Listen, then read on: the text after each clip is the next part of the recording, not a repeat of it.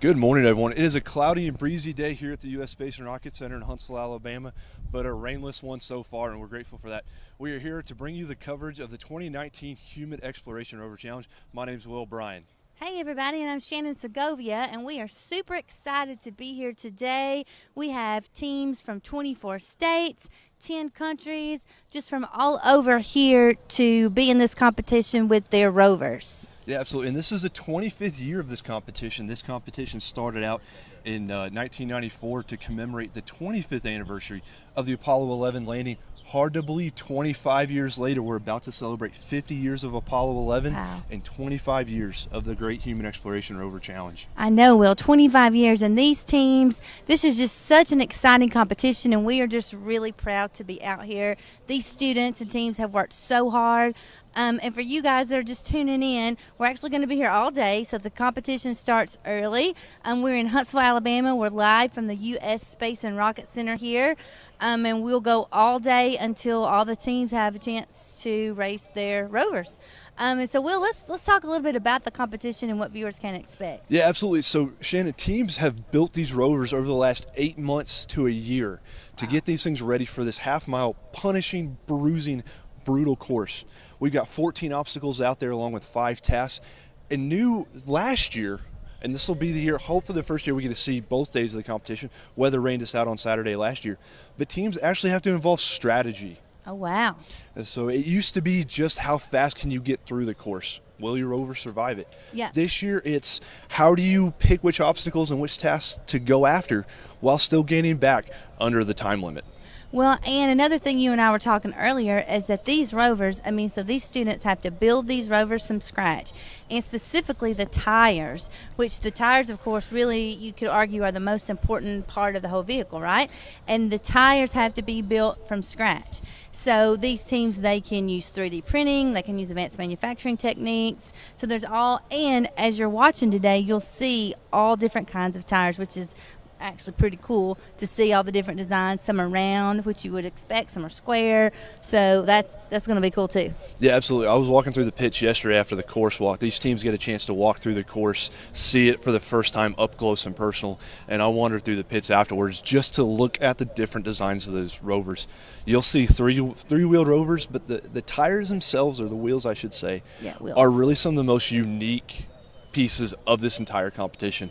I saw wheels that had been welded. I saw 3D printed wheels. In past years, we've had wheels actually made from cardboard and rhino lining. Wow. The ingenuity of these high school and college teams, it knows no bounds, and we're going to see that here today. I know. I'm so excited, and it really is. These teams have worked so hard. They've traveled a really long way.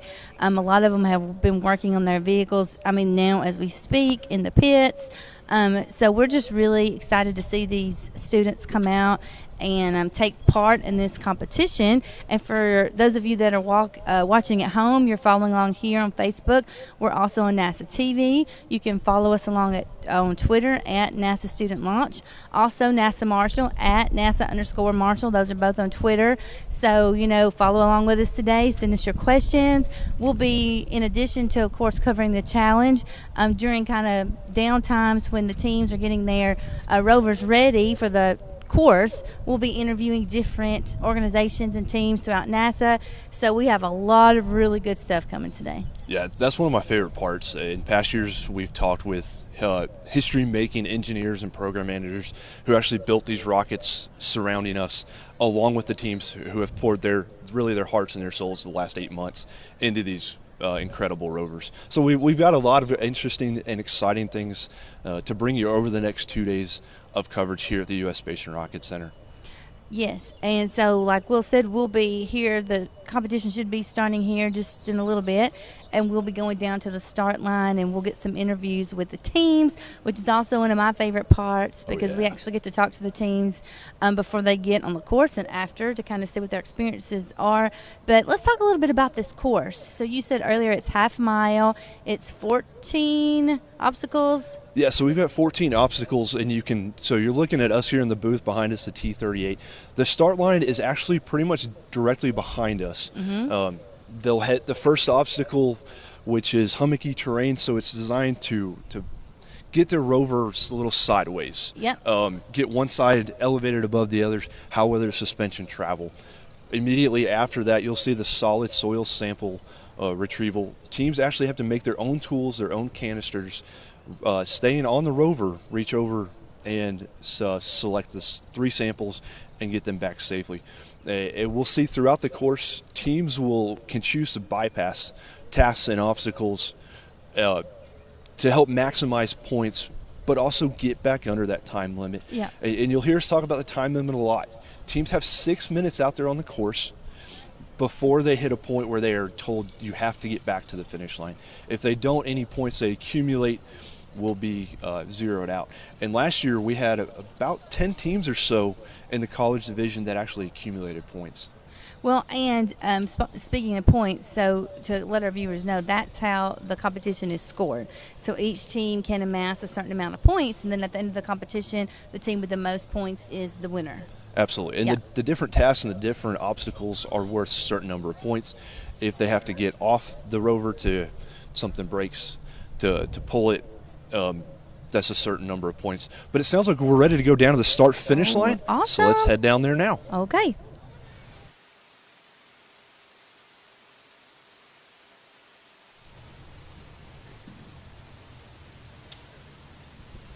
Am I supposed to be able to hear that?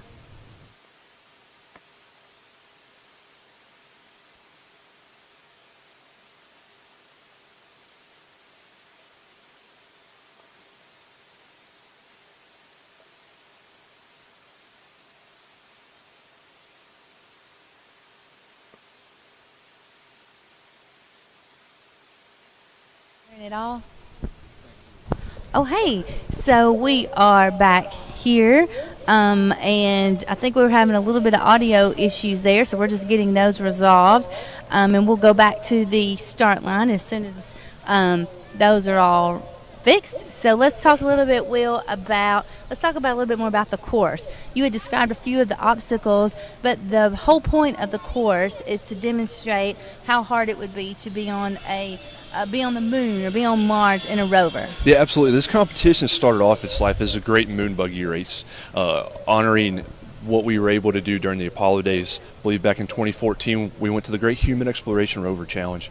NASA's going back to the moon. We've been given that challenge by the Vice President to put boots on the moon in 5 years. We're excited. We're ready to go. Our teams are cranking out there out at Marshall Space Flight Center. But the moon is just the starting point. It's going to be our initial point out here in the solar system. We're going to build a sustainable environment there, and then we're going to go further out. It's in the human desire to explore.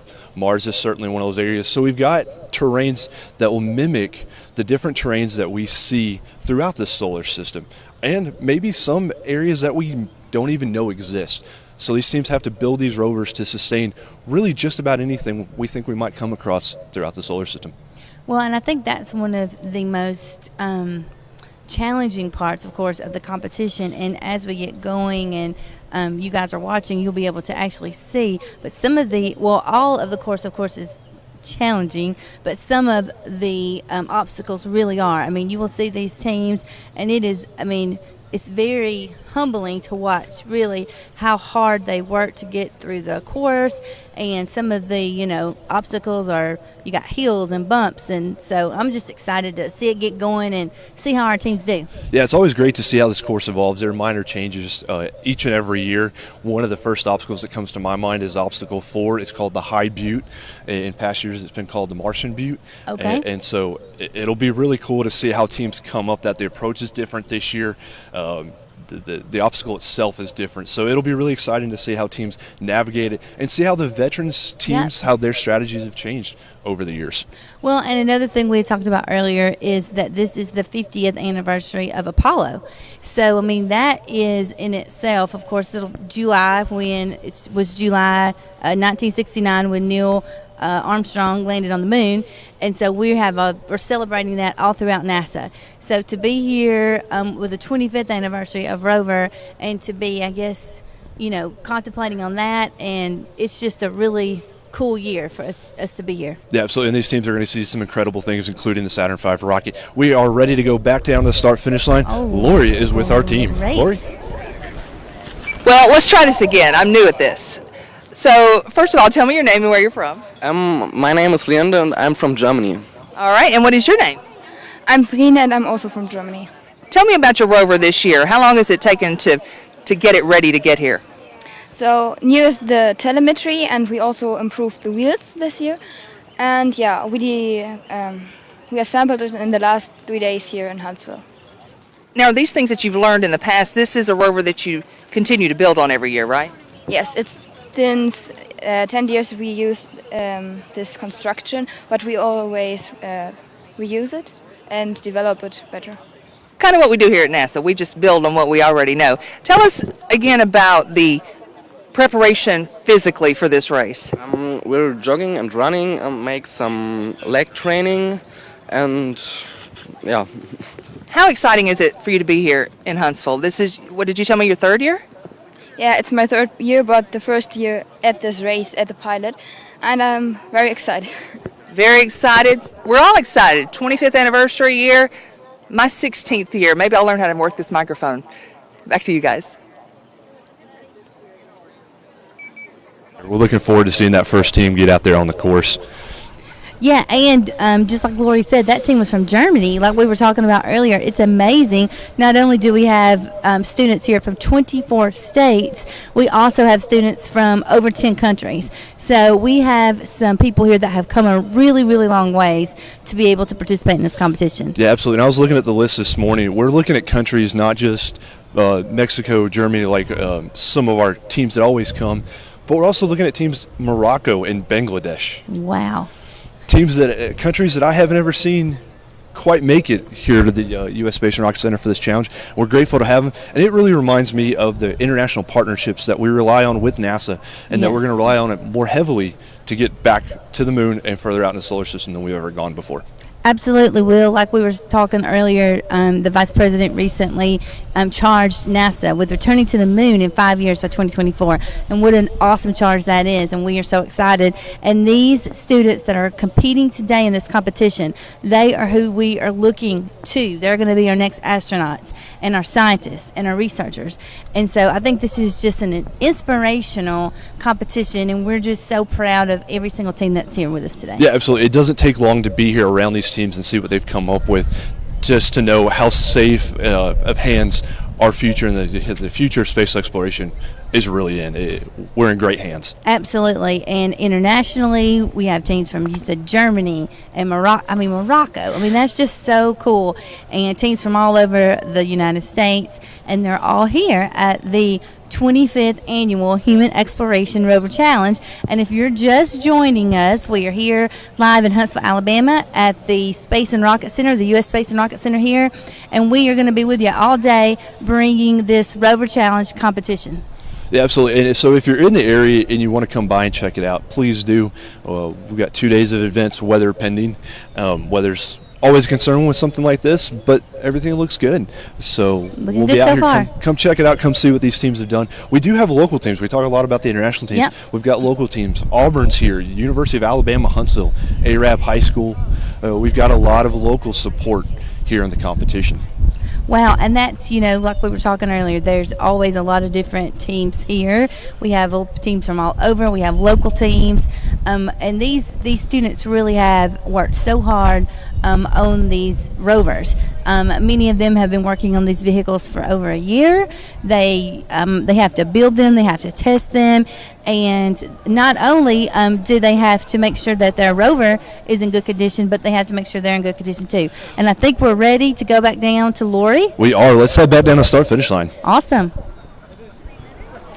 And I'm here with Steve Miley, the Marshall Associate Director. And Steve, this is the 25th year for this race. What does this mean to Marshall Space Flight Center? It's just a great event.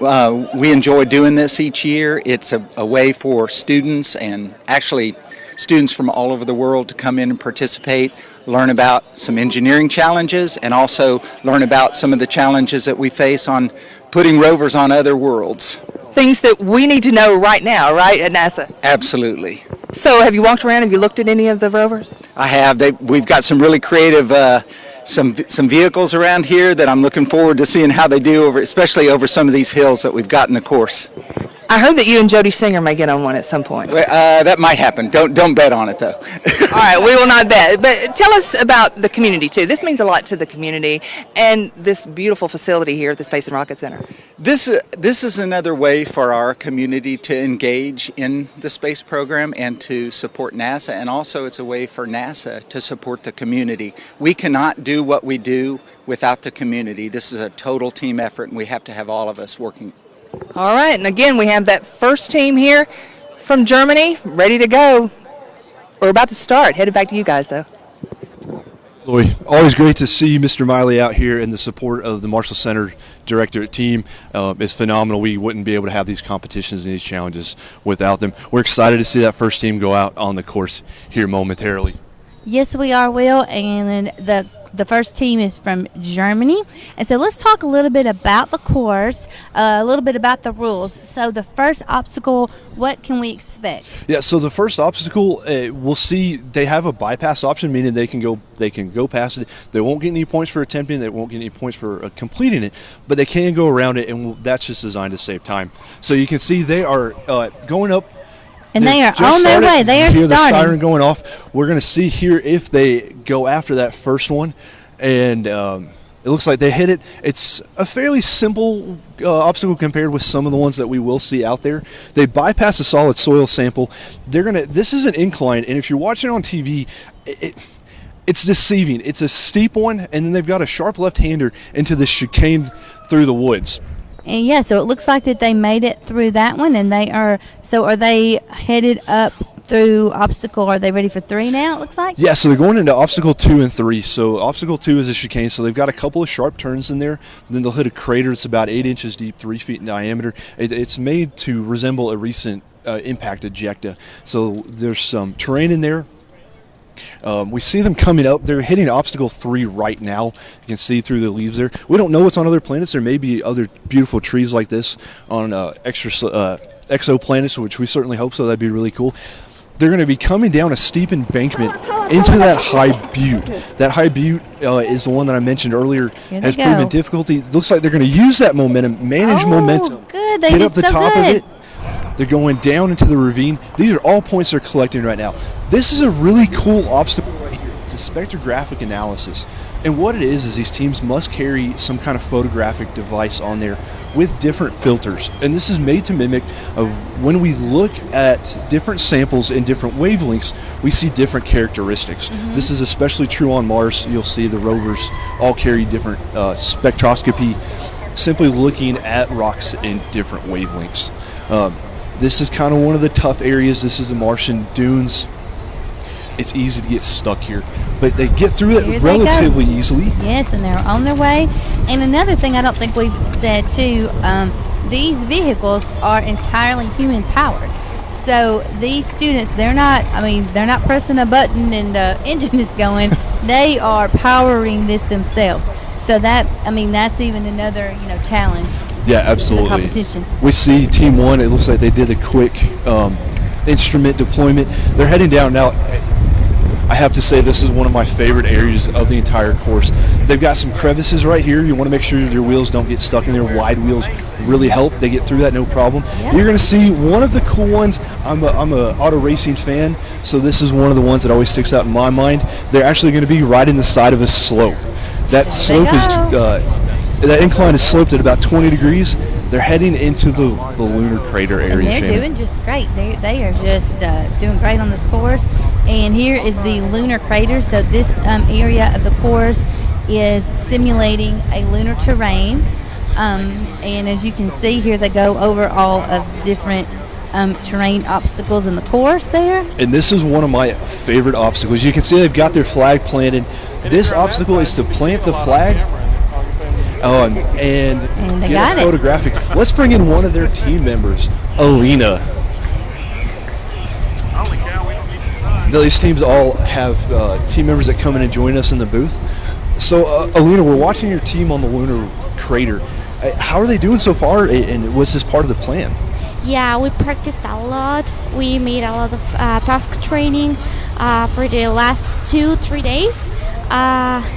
We practiced every task we will do on the rover. We know the times we have to be on the task too.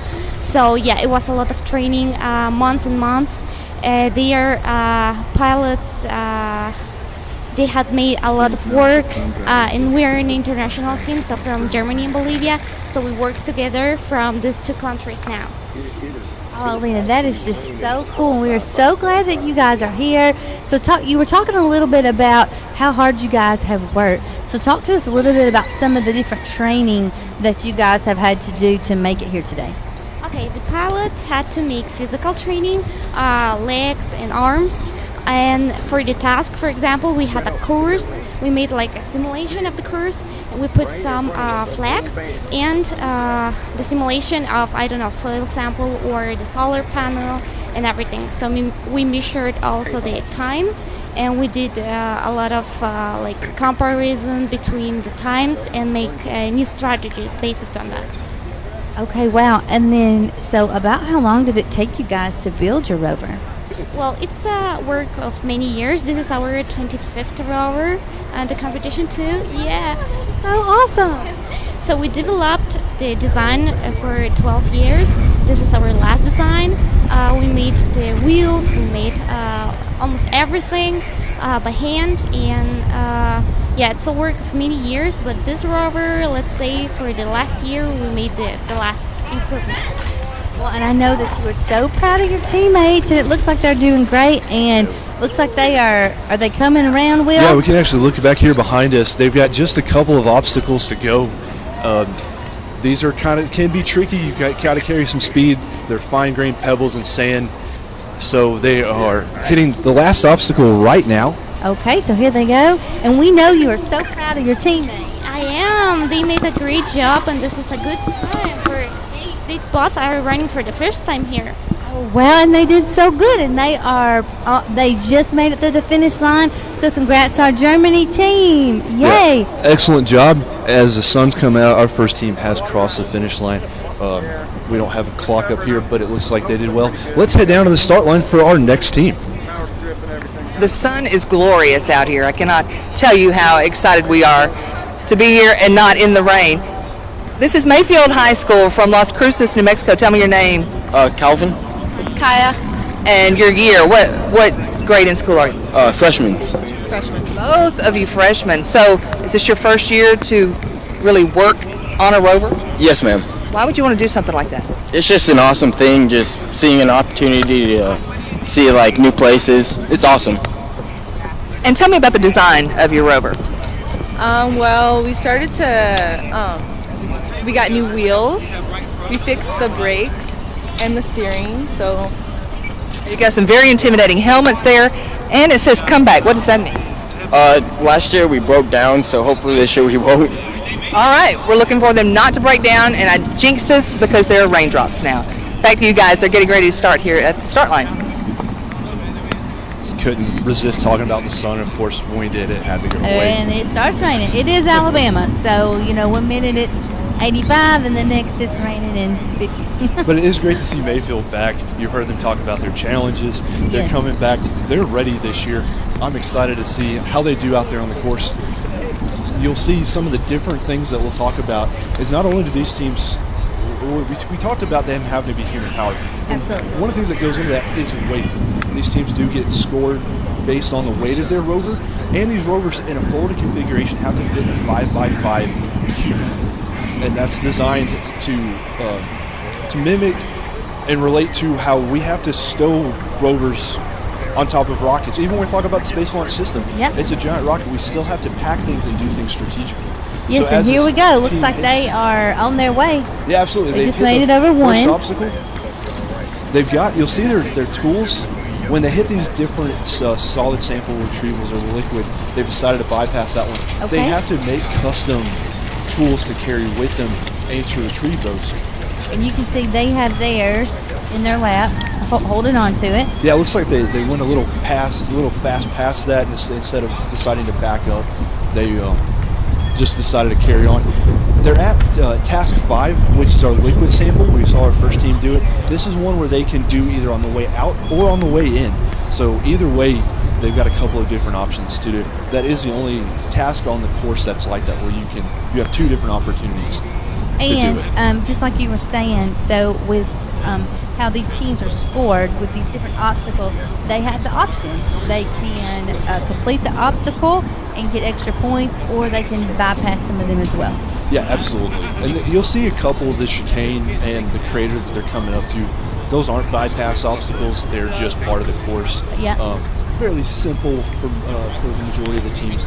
Nothing really technically brutal about that. One of the things that we will watch, as you can see, them leaving the liquid sample, some of these tasks take more time than others. And so strategy becomes a big factor. And that goes back to how we actually plan missions, both on the International Space Station right now, as well as back during the Apollo days. We have to figure out what can we do and what we can't do, and then make real-time decisions, which we saw this team do. Make real-time decisions about skipping, or even if you have extra time, completing another task. Oh, absolutely. I mean, in everything we do here at NASA, in these teams, this is a great demonstration. You can plan and prepare for just about, every kind of different scenario. But once you get into that real life situation, you have to be able to adapt and change, and to stay calm, and to have the knowledge to know what comes next. So that's one of the, I think, the great things about this competition is that it really teaches these students those kind of skills. Yeah, we actually see a bypass here. This team decided to bypass skip the linear ravine. Yep, they skipped the butte, skipped the ravine. As part of skipping the ravine, it means they will be skipping the spectroscopic analysis. Their task 2, you see it in the center of your screen. They're just skipping the sand dunes. These obstacles have proven brutal in the past. So just bypass them, save your time, and move on to the next one. We'll see if they do the instrument deployment here as they're approaching the backside of our course. Well, and as we have been, talking throughout this competition, one of the biggest things about these vehicles that the students build are the wheels. And as you can see, this team's wheels are really cool, and they are a little different than what we see. So I think we're ready to head back to the start line. Lori, back to you.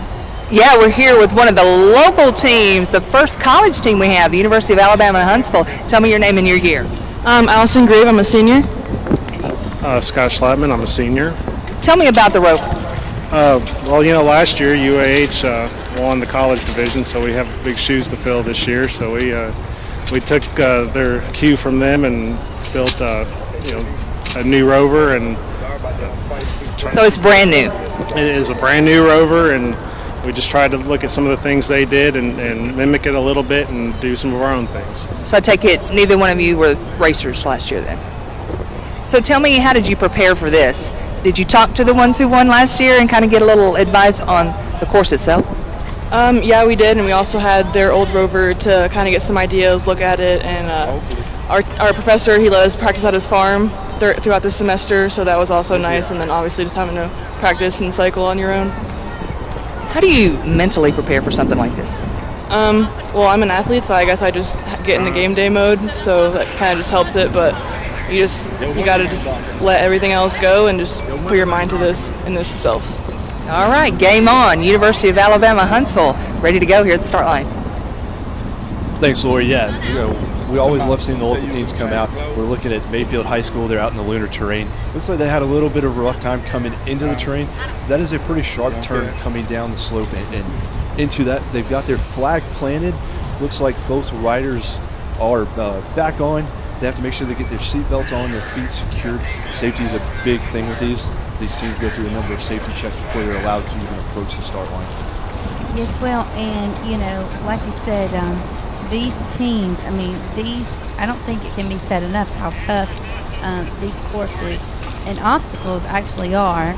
And, the fact, like this team, Mayfield, that, they had, a few little bumps, but here they are. They're on the Rover. They're back on the course. And so, it really is. We're all very proud of these teams, especially when they run into, some little bumps and they just get back on it and carry on. And that's just really awesome. Yeah, without a doubt. All the teams are going to have different struggles out here. It's just a matter of how you bounce back from it. One of the other interesting things that I want to talk about is you'll see throughout the competition the different suspension and the different wheelbases. will vary. So this team has a little bit of a more narrow wheelbase. They're sitting side by side. You'll see them sit front back. You'll see other teams with actually back to back. So your second driver is actually facing the rear of the vehicle. The other thing, and we'll talk about it throughout this weekend, is just how hard this hill is that they're coming up. These guys have been pushing it for 6 minutes probably, just guessing right here. That is a steep climb they're coming out of. They are tired, their muscles are on fire, and then they've got a steep climb just to come down to the final stretch. But you can see they've made it up there. They are, and one of the really real things that these teams have to deal with, of course, is fatigue, because this course is half a mile long, and like several of our teams have already talked about earlier today, one of the ways that they train is physically. They jog. One team was talking about how they run every day, and so that's a really important part of their training as well, is to make sure that they can physically get through this half-mile course. Yeah, absolutely. If you're not physically prepared for this course, it will eat you alive.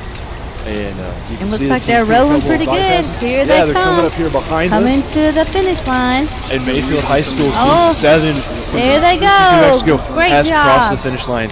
The second team to finish here at the Great Human Exploration Rover Challenge. University of Alabama, Huntsville.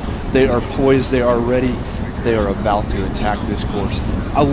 So we've had to move the start-finish line this year, but I love that they start off on a runway. That's just really cool. I mean, how much cooler can you get? We're here in Rocket City. We are, so far, the rain is holding off, fingers crossed. We have all these wonderful teams and these students that have worked so hard, and they are just, this is our third team. This is the University of Alabama at Huntsville, and here they go. They are off on the course. Yeah, absolutely. So, Shannon, this is the third Rover we've seen attack the course, third different wheel design. We're going to talk about that a lot throughout the weekend. These are shorter wheels, a little bit wider than what we've seen, and they look to be probably metal, maybe CNC. The other thing you'll see, and you'll hear it tomorrow, teams probably talking about changing gear ratios, just the spin rate of them. Helps them with different obstacles depending on what they're going to cross. And another thing, as you're watching the course and watching these teams, is you'll notice that the teams, the way that the students sit in the vehicle is different. Some of them, sit side by side. Some of them are like this team here, front and back. So that is one of the cool things too, that they have the option to design the Rover, of course, with the specifications, but they also get to be creative and that kind of stuff too. So that's really a cool thing about the challenge as well. Yeah, absolutely. The ingenuity and creativeness of these teams, it knows no bounds, and it's one of my favorite parts of seeing this event each year. And the other thing that I think of it as someone who's come to the U.S. Space and Rocket Center my entire life, and the U.S. Space and Rocket Center being the official visitor center of NASA's Marshall Space Flight Center, just they're on a rover to help them learn how to do great engineering and eventually help us explore other worlds, surrounded by rockets that tell the story of 60 years of NASA and just the great propulsion work that Marshall's done, but all by the entire NASA team across the country, civil servants and contractors. It's a great team. Absolutely, and engineering is such an important part of this competition. And here comes our team, the University of Alabama at Huntsville, and it looks like they are rounding, I think, through obstacle 3, about to hit obstacle 3. Yeah, so as they're at obstacle 3, let's head down to the start line for our next team. Lori? This is where I have to use restraint of saying those two words that I love, and I have to say War Eagle. This is the Auburn University team. Tell me your name. Taylor. And what year are you? Senior. Taylor, have you raced in this before? No. So tell me about, you were a soccer player, I understand. So that's going to help, I think, the legs getting through this course, right? That was the idea behind choosing me. All right. Well, why did they choose this guy? What's your name? I'm Robert. Robert, and tell me, what year are you? I'm also a senior. So how did you guys get chosen to be the drivers? We're just on the team, helped build it, and then they kind of picked us. We're athletic, strong. I like that, athletic and strong. So tell me about the Rover itself. How long did it take to design? We kind of designed it just in stages. First was the frame, and then the wheels were just kind of throughout the whole phase. And we started back in August, September, and we finished about 3 weeks ago. We're just testing, breaking stuff, fixing it. That's what we do at NASA. So tell me, you guys, is this a class? Is this a club? What is it? It's our class. It's our senior design project. Okay, well, we'll see how that senior science project goes. They're about to take the course. Auburn University, back to you guys. Thanks, Lori. Always great to see Auburn out here, and a great school with great engineering prowess. War Eagle. I can't say that I'm a Mississippi State's guy, so go Dogs. Our UAH team is at the instrument deployment, so they've popped off to do this, and this is another interesting task. What the teams do is they bring their own solar-powered device, and it has to have a light that indicates that it's on. Get on, set it up, indicate that it is collecting power, and you'll see our judge there is conferring that it is working properly, and they get back on the way. This goes. So that's an obstacle. So is that that's an obstacle that is optional for each team to complete to get more points? Yeah, so that's one of the tasks that they can complete to get the task. And that, when I think about it, I think back to the Apollo days where we had the Apollo Lunar Sample Experiment Package, I believe it was, where they actually deployed an experiment package on the moon to help do more experiments while the astronauts were out collecting samples and doing other work.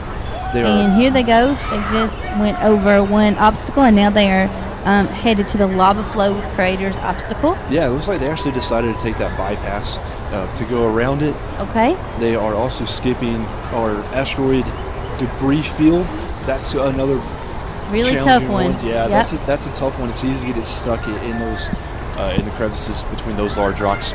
And let's talk a little bit, Will, too. So our teams, if they get off of the rover, so if they do get stuck on an obstacle, they are allowed to get off, but they do face some point deductions there. Yeah, absolutely. With some of the tests, they're allowed to get off to complete it. The flag planting in the lunar terrain is one of them.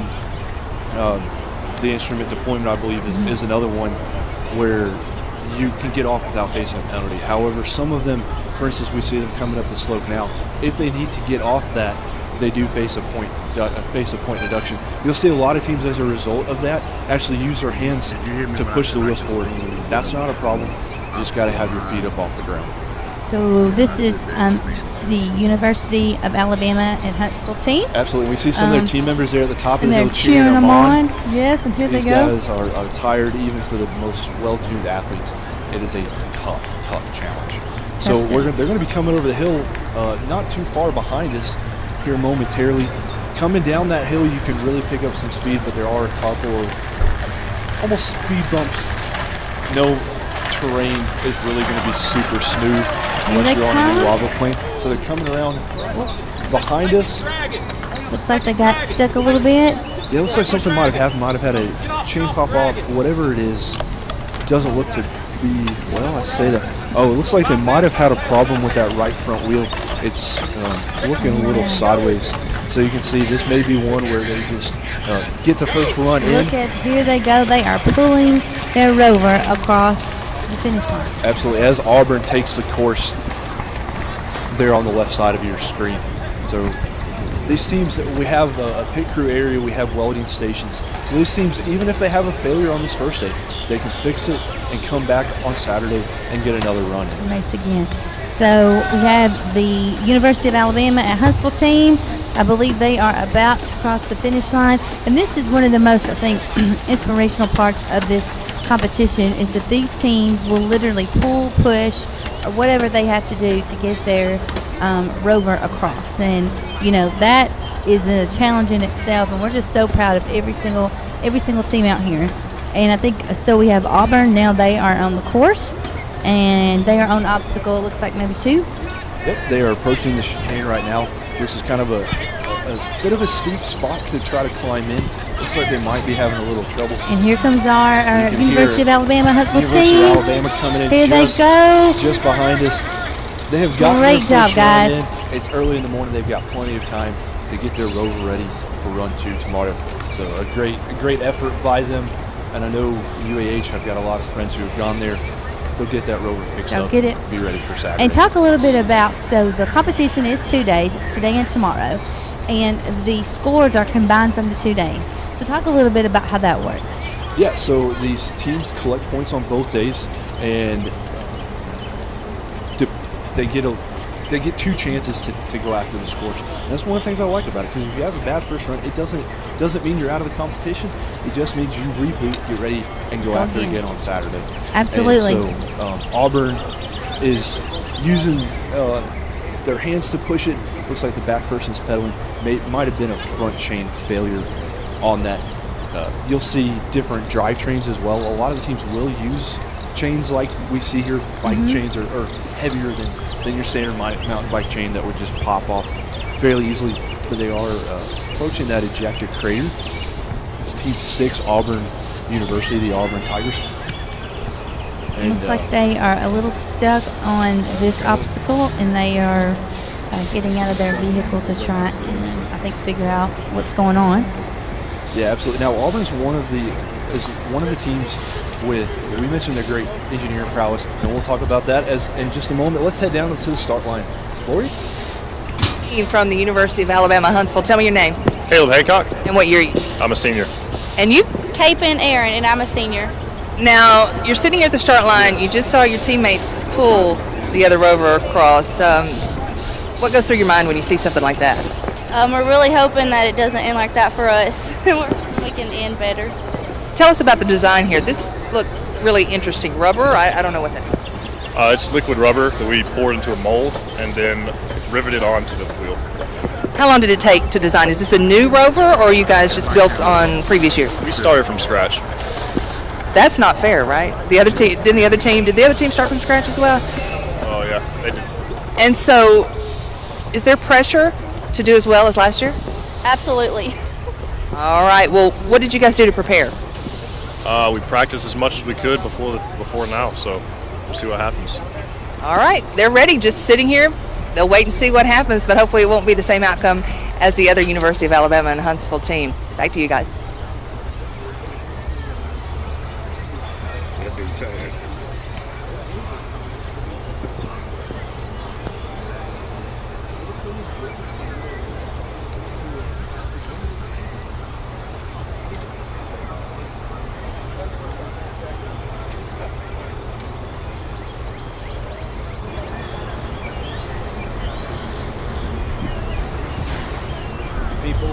And we really came up with an original design.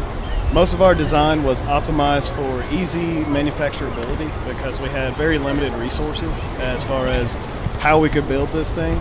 So we tried to do a lot of stuff with one-step operations as much as possible and simple welds. So that's why we have a lot of square tubing, so that our team members that knew how to weld and some assistants from A&A Machine and Welding, Jasper, Alabama, they helped us out a lot with that. So we wanted to design it simple so that it could be built. And doing that, we ended up being extremely heavy, and it is what it is, but that's why it looks that way. So how do you think it's going to do out here on the course? We've seen the first UAH team had some difficulties. It's proven to be another challenging course. How do you think your Rover's going to be able to take up those bumps and bruises? Well, the other day at school we went over a few curbs at various speeds, so we know we don't expect any curbs out there. So we expect that we can go over most of the obstacles, and we got our steering really fine-tuned, and one of our team members, Austin Sneed, did a real great job getting that set up for us. And our drivetrain, with the help of Jackson Aaron and Cody McClelland, works really well. We got everything set up, and so we're ready to go. So talk to us further. I want to come back to the drivetrains, but we're seeing the slogan on the back of the shirt. Talk to us about that. Oh, well, we are, in fact, the Norse horse on the course force. That's us. And as you can see, the vehicle itself, that is the Norse horse Ausfuller, which is what the front of the shirt says. So, that's our team name. We voted on that. It was a unanimous decision to be the Norse horse on the course force. That is so awesome. I mean, that is just, love it. So, thanks, Jacob, we're looking at your wheels. What are your wheels made of, and how did you guys come up with that design? They're made out of 1/8-inch thick aluminum and welded. There's actually, if you see, there's two thin regions. They're like rims, sort of. And in between there are some small webs to add strength. And then around that is actually a material called PT Flex. It's a 2-part rubber epoxy that you just mix together, and we used additive 3D printing to make some molds and made small sections for the rear. Obviously the rear tread is a bit different. The front one is a little smoother to make the steering easier. So for the front, we just milled out some 2x4s and used that as our mold, and for the rear we used those additive pieces to mold those chevron patterns, and we used rivets to attach them around the outside, which is also 1/8 inch aluminum. So you guys guidebook came out in the fall. Were you guys able to study the course and kind of build a strategy around it? Any obstacles or tasks that you know you definitely want to do, and at the same time, any that you know you're going to bypass? Yeah, we walked the course a little bit yesterday, and with a lot of the information that we had from last year's participants, we knew a lot about the course going into it. There was a couple things we were thinking about skipping. Some of the big rock pit looked a little tough. We didn't want to really risk it, but and I think we might be thinking about skipping the lunar area. But other than that, I think we can take all of it.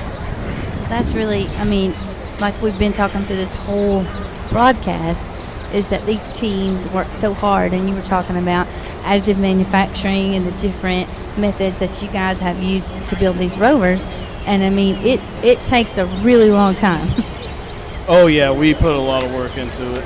We made a lot of trips down to Jasper, like I said, to work in that shop, and a lot of weekends, a lot of late nights, a lot of design work, a lot of tweaking and designing on the fly. So yeah, we've got quite a few guys and girls that put a good bit of time into it. That's Okay. awesome. Well, Jacob, thank you for joining us. We're going to head down to the start-finish line for our next team. Another one of our international teams. Tell me both of your names. My name is Christopher Ramos. Her name is Lorini Guzman. And tell me where you're from and the school. We're from the Dominican Republic. The province is called Bella Tapia, and we're from the Liceo Científico, representing our country. That is exciting. And let me just tell you, we talk a lot about what it takes to get here. Tell me what it took to get this rover here from the Dominican Republic. Oh, it was a little bit complicated. We brought it by plane, and we disassembled everything. Like the wheels, put it in one bag, making bags of 31 kilos, and we brought it with us like a special package with us. Yeah. No trouble through security though, right? No, it was great. They inspected it all, and everything went well. Tell me why you wanted to come here and participate in this race. Well, our name of our high school is called Liceo Científico, so Scientific High School, and we wanted to participate in something that we can demonstrate our abilities and stuff. So this is our first year that we brought this rover to Huntsville. We tried to participate last year, but with some difficulties about how bringing it to Huntsville, it was complicated and we cannot do it. But you got it down this year, you got it here, you got it together. Tell us a little bit about the design. Did you watch videos of previous races? How did you come up with a design for it? Well, we watched a lot of videos of the race, tried to look for internet and stuff, but it was complicated like to make a design. We are a team of 14, and everyone did like a design by their own. So we picked the best that we can, and with some expert of MOCA, the forces, the army, they help us to build a rover in their camp. So we bought the materials, and we told our idea so they can help us to build our rover. Well, as you heard, it takes an army and a lot of help, and we're so glad you guys are here. Good luck to you in your first race, the Dominican Republic. Back to you. Thanks, Laura. Yeah, it's always great to have the Dominican Republic teams here. It's interesting about how these teams have to actually get the parts here. It's something that maybe we take for granted, but imagine trying to fly from the Dominican Republic or anywhere around the world with a rover, and then you have to reassemble it when you get it here. I know. Well, I mean, you know, we keep saying throughout this, but it really is incredible that these teams come from so far.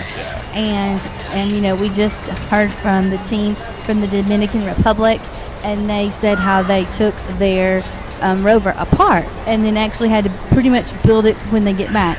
And so if you're watching, if you're just joining us, we're at the 25th annual Rover Challenge here in Huntsville, Alabama at the U.S. Space and Rocket Center. and we will be with you guys all day as these teams are in this competition. Right now on the course we have looks like Team 2, I believe. So it's is that the University of Alabama? Yeah, that's our UAH. We were just speaking with Jacob just a few minutes ago. You can see they're on the backside of the course, approaching that lunar terrain. It'll be interesting to see if they decide to skip it, like they talked about. They might. We'll just see how that goes. Now, while we were talking with our team at the start-finish line, Auburn did come across that finish line, so they have completed the course for the first day. Well, and these teams, I mean, I've been really impressed. They are just like rolling through this course, and you know, I think it would be near impossible to traverse this course and not have one or two little bumps, right, or challenges, because it is made. That's what it's made for. It is made to challenge these teams. And, you know, we've been watching, and throughout the morning, even the teams that have run into some, challenges, they are overcoming them and finishing this course. And I mean, it's just been really great to watch so far. Oh yeah, the challenge is a part of the fun. It can be frustrating at times, but it definitely makes all this hard work worth it. We can see our team from the Dominican Republic. They are getting going. It looks like they might be having a little bit of trouble getting that start. You'll see some of these Rovers, especially those with big wheels, that kind of have a hard time getting going, but once that momentum starts rolling, they usually have a fairly easy time of it. Looks like they're working up in the drivetrain. Might have had the chain pop off there. Looks like they are back on the course, so good luck to the Dominican Republic team. And it looks like we have Team 2 from the University of Alabama in Huntsville. They are coming up on a challenge, and they are working their way through that as we speak. And then this is kind of a tough one because it's gravel, so that can be hard to get traction. And then it's also got the humps and the kind of ups and downs, so that can be difficult too. Yeah, so this is one of our crater obstacles, and it looks like their wheel diameter was just right, just to settle in those craters. So they ended up, back driver ended up popping off and pushing. And he's just going to push it up this hill right there. There aren't any real obstacles there, no point loss. Just get that sucker up. Just get it up there. Up the hill. As we can see, our team from Puerto Rico, they'll probably be crossing each other here very shortly, so that's always interesting to see, always fun to see. As they have reached the top of the hill, they're about to make that left-hand turn into the chicane. Yeah, and this is our team from the Dominican Republic that's here now. And so, if you're just joining us, of course you can watch here. You can also follow along with us on social media. We're on Twitter at NASA Student Launch or at Student Launch. We're on Marshall at NASA_Marshall, both on Twitter. So follow along with us today. We're also going to be posting throughout the day our leaderboard. So as the scores are coming in and our teams are gaining these points, we'll be posting who is leading throughout the day. And we'll probably be posting one of those within the next little bit. We usually wait till we get several teams under our belt. So, check back with us then. And it looks like, we still have the University of Alabama team. They are coming around this last obstacle and nearing the finish line. Yeah, UAH. Yeah, here they go. I mean, they are inches away from clearing that last obstacle. And they're see our driver popping off. They're going to push it right across. Great job. There they go. Good job, Congratulations, team. UAH. You guys have completed your first run at the Human Exploration Roverchallenge course. Well, and the heart of these teams, I mean, it's just so inspirational. This course is tough. It is difficult. And just like we saw here, the teams will actually get off of their Rover, and we've seen them push. They will pull it. They will do whatever they have to do to get across that finish line. And that kind of determination and focus is really what this whole competition is about.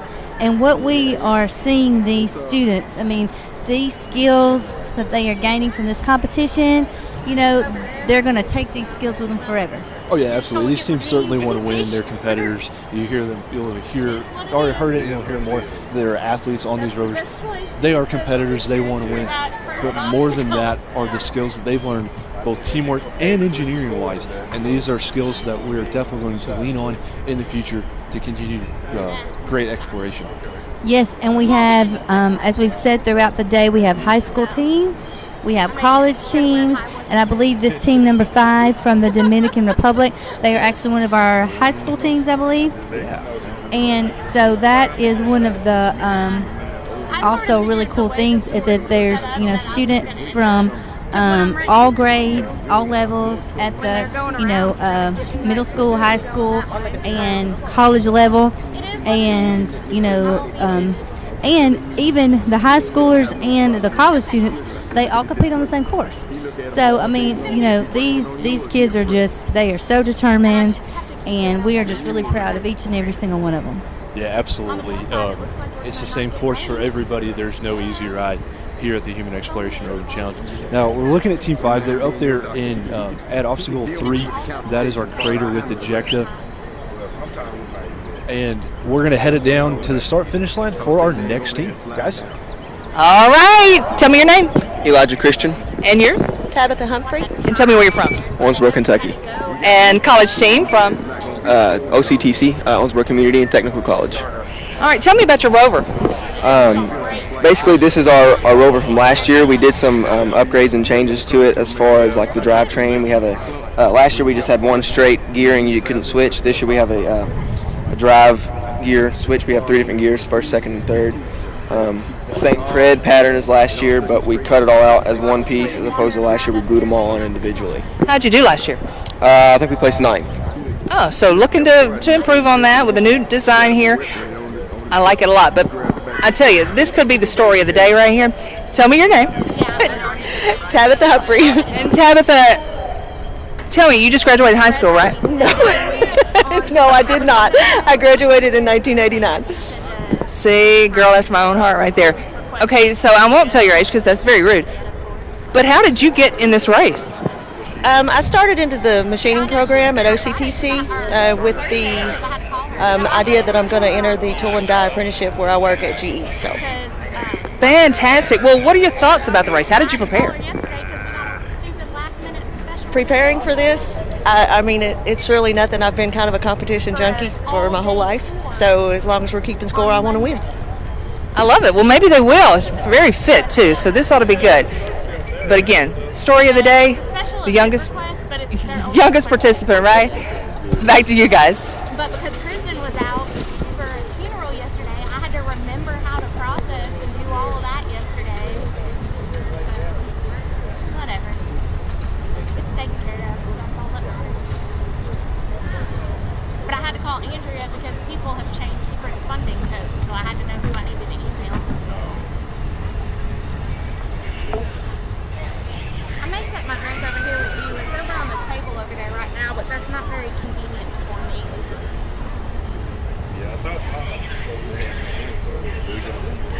I didn't see any, but that doesn't mean anything. I just brought a Coke from home this morning because I knew I was going to need some caffeine.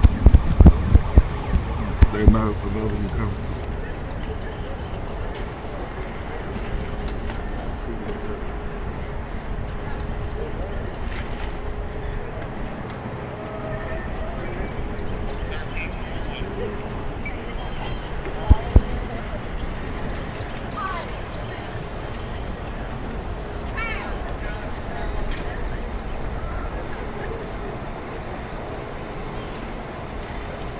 She know. That little girl very intuitive. She may not be able to put it into words.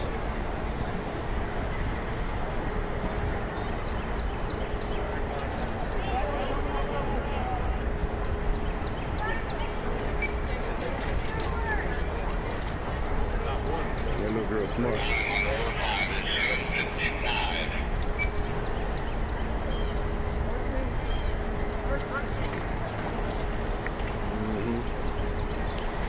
Right now, he don't know what to do with you. Part of him mad and part of him, the other part of him wants you. But you know he puts you in the corner.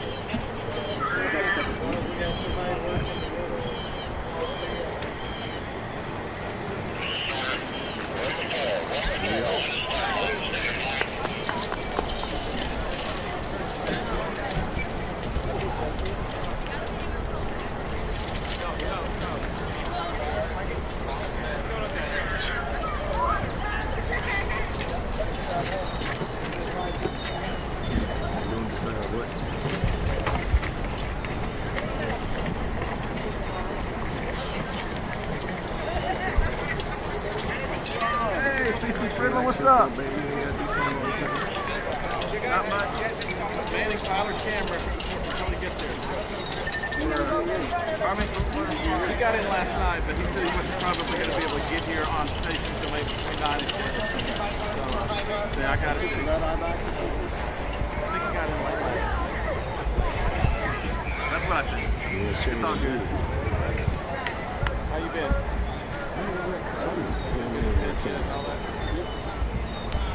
Getting ready to head back over. I felt pretty nice this afternoon. Yeah, the weather's been holding up okay. We've been fearing the worst, but this is pretty good. Yeah, it's drizzled just for a little bit for maybe 2 minutes, and it's been pretty good. For going to that. We're going to head down to the start line with our next team as Owensboro continues to make great progress on this course. All right, guys, I'm here with Escambia High School from Pensacola, Florida. You've been here before. Tell me your name. Mason.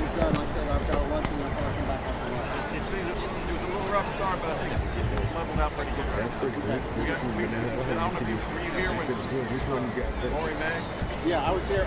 I walked through the truck. And we didn't have audio, and if I didn't have audio, you didn't have it on, and then they didn't plug the IFC. Other than that, I think we're humming now. Yeah, I'm sure on that first step. All right, can you hear me again? Sorry, again, technical difficulties with this microphone. It's just too large. Tell me your name. Haley Walker. Haley, and tell me about sitting back to back. I've seen a lot side by side, back to back. Why do you think this is helpful? She's looking at you. It allows more power so that we can push off of each other. Like different directions. She's pushing on the wheels in a certain direction. I'm pushing mine in a certain direction. It allows for more easier pushes. So after designing and working on this Rover, is this something you'd like to do? Would you like to come work for NASA? I mean, I take an interest in it, but it's not really my career choice. I plan on doing more of like marketing and stuff. Marketing. Well, we'll market the Rovers when we'll need that at some point. What about you? I'm already signed up for the Navy, so I don't really have the chance. Oh, wow. Well, we'll get him back after the Navy, right? Maybe you'll be an astronaut. That'd be great. All right. That's it. Escambia High School from Pensacola, Florida, getting ready to start. Yeah, thanks, Lori. Hey, we love our sailors and all of our armed service members out there. After they get that career, we're always love to bring them into the NASA family. So let's bring in Kara, one of the teammates, as we see Owensboro making short work of this course. They are already on the backside. Just moments from now, they'll be crossing that finish line. They've got 2 more obstacles to go, and then they will really be finished. Yeah, they have flown with this course. So you see a short wheelbase on that one, and drivers sitting side by side. And all of these teams really today, I mean, I've just been so impressed. Like, they are just rolling through this course, and everybody's just working so hard. The weather is looking great. So this is just turning out to be a really awesome day. And it's even better now because we have someone that we're going to talk to. Yeah, absolutely. So Kara, talk to us about what it's like to, as a high school student, with this giant competition. What's the experience been like for you? And also tell us what school you're from. I'm from Escambia High School in Pensacola, Florida, and it's a lot of fun. It's a great experience. It's great being able to see all these international teams and their ideas, and just kind of figure out how their minds work for their ideas for the course, and like how they want to approach these obstacles. And it looks like your team. There they go. How excited are you? I'm really excited. We put a lot of work into the wheels this year, so it's really exciting to see how those are going to work. Yeah, so talk to us about the wheels, because we see the spokes kind of have this curved contour to them. Is that for structure, or is that for weight? What was it? We wanted to get more flex just for like the bumpier parts to see, but we just wanted to get more flex for it, and the curved design would work for that to allow for that flex and suspension. Excellent. So it looks like they've stopped and done the soil sample. Was that part of the strategy coming into it? Yes. We wanted to get the first soil sample done and then wait for the second sample till the end, just because we wanted to get up that hill and not stop and save the energy for later. Well, and that's really important, is the strategy to this whole competition. So, like, how much time did you guys actually, talk about what obstacles you were going to go for, and the strategy, and how you were going to get up hills? And well, last year they did a lot of talking about it, and we were pretty much piggybacking off of their strategy last year and trying to play it a bit more safe on the first day. But we spent, I'd say, the past 2 weeks working on it, and we made adjustments yesterday when walking through the course, and we made adjustments to it this morning alone. So it did take a lot of thinking and work. So, Kara, we see them going up task or obstacle 4, skipping the ravine, the spectra analysis. Tell us what is up next for your team and what tasks they're going to go after next. I know we're gonna. Well, it depends on the creator. Just like if they feel good enough, like how their energy's doing. If they feel like they can do it, then we're gonna do it. And if they feel like they need to save it for the second day, we'll save it for the second day. And then if we do that, we are gonna do the flag plant and the picture. You guys are from Escambia High School from Pensacola. So when did you guys get into town? Yesterday. So you've been pretty much working on your vehicle since, and now it looks like they are in the lunar terrain. Yeah, I'm really proud of them, really. They're doing wonderful. Oh, yeah. We can see they're unfurling their flag. They'll be got that planted. Mm-hmm. So what's been your favorite part of this experience? Really, it's been learning how to use these tools, because when I started out, I was not good at all, and now I feel like I could sort of work in a workshop and work with carbon fiber, because I was in charge of the spokes team and making those spokes. So I feel like I can now work with carbon fiber. I know a lot about epoxy now. It was really just learning how to do this stuff. That was my favorite. Well, that's awesome, Carol. We're going to continue to watch your team. It looks like they were just turning and maybe getting a picture there with the flag. So let's head down to the start-finish line with Lori and our next team. Lori.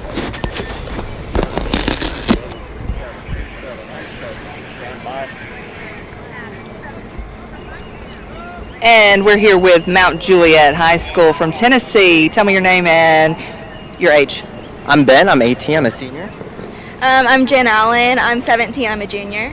I do not remember when I was 17 or 18. That's been a long time. Tell me about your rover. So our Rover is made out of steel, cardboard, wood, and a little more steel in there somewhere. We made our wheels out of cardboard. It's readily available. It's very cheap. It has a cardboard hub in the middle with a steel hub that holds it all together. Rides really well, and it's surprisingly light. So you've been practicing then? Yes, ma'am. These are actually our competition wheels. We have 8 wheels. We have a set of practice wheels back at our tents that we definitely ran around the high school campus quite a bit. So, yeah, we're pretty excited about these wheels this year. Is this the first time you've raced? No, This is actually the second time. Second for both of you. How'd you do last year? We unfortunately did not make it around the course in time. We made it in 8 minutes, but we are really proud that we made it around the course, because that last year was our first year competing. So. All right, second time's the charm is what we're going to say, and these fancy wheels, they're going to do the trick, right? Yes, ma'am. All right, good luck to you. That's Mount Juliet High School from Mount Juliet, Tennessee. Back to you. They're getting ready to go off the course. Our team from Owensboro is doing the liquid sample return right now. From here on, it's a downhill slope. They'll be able to pick up some speed, hopefully rest their legs a little bit. I know they're certainly tired by now, but they're storing all the samples. These teams have to make not only the collection device, but also what they're going to store their samples in, and then they have to be able to stow it. We have to, our teams at NASA and around the industry, we have to make what we take with us, and we have to make sure it's tested and evaluated. They've made short work of that. They're down at the bottom. They're coming in here just on the other side of the Space Shuttle Pathfinder from where we're currently standing. 2 obstacles to go. They made short work of that erosion bed. They've got the last hummocky terrain. You can hear them coming in behind us. Their teammates are cheering them on. Oh, they're doing great. And Escambia, sorry, that was Escambia that finished. Escambia, and they are over the finish line. They Yeah. did awesome. Absolutely. Great job, team. Whoa, as we see Looks like our we've had a Mount little- Juliet team no. tip over. I hope everyone's okay there. They get stuck on their back like that, and you've got to get the seatbelt off. So it sometimes takes a minute. Just looks like a little bit heavy on that backside. Yeah. Probably hit that fast, and it's just easy to pop that front end off. It looks like they're good, and that's one thing, safety is so important to us and to these teams, and that's why, you'll see like these guys, everybody has a seatbelt, has a harness, and so that's just to keep them safe. And we also have, as you can see throughout the course, all of our volunteers. They're so important to this competition. You can spot our volunteers. They're in the blue t-shirts, and they are here to make sure that the students are safe and that they're getting through this course. And so it looks like this team did a great job. They're back on their Rover, and they're back on the course. Yeah, absolutely. And a huge shout out to our volunteers out there. It takes a giant team to put this on, and we love having them with us. Now, let's bring in some of these teammates from Mount Juliet. Y'all introduce yourselves for us. Hi, I'm Rebecca Spam. I'm a senior at Mount Juliet High School. I'm Tanner Welch. I'm a junior. I'm Colton Jarvis. I'm a senior. Awesome. So, guys, talk to us about your Rover and how you got to today here at the U.S. Space and Rocket Center. So we actually built our Rover from scratch this year. We have 2 teams at Mount Juliet High School. This year we started this as a senior-junior project, and we learned how to weld on this Rover. We built the wheels ourselves with the help of a couple of companies. We have our sponsors on the back. Did you guys want to see those? Okay. It takes a giant team to get these sponsors here. Awesome. So it looks like we have Woodline, Hamilton Machine, Crown. Oh, awesome. TTU and Crown Packaging Corp that help these students out, which is, you couldn't do this without your sponsors, right? Yeah, a lot of our help came from Woodmill with our wheels, because we had to CNC the cardboard out as well as the inner hubs, and that took a huge chunk of time out, and it helped us a lot to get us here. Well, so talk a little bit about, you were talking about your wheel design and the importance of that. So how long did it take you guys on that? The design itself wasn't incredibly long. He was the one that mainly designed it out in 3D SolidWorks. But we derived it from last year, where it was entirely out of cardboard with a wooden outer hub. But this year we decided to expand upon it by putting a centerpiece of plywood in to give it some more structure to rest upon. We cut out the center so that way we can cut some weight out, and we have a steel hub inside now to give it that more structure. And we dropped 5 pounds from last year's wheel to this year's each wheel. So that's a good 20 pounds drop from the Rover total. Wow, that's remarkable. That's impressive. We're back here in the booth with you guys. Talk about strategy. You were here last year. You saw how the competition flows. How did that affect what you guys are doing this year? So last year we actually didn't make it in time. We made it in about a little bit under 8 minutes, so we didn't make it in time. If we had made it in time, we would have made about 8th. So this year we mostly focused on making it in time and getting those points. So we skipped the couple of the tasks, the solids and the liquids, and we're going to make a couple calls as we go along. So we're focused on making it on time and getting those points so we can get up there. Excellent. So are there any obstacles that you're looking forward to seeing done? Yeah, I think our most exciting one was going to be the Mars Hill. I think that when we pick up speed, we really go. So hopefully that one will go as we expect it to. Excellent. And we are about to see that happen. They've completed the crater with ejecta. And so you mentioned picking up that speed. They're about to go in that downhill that sets right up for that Mars Hill. I'll tell you, sorry, I lost track of there. They are now at the Mars terrain. It looks like they've just come. So talk to us about what you think is going on. It looks like maybe a drivetrain issue. They fell off.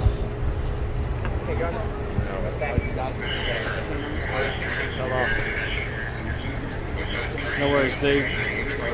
We made sure they knew how to put it back on. So. Well, and it looks like, I mean, that's one of the great things about your team and about all the teams here is that, you got to be prepared when challenges happen, because they're going to, right? So, it looks like they have gotten the chain fixed. They're back on the Rover, and so they just have to get a little momentum and on their way. Here they go. All right, so now they get that fun descent. Yeah, great job. Looks like they took the bypass. Is that probably a time call, you think? We lost a lot of time.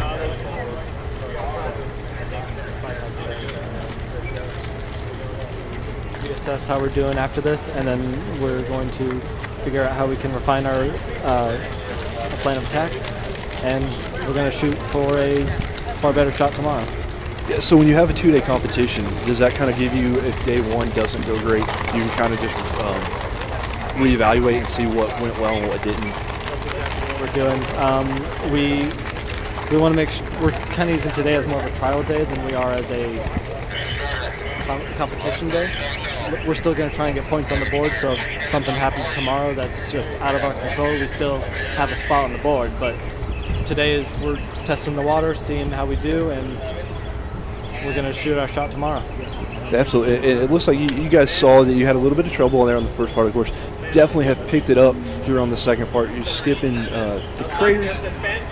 We'll be coming around to those boulders. Here you can see the sun has certainly come up, and skipping the bypass, or taking the bypass rather. So talk to us about what's your favorite part of this whole experience has been, and then what got you in to wanting to be a part of Roverchallenge.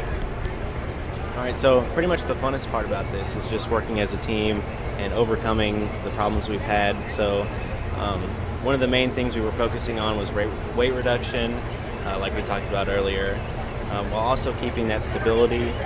And I think we pulled off a good balance of having a stable rover and also cutting off the weight.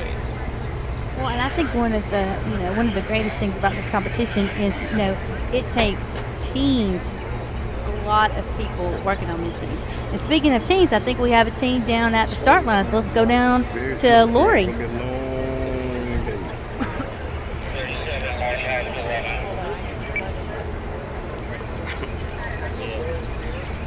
All right. I can't hear now, so tell me your name and where you're from. My name is Victor Ramos. I'm from Washington, D.C. All right, and tell me your name. Victoria Church from the University of District of Columbia. All right, is this your first year here? This is our second year here. And you were telling me second year, but the nerves are getting to you a little bit, right? Yeah, we know how hard the course is, so we're looking forward to it, but we're a little scared. I like the pink touch up front there too. It's got to make it a little girly too, right? Yeah. Tell me about the design. So we have the same frame as last year, but we redid the steering. We have new wheels, so we're looking forward to trying these new parts out this year. And tell me how you contributed to this whole event, or are you just the anchor back here going to get you through the course? Well, I was a team leader last year, and I recruited the team, and then from then on, we're here now. So I'm the driver, second year being the driver. We have, I just want to contribute to the design. This year we have carbon fiber wheels. We have plywood in the middle, then we have foam, and then we wrap it with carbon fiber. So they're not lighter than last year, but they're definitely stronger and wider to go over more terrains and different. Learn some lessons. That's what we do, build on those lessons, and maybe be a winner this year? We'll see. We hope for the best, yeah. She said yes. Back to you guys. Joined here by their teammate Tobias up here, and Tobias, they're talking about the wheels down at the start line, and we're talking about them up here. You guys actually have carbon fiber vacuum shrink wrapped wheels. Yes. We last year we had a very simple plywood wheel. It was only one sheet of 3/4 inch plywood, and we felt we couldn't go through a lot of the obstacles because we would sink right into the sand or the erosion beds. This year we opted for a wider tread, and to get that out without increasing weight, we carved out the original cardboard wheels, and we coated it with foam and taught ourselves how to do carbon fiber fabrication. Built our own vacuum bags and borrowed a vacuum pump from one of the science labs. So it was a great engineering challenge, and it came out really well. And you can tell if you look at some wheels, they're not that great. Those were the first ones we did, and they got better as we went around the Rover. Now, being out here at this competition, do you look at wheels that other teams have done and say, hey, that's a good idea, maybe I'll incorporate? Is that where the carbon fiber came from, or was that something you guys just came up with? Yeah, we saw RISD's entirely I'm also in charge of telling everyone when it's going. We saw RISD's total carbon fiber Rover last year. Even though they didn't, they had some trouble with that, we decided to start small with the incorporation of a new material on our Rover. And it's something we had a grad student in our university who had worked on the Sikorsky Prize, human-powered helicopters. So he helped us out a little bit with the carbon fibers buying process.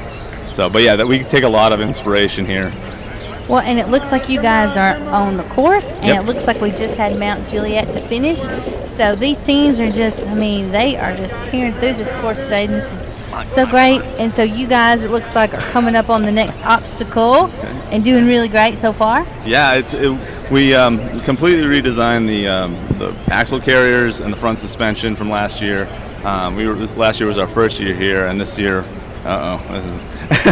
the additional surface area of our wheels means a higher rolling resistance, so the teams are struggling with a little higher energy output. Okay. So we're hoping. Last year we had a big problem here. We had a chain fall off, and we lost a minute fixing the chain in these trees. So I'm hoping it'll be a little smoother this time.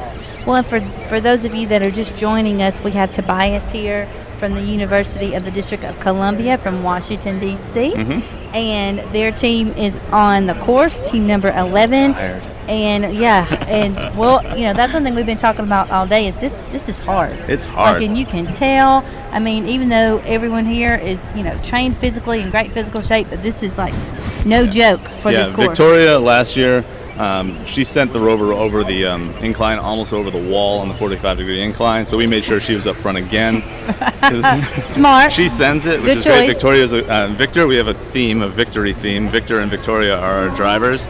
And Victor's been training hard too, and he is our powerhouse in the back, and he also adds some low-end torque with that wheelchair action. So talk to us about the strategy. We were saying they're going after the high butte in the Martian terrain. When they got it, there they go. There they go. Great job. Possible. Give them as much head of steam as possible. I think this time we're mainly focusing on speed to see our baseline time for tomorrow. Last year we didn't have a chance to run on Saturday because of the thunderstorms that came through. So we're hoping this is sort of a baseline, and we'll see where we are for tomorrow's more.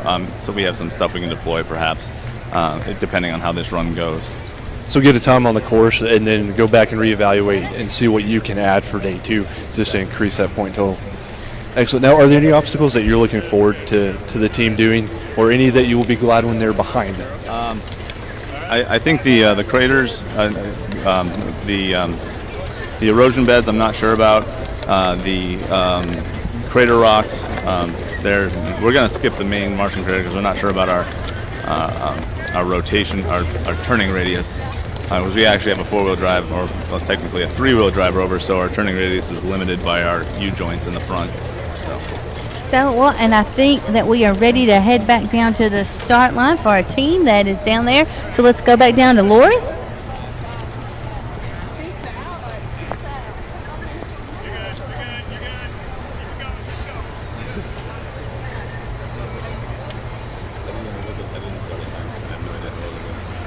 They're much slower this year. Well, and while we're waiting on our start line, we are here with the University of the District of Columbia and Tobias, and this is team number 11, and looks like they are doing great. Oh, and they're tired, but they're coming up on this next obstacle, and this is a tough one. Yeah, this one last year, this to show the difference from last year, okay, she's a powerhouse.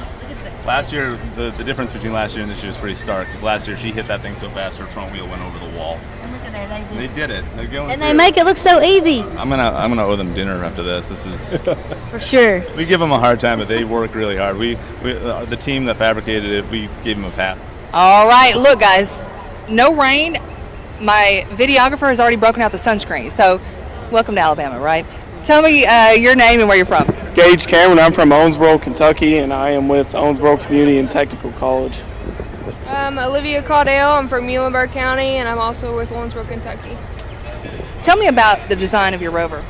Well, it's pretty plain Jane. We have a cold rolled steel Rover, weighs about 192 pounds.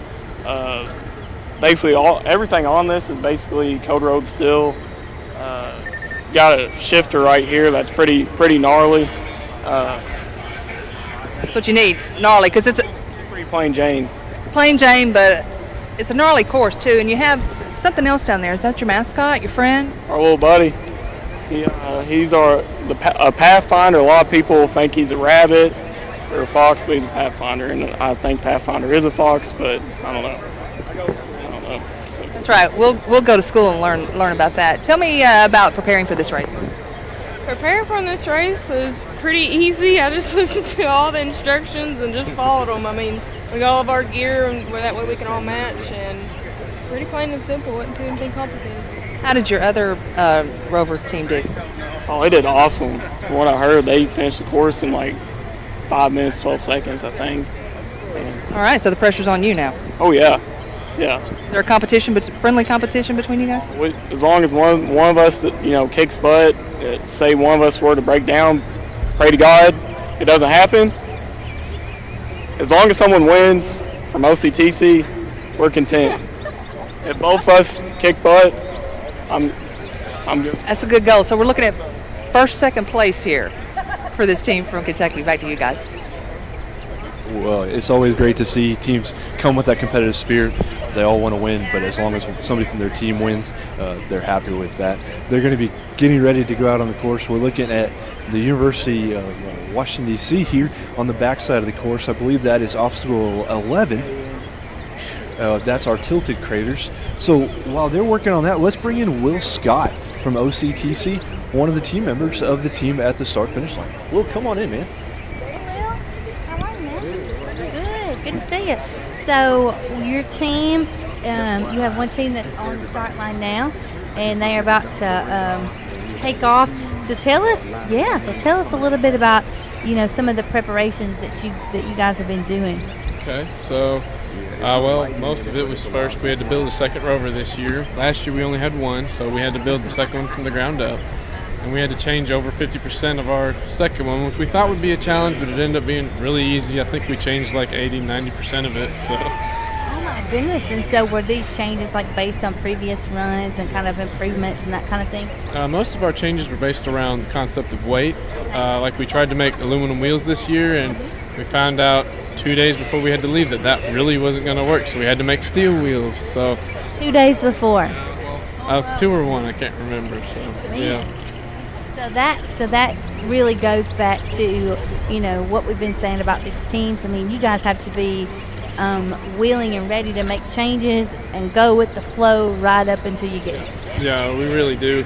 I mean, anything can go wrong at any point, and we have to be able to adapt and overcome. So, I mean, like those wheels going down, we had to completely fabricate new wheels. So. And I think speaking of wheels, I think your team is on the course. So here we go. So tell us a little bit about your strategy. Are there certain obstacles that you are bypassing? All right, so today we plan to do pretty much every obstacle except for the big boulders, because we're worried that if we get on top of that, we're going to get stuck. We don't want to take the penalty to get off and push. And then other than that, the only task we're doing is a flag drop because it's really simple today. Today is all about getting back within time in one piece, and how much time we have left today will dictate what we do tomorrow. So. Well, and I think that is one of the most important parts of this whole competition, is that it's not just getting in these rovers and taking off. You really have to have a strategy and think about, how am I going to get the most points so I can win this thing? Yeah, when we really do. On the ride up here, we've got the whole rule book, and we're going point by point. I got to ask these questions during the discussion, clarify these rules, Like on our last one, we had to harness our phones. We really had to narrow down what is a harness defined as. So, and we ended up getting one right, and we had communications to our driver, so she knew how much time she had. Does she need to do a flag drop or not? Do we have enough time? Because if we get to the crater at about 3 minutes, we're not doing the flag drop today. So. And we can see they're going up the high butte. That is right up to the top. We got it. Just a little bit slow.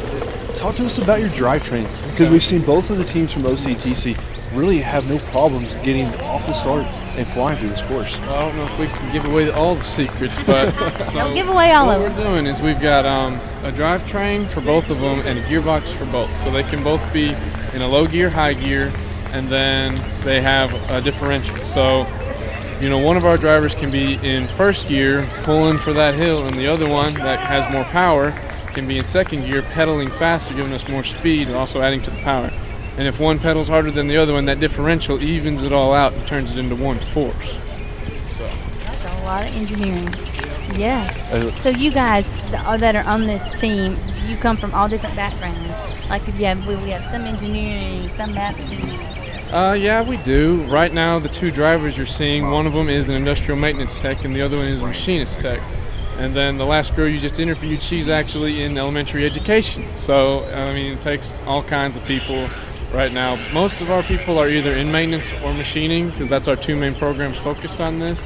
But we have people from all different programs that are coming and helping us. And we have a lot of non-traditional students, being a community college. So. Which is so important, because that is one of the most important things of this whole competition, is it's not just STEAM, but it's STEM. So it takes science, technology, engineering, math, arts, like you were talking about, machinists. You basically have to have a village to be able to build one of these and compete. Looks like we are going to go ahead and bypass that flag, so I don't know if we're worried about time or not yet, but We might be. Our last one finished in 5 minutes, And but they got Courtney? stuck in the sand trap. Austin So and we Courtney, were that is, from Tennessee Tech. So tell me about the Rover. Well, we've structured this out of steel tubing. This is an older model that we worked on several times, and we've used conveyor belt surface for many of the wheels. And why do you think that's going to work across this course? Because we have better grip with these extra added pieces on the back end, and the conveyor belt has a better grip than most of the other tire designs. All right, Courtney, tell me about, you're in the lead up here, so you see what's coming. What do you think of this course? I just try to think one step at a time. And is that how you prepare mentally for this? Yep. And tell me about your contributions. Did you help with the design, the building, or you are just the muscle in the front? Well, I helped with repair and assembly, and I'm actually I helped us get coordinated to train, and so is this something you want to do in the future? Well, I've got another year of school left, may as well. That's right. Well, good luck to you. That's Austin and Courtney from Tennessee Tech. Back to you guys. Thanks, Laura. We're looking forward to seeing them get out here on the course. We are still joined here with Will from OCTC as their team is coming down the hill behind us. Unofficially, it looks like they're just about 4 minutes and 40 seconds. That is an unofficial time. Making short work of that fine grained gravel. They've got the erosion bed coming up next. Will, how do you think they're doing so far? I think we're doing great. I think our time is a little bit slower than our last team, but they got stuck in the sand trap a little bit more. This tire design is like a tractor tire or almost like a sand tire, so we should have no trouble with all the sand we're going through. It looks like they're coming through pretty soon. Yeah, so you can see they're coming in and behind us. Yep. Looks like they've crossed the finish line with just over 5 minutes. Oh, Will, there thank you they so much go. for joining us. Great first run. Great job to your team. Thank you so much. Looking Can't forward wait. to it. Looking forward to it. So we are joined, or out on the course now is Tennessee Tech. They are out of Cookeville, Tennessee, just a couple of hours from here. They have skipped their first obstacle, that time-consuming but point-heavy solid sample retrieval. So that is Tennessee Tech University, Team 2. So let's bring in one of their teammates. Here we go. Hey, come on in. Hey. How are you? Doing good. All right, so tell us your name. Carter. Hey, Carter. I'm gonna get you to scoot up just a little bit. So, Carter, tell us a little bit about your team.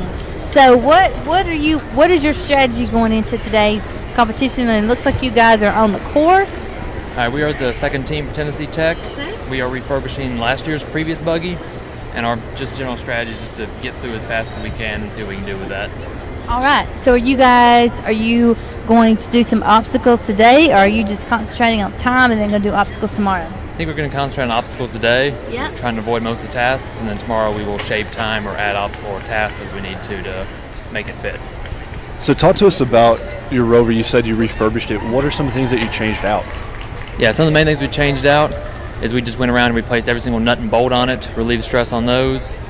We shaved down all the wheel spokes to reduce weight on those. And as well, we retreaded most of the tires with new conveyor belt material.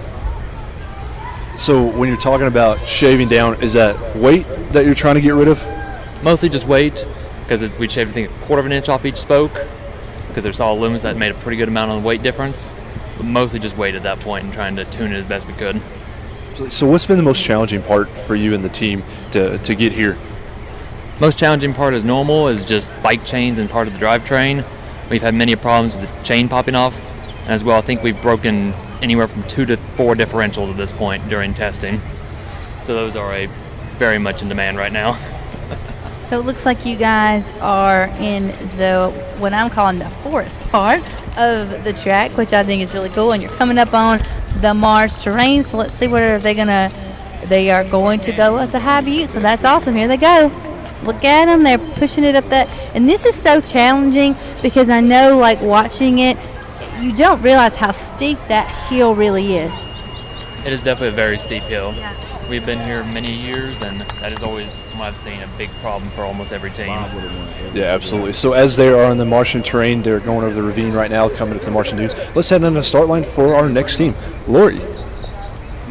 The team from Fairhope High School. Tell me your name. John Pyle. May McDuff. And May, right? You said you raced last year. Yeah, I did. Well, we got through. It was a little rough to get over that hill, but we did. Now, have you assessed the course this year? Yes, we have. And what do you think of it? Some of the obstacles will be kind of tough, but most of them are doable.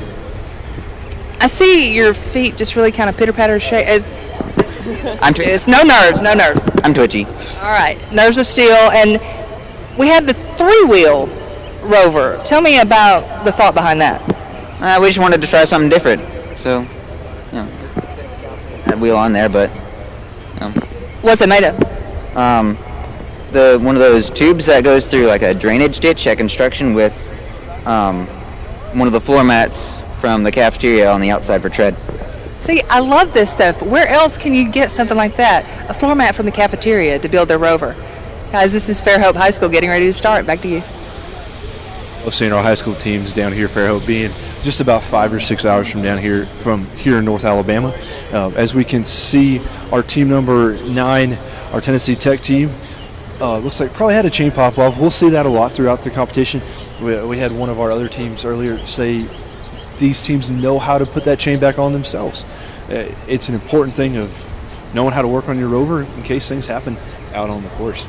Absolutely. I mean, one of the big things about this competition is not only building these Rovers and getting them here, but then being able to have a strategy and know what's going to happen and try to overcome issues, because I don't think there hasn't been a team out there today that hasn't had some kind of little issue or challenge. And so it's part of their strategy, as we've been hearing today from all of these teams, when something does happen out there, what are they going to do and how are they going to overcome it. And so I think these teams have just been doing a really awesome job of that. And it looks like they are headed into one, let's see, where are they going? They're rounding that corner. So they took the bypass around the instrument deployment.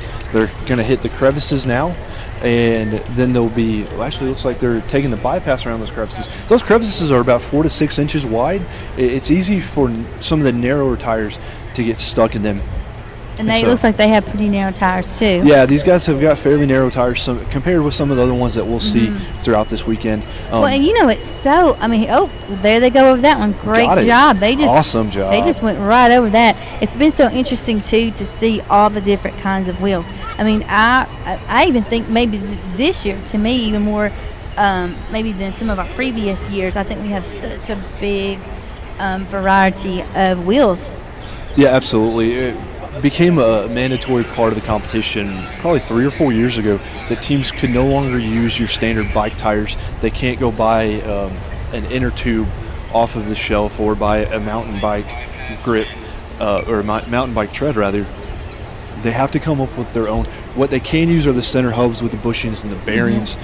Some of that is more difficult to manufacture, but the spokes, the outside of the wheels, that all has to be done and created and designed by these teams as these guys are hitting the tilted craters right now. And they're doing great.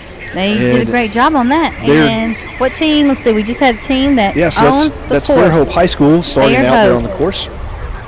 And they're from Southern Alabama. They're about probably 5 or so hours from here, and it looks like they're getting a good start there on the course. And then let's see, we have Tennessee Tech that is coming in they're making it through on the back end. And the cool thing about Tennessee Tech is if you're looking at their wheels, their back wheels are definitely a little different than their front. So it looks like maybe they have some things on there that are, designed to help them with traction and that kind of thing. Yeah, Shane, it's great that you mentioned that. And their wheelbase actually looks to be narrower in the back. These designs, it's not like going out and walking out in the parking lot where your car's got front wheel are spaced the same. Yeah. They're going to see all sorts of things. On the left side of your screen, we're looking at the Fairhope High School team, and they have a 3-wheel design. We've seen a couple 3 years in the past. Yeah, this is the first one, I believe, though, for this year. Yeah, it's the first one I've seen out on the course. And it's the first one that I recall with that third wheel being in front. I know. A lot of the time they're the back wheel. Heard Lori talking with them about that. Got up that hill fairly easily. Like they're heading into the chicane now. You can see the teams kind of passing each other I now. like to call it. Here they go. That beautiful force. I love with the planets that we're discovering, Kepler and all those other great spacecraft, Exoplanets. what those yes. exoplanets have, one day we'll be able to see. And I like to imagine that there are worlds with beautiful forests like this out there. They're going through the chicane. This is one of our high school teams once again. And here comes, let's see, this is Tennessee Tech. Yeah, Tennessee Tech's on the backside of the course. Backside. We will be seeing them shortly. They're skipping the fine erosion bed, and so we have a couple of obstacles here on the back course that are designed to mimic different terrains we'll see on the lunar course. The pebble bed, the erosion bed, is for an ancient stream that we see. We know Mars has plenty of ancient stream beds.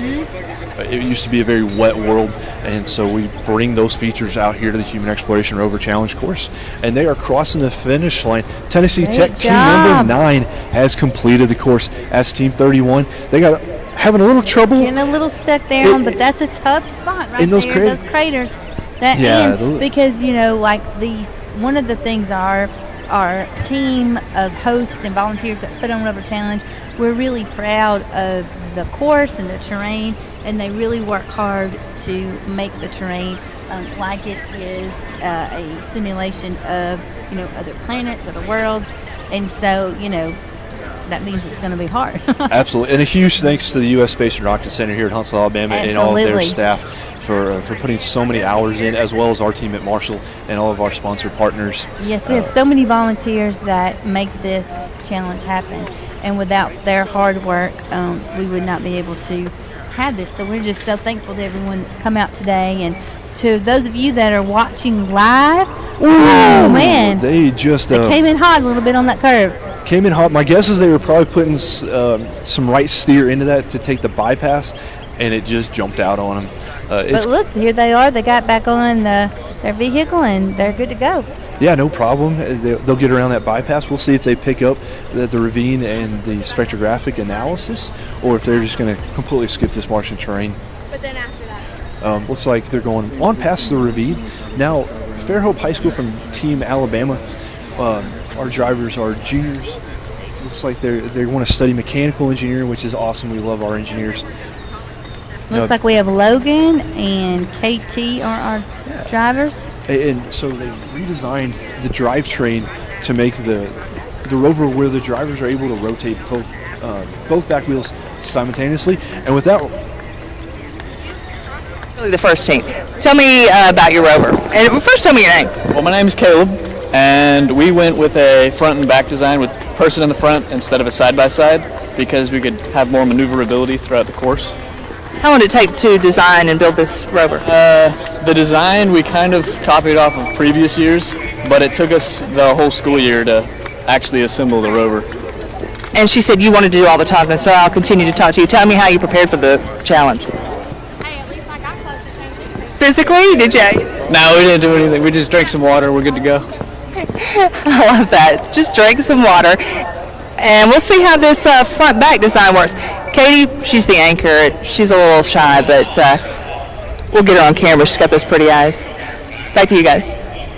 Absolutely. Well, we're glad they're drinking water. That might be my favorite line of the day. Just drink some water. H2O. If they drink some water, go out on the course, then I'm going to have to go do that myself. Maybe that's the trick. Maybe it is. Maybe it is. As their teammates, Team 31, gotten stuck, kind of dug into one of those barricades. And this is a hard one slope. because this obstacle here, I mean, not only do they have to, so they're going up plywood, which is built to be a little bit rough anyway, but they have to go up and then they level out and have to go back down. So it's just, especially with the 3 wheels, I think that creates a little bit more challenge getting up over that big hump. And that's all in the middle of a turn as well. So we'll see if they make that hard left-hand turn into the lunar terrain, if they're going to take the bypass.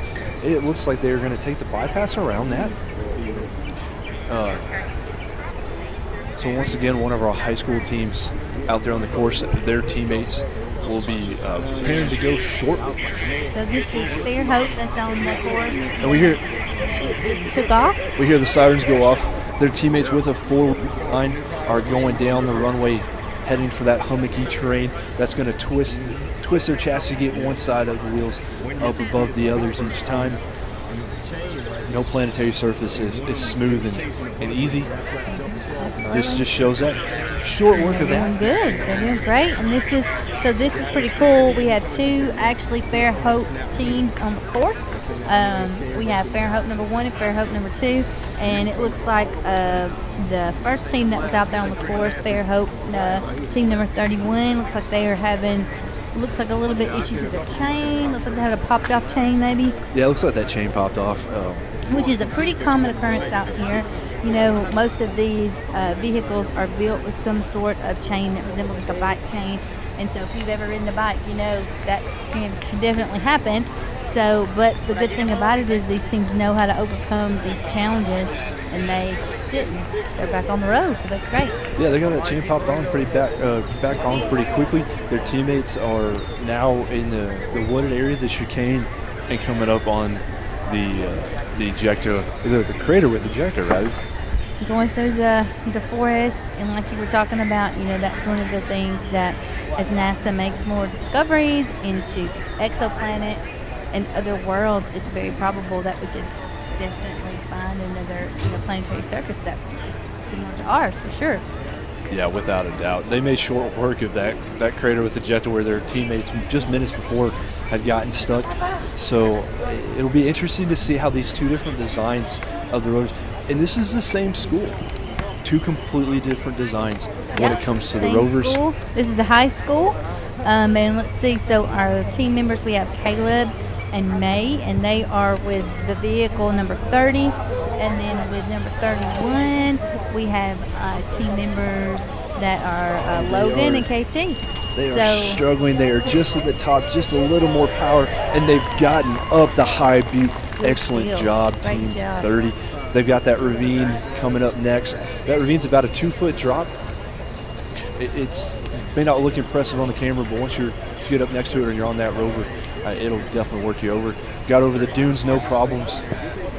They are just about out of that Martian terrain, headed for the lunar terrain. Here they go down to the lunar terrain, and I really think that the lunar terrain is probably my favorite part, just because I think once teams get there, they're kind of in the halfway mark. You know, once they get through that lunar terrain and get on the backside, then they know they're on their way to the finish line.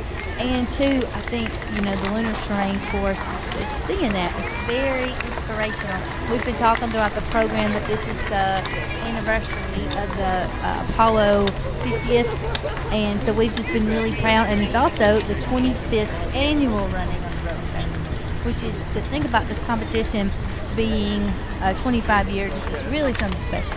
Yeah, absolutely. When this competition started off in 1994, there were 6 teams that competed on it, and now we have nearly 100 out here this weekend. From 24 states, from 10 countries. We have been talking to teams all day. If you're just tuning in, this is the NASA Rover Challenge. We're celebrating our 25th year.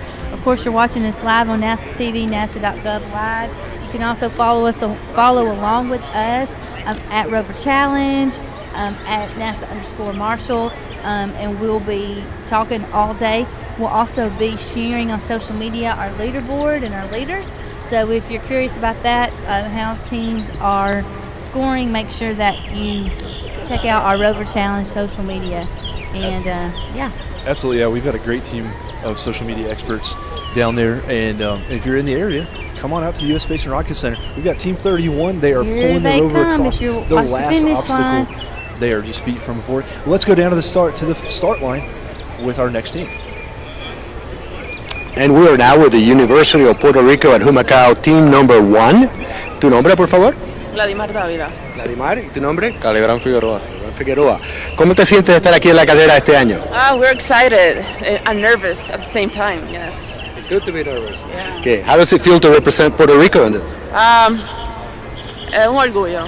You're ready, so you're very proud of this and you're ready to go. Your team has overcome a lot of obstacles to get here, and you're still here. Ha pasado por muchas vicisitudes y todavía están aquí. ¿Cómo te sientes de eso? Hombre, me siento bastante bien porque hemos logrado terminar el carrito y tiene algunos detalles, pues que aún no está en las perfectas condiciones, pero después que corro estamos bien. Okay, so through all the troubles you've had, you've still been able to get the car ready and show up to the competition. And you're the first team from Puerto Rico to compete today. So best of luck to you guys. Okay, thank you.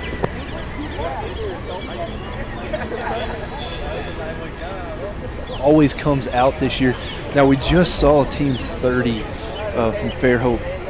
They went over the asteroid debris field, and it looks like they have had some kind of pretty significant failure on there. I saw the back driver almost on the ground. But they took that obstacle so great, and then when they got over it is when they started having a issue, looks like with their back tire. Yeah, it looks like something in that back end definitely gave way. It looks like they had maybe a broken spoke. Yeah, maybe the seat or something. Yeah, that left rear, you're right, Shannon. Something with that wheel definitely gave way. Wow. But it's okay, it's day one. It's day one, and now we have our Puerto Rican team that is now on the course. They just started. Looks like they're making over that freighter. Just took that. Awesome.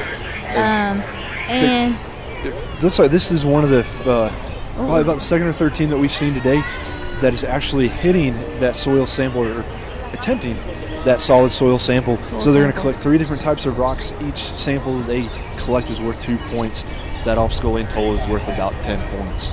So so we're looking at our team from Fairhope, team number 30. That's the grit, just the determination of these teams.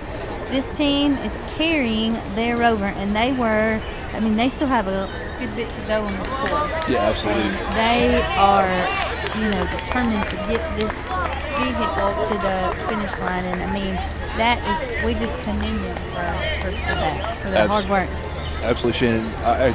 Watching that as they're on the backside of the hill, they're just probably 100 yards away from where we're standing here at the booth at the U.S. Space and Rocket Center. I think back to, we had our student launch competition last year. Mm-hmm. It's kind of a sister program to Roverchallenge here at NASA Marshall, where we had about 45 teams from 20 different states come to Huntsville to launch these high-powered rockets. And one of the things that the teams mentioned was about failing, and what they said is that fail was their word. First attempt in learning. So with that, let's head down to the start line with our next team. All right, I'm here with Southwestern Oklahoma State University, and we have Colby. McKenna. All right, tell me a little bit about your Rover and some of the challenges that you had in building your Rover this year. So our Rover, we started from scratch and built an entirely new vehicle. Some of the challenges, we tried an entirely new drive system, and it was pretty difficult to figure out at first, but I think we've got it. Okay, awesome. Did you make sure you tested it out, a lot of times, or? Yeah, we've had multiple test runs. All right. Are there any sponsors that you would like to thank today? Southwestern Oklahoma State University, everybody that helped out with us. We've had a bunch of people come by and give us their expert opinions on the buggy, and we've had a lot of help. Awesome. Are you guys excited? Absolutely. All right. Well, thank you. Good luck. Thanks, Camille. It's always great to have Southwest Oklahoma State out here with us today. So let's bring on in Catherine McDowell. Catherine's one of their teammates. Come on in, Catherine. Welcome. We're so glad. So tell us a little bit, what school, where are you from? We're from Weatherford, Oklahoma, in the Engineering Technology Department. Great. So you're from Weatherford, and tell me again the school. Southwestern Oklahoma State University. So Catherine, your Rover's sitting at the start-finish line. What's going through your mind right now? I'm really nervous for the buggy and for just all the hard work that we've put into it. I'm really excited to see how it performs. Now, is this a senior design project, or is this a club that you guys have? It's extracurricular, so anybody from freshman to senior can come and join the team, and we just work after class, after hours, and get it built. What made you want to get involved with Roverchallenge? The experience and just being able to say that we built something that we're proud of, and I think that's for a lot of us, that's what it's for. Well, and we've been saying this all day, but the drivers, of course, everybody that's watching sees them, but it takes way more than just those two people working on these Rovers. Oh yeah, yes. So about how many people are on your team? We have 10 people that came with us today, and then we had 2 alternates that helped us throughout the semesters. Wow. So you guys, when they get off the course, you guys take it back to your pit area, and y'all will be working on it for tomorrow? Yeah, just making sure everything's still good. So talk to us about the strategy for today. Are you guys just going to get one run in just to see what the course is like and make adjustments, or did you guys have a strategy for which obstacles to take on today? Our plan is mainly about the time, just trying to make it in within that 7 minutes, and then we'll get all of our points in tomorrow. So just get the one time on the board, get some points on there in case something happens. You guys are squared away for tomorrow. Now it looks like, unfortunately, something did happen. We see both of your drivers off. Anything that on that Rover that you might be concerned about, or that might give you a clue about what happened? We did have some trouble with our chains popping off, so that may have been the problem. And that's a common problem. We've seen that throughout the day.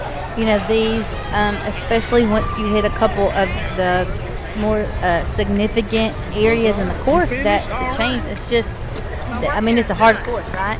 Yeah. What are some of the things that you guys, design-wise, try to incorporate in your vehicle to kind of help with the different obstacles and craters and that kind of thing? Well, we try to make our wheels. Those are last year's wheels, so the ones that we had made for this year unfortunately didn't work out, but we had tried to make them to where it would have been easier to go over some of the bigger obstacles, but it looks like you guys, they are working hard, pushing this vehicle. So in this case, really, when something like this happens with the Rovers, which we've seen several times today, at this point the teams are just trying to get that vehicle across the finish line, and then you guys are going to come back tomorrow and do even better. yes. Today we were just worried about time, and tomorrow we'll worry about points. Well, thank you so much, Catherine. Thank you for joining us, and the best of luck with your team. I know you guys are going to do great, and thanks for coming and talking with us. Yeah. Thanks, Catherine. That is Catherine with Southwest Oklahoma State University. Let's bring in Shelton Cottle from Southern Illinois, one of the Salukis from Carbondale, Illinois. Well, come on in, Shelton. Hi. How are you? Pretty good. How about yourself? Good. So glad that you are here. So you're from Southern Illinois, Carbondale. Yep. So are you guys? Let's see. I don't think you're on the track yet, but you guys are down at the start line. Start right there. Okay. So talk to us a little bit about your strategy for today. Like, are you guys going in? Are you looking for time? Are you trying to do obstacles, a combo of both? Today we're just trying for time, because last year we had that issue of we got rained out and we got one qualifying round in, and we're just trying to get as many points as possible today, just to be on the board. Tomorrow we're going to mess with the sample retrieval and the solar panel and stuff like that. But we're just going for time, do all of the actual on-course terrain and stuff like that, and that's our plan for today. Which I think is really smart, because let's face it, this is Alabama and we never know what the weather is going to be. And also, regardless of weather though, I think there's a lot to be said for getting on the course, getting a good feel of it, getting your time, and then coming back tomorrow and doing it better. Yeah, and that's perfectly true. Being from Southern Illinois, we also have the weather issue of, it's 60 degrees and now it's 40, and you're just rain, shine, we're prepared for anything, so. Great. Well, talk to us a little bit about your team and some of the things design-wise that you try to incorporate into your Rover. Okay. I was in charge of designing the seating and the steering system this year. We changed something big for the steering. It was rotational last year, where you just kind of spin about yourself. This year, it's translational, where you just push levers back and forth and it slides. So that was a big change, and we have a whole lot more steering travel this year. Awesome. Sheldon, we're going to keep you here with us. We're going to go down and start the finish line with your team. Okay. And then they'll either go across that thing, and once they cross here, I kind of do like a little. All right, Will and Shannon, I'm here with Southern Illinois University, and we have, tell me your name. I'm Allie Byers. Connor Sievers. Okay, tell me a little bit about your process in making your Rover. What are some of the challenges that you've come across?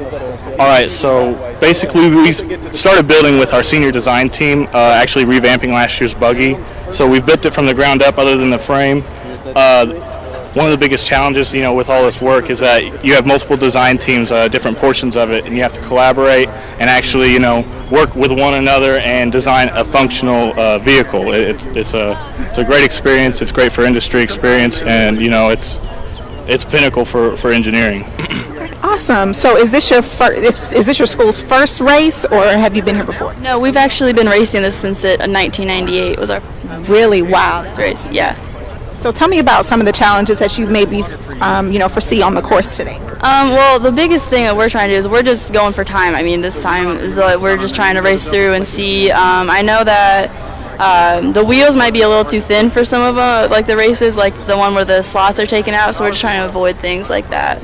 Okay. Awesome. Is there anyone that you would like to thank in helping you guys get here? Yes, we have multiple sponsors. We'd like to thank Access Engineering, Fallbrook, K&E, Miller, Winchester, North American Lighting, and also Horner Industries as well. They've helped give great donations. Same with alumni. The alumni have helped donate to the team incredibly. So without all their help, we couldn't make it here.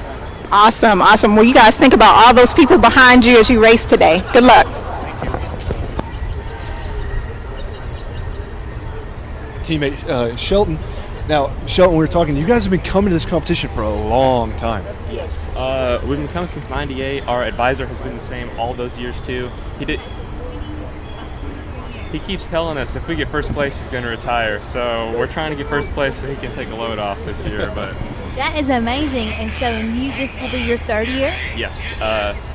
Yep. So it looks like your team is off. Here we go. So we were talking a little bit before, and you were telling us that the strategy this year is just to get through for this day as fast as you possibly can. Right. And just get a qualifying time on the board, and it's really. I'm watching them. Watch them. This is what we're here for, to see these teams, and looks like they are. So they went past the solid soil sample. They're climbing this hill. I'm guessing they're going to skip the liquid sample here at the top. Yeah, that's correct. We are skipping all of the solar panel sample retrieval and the flag plant just for this run because we're just trying to get on the board, as I said. We have all the materials back at our trailer. We have a sample scoop, solar panel, but we're going to try that tomorrow pending time. So now, are there any obstacles that you guys have looked at? I saw you out there on the course walk yesterday. Anything that you're kind of nervous about? Yes. I don't remember what it's called, but there's slots. That will eat our wheels for breakfast. So we're avoiding that, and we're not even going to try. Our wheels work, but they're just thin enough to slip right in those cracks, and we wouldn't get out. So we're skipping that one. I think everything else is doable for us, but pending time, we'll see what happens. Yeah, so it looks like they're coming up in obstacle 3, the crater with a ejecta. Made short work of that, and then they're coming up. It looks like your rear driver's off, and we're going to keep Sheldon here, and we're going to go down start finish line. Camille with our next team.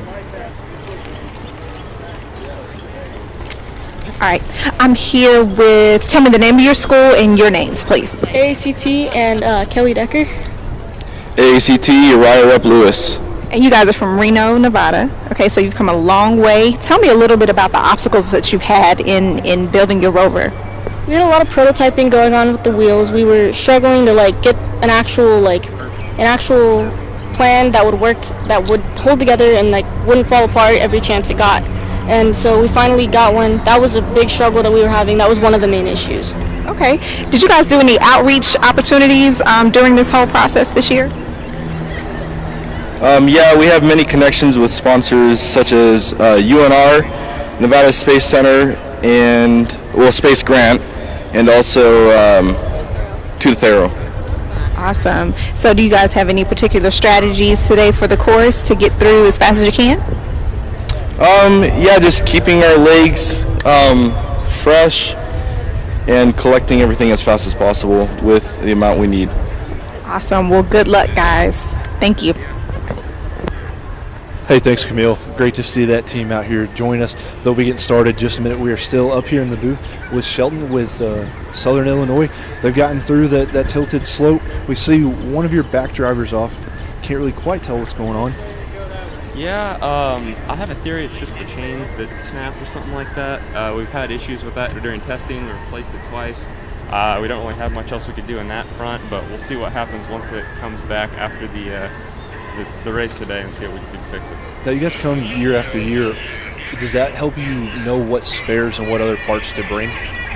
Very much so. We've learned to keep a pretty good just stockpile of stuff in our trailer. We bring a welder with us every year too in case things break, and we have a pretty good way to fix things if things go wrong, so definitely.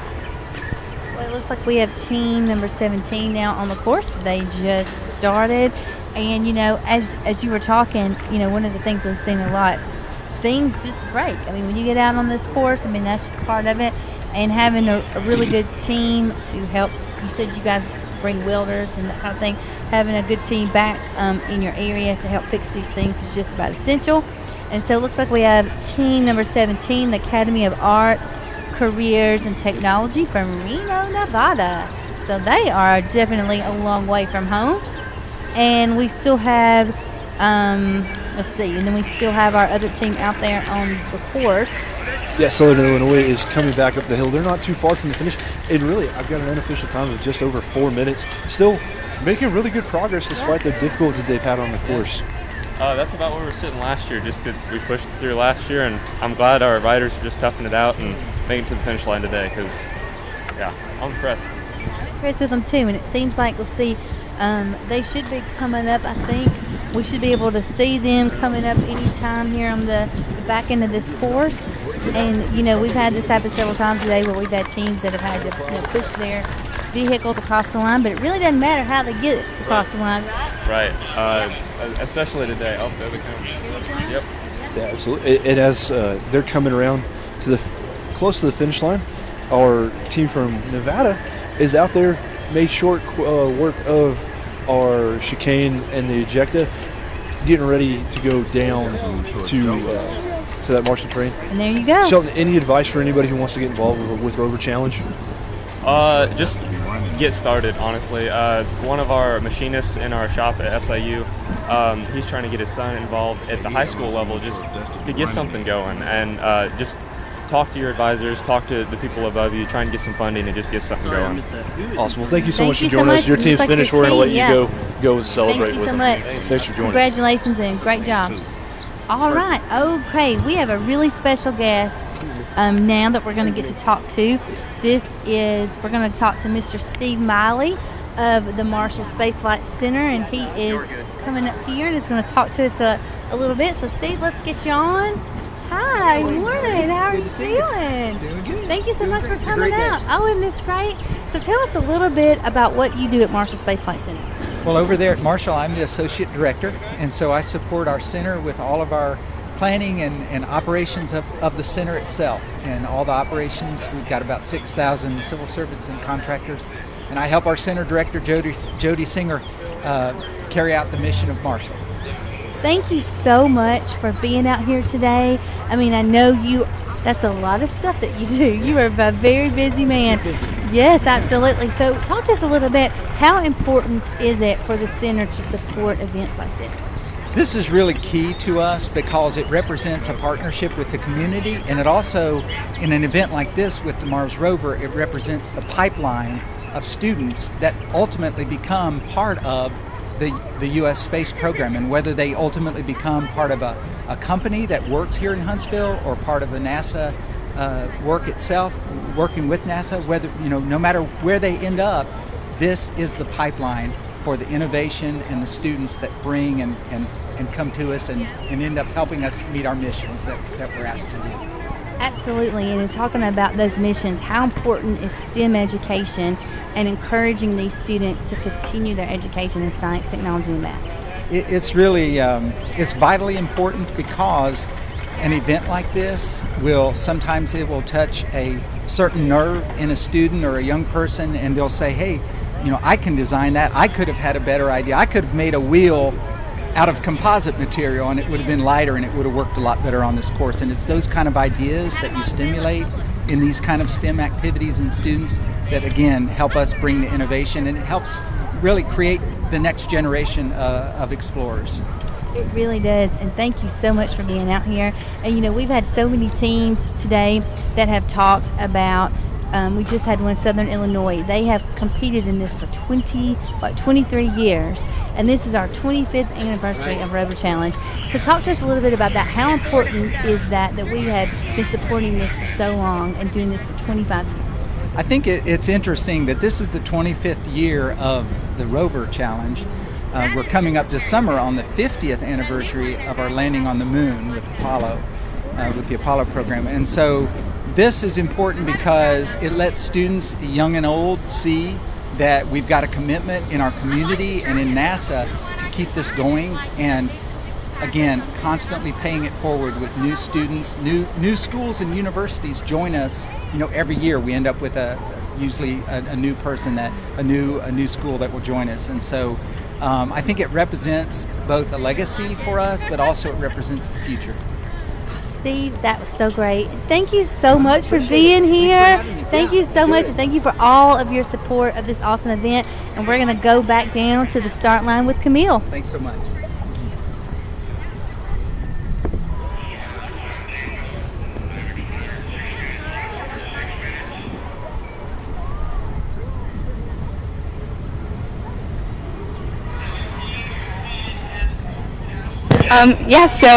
We're in a senior design capstone class at LSU, and we had to pick a project, and this is the project we all chose. So we're very excited. So tell me a little bit about your wheel design. Yeah, so our thoughts from last year is their wheels are very heavy, so we wanted to reduce the weight where we could. So the inner part of this wheel is a sandwich structure polyurethane rigid foam. We did a hand layup of carbon fiber on the outside, and then molded our tread to the outside of the rim to get the best traction on the course. With this being you guys' first time on the team, did you guys have any input from previous team members from last year?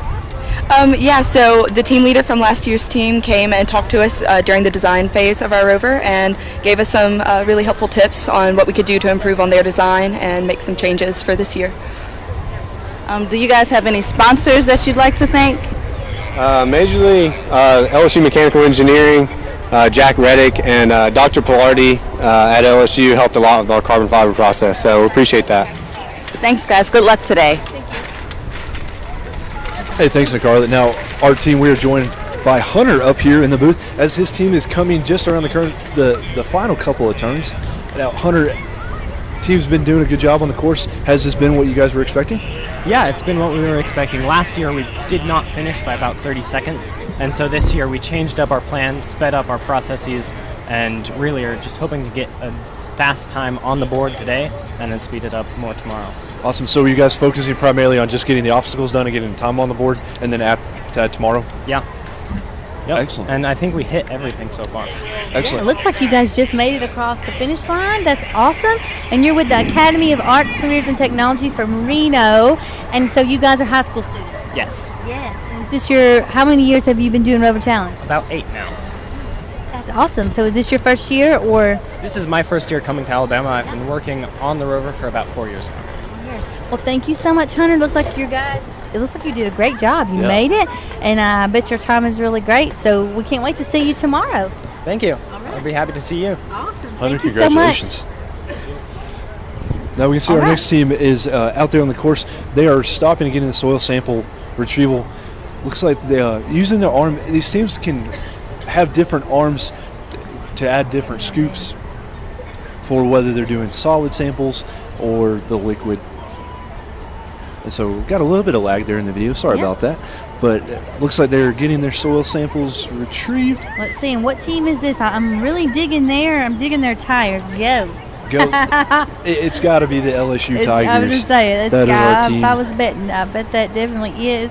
And so, one of the really cool things that we've been able to do here today is we have high school teams, we have college teams, and we're also I'm really excited about this next interview that we're going to get to do. So one of the things that we do here at NASA Marshall, in addition to all these great events, is that we have a lot of planetary research and planetary science going on, and we're able to partner with different universities. So in this instance, we're going to get to talk to a group of students from Arizona, I think. And they're going to talk to us about Psyche, which is a really cool mission. Hey guys, how are you? Oh man, we're so glad to have you here. So tell us a little bit about what school you're from and what you guys are doing here today. Yeah, so we're from the FAMU FSU College of Engineering. I'm over in Tallahassee, Florida. Eric and I are mechanical engineering students, and James is a computer engineer. And we are actually here testing our Xenon Flow Controller for the Psyche mission. Tell us about Psyche. Okay, so here, I'll let Yep. So the Psyche mission is basically a deep space mission where they're going to an asteroid orbiting between Mars and Jupiter. And the asteroid apparently is the exposed, or it looks like a protoplanet, or it's the exposed core of a planet that never formed. So they're trying to travel to that planet and learn more about planetary formation. So we're designing a system that would be aboard that spacecraft that'll help the thrusters operate, essentially. That's awesome. So now, where is Psyche? We're all familiar with the asteroid belt between Mars and Jupiter. Where is this planetesimal? So off the top of my head, I don't know exactly. It's just somewhere in between that asteroid belt. That's as far as I know about the location of it. Really far away. Yes, and we know it's about the size of New Hampshire. So it's in terms of those types of asteroids, it's very large. So now you guys are working on the thrusters. What kind of work are you doing with that, and how does that help the spacecraft? We're actually working on part of the fuel system that supplies the Hall effect thrusters on the spacecraft. So what we're doing is building a mass flow controller, and we need to be able to essentially build a device that splits fuel into two separate lines, an anode and a cathode line that supplies the Hall effect thrusters with the fuel that they need. Awesome. Well, we're gonna hold you guys up here for a minute. We're gonna go down and start finish line for our next team. Hi, I'm here with the University of Central Missouri Team 1, and this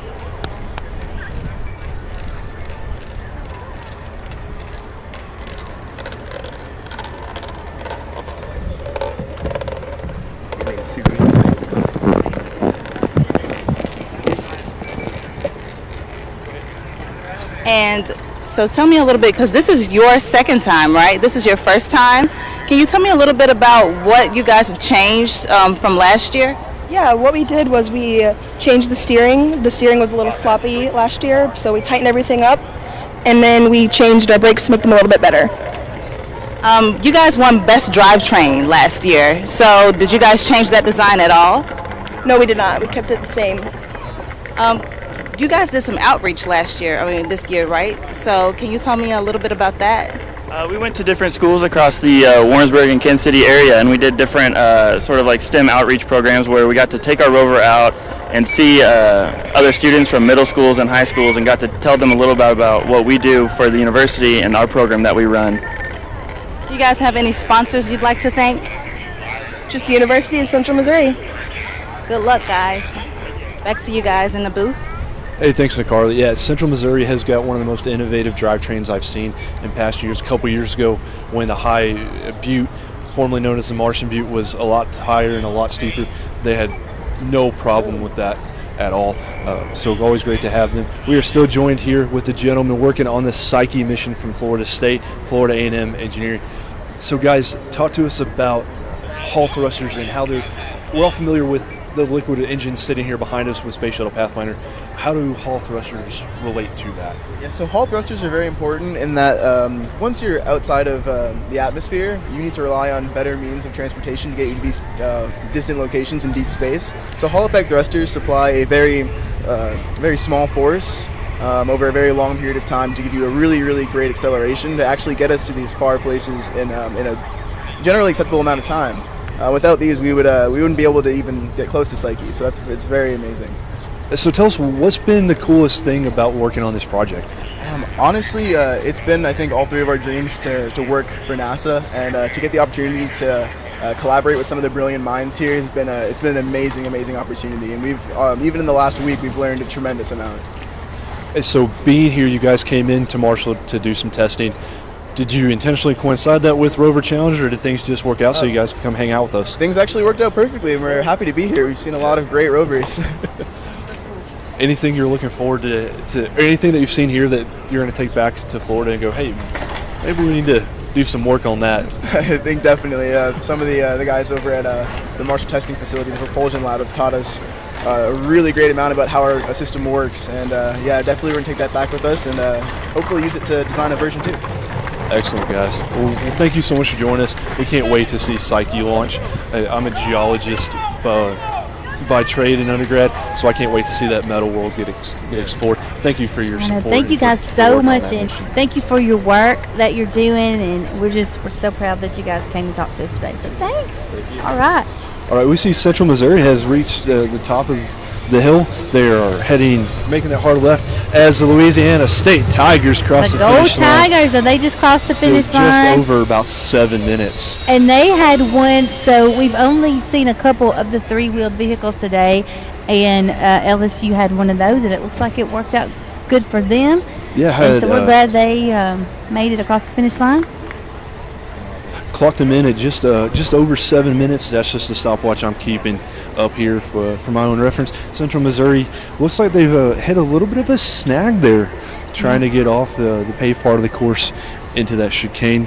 Though we see our second driver jumping off. I'm going to push them, so they're heading into the obstacle that we have been referring to as the forest throughout the competition. And if you're just looking at this, you think, that's not necessarily as hard as some of the others, but it actually is because the terrain is different. Yeah. So, and that's one thing that these rovers really have to be able to do. They have to go from pavement to grass to dirt to sand, and these wheels and tires that they build have to do all of that. Absolutely, and that's a difficult transition they're getting off the pavement. They're certainly not the first team we've seen have difficulty with it. Now we're getting a good look at that drivetrain. Instead of the chain mechanism that we've seen, these guys actually have more of a ratchet system. Like a push-pull type thing. Right, so we see our front driver, she's in charge of the steering of it. She's got those feet working back and forth. And this is the University of Central Missouri, and they are from Warrensburg, Missouri, and it seems like they're the first team, so we must have 2 teams from that school today. Yeah, absolutely. They brought this drivetrain out a couple of years ago. There is a drivetrain challenge that teams can compete for. It's another one of the many awards, in addition to design and safety awards, that the teams can win throughout this competition. And this Rover also, in addition to the very unique drivetrain system, it also has some unique wheels because, a lot of the wheels that we see today have been smaller than these. And so that's been really cool too, seeing how the larger wheels are able to take some of these different kind of terrains. Yeah, absolutely. Your smaller wheels are going to let you take off better.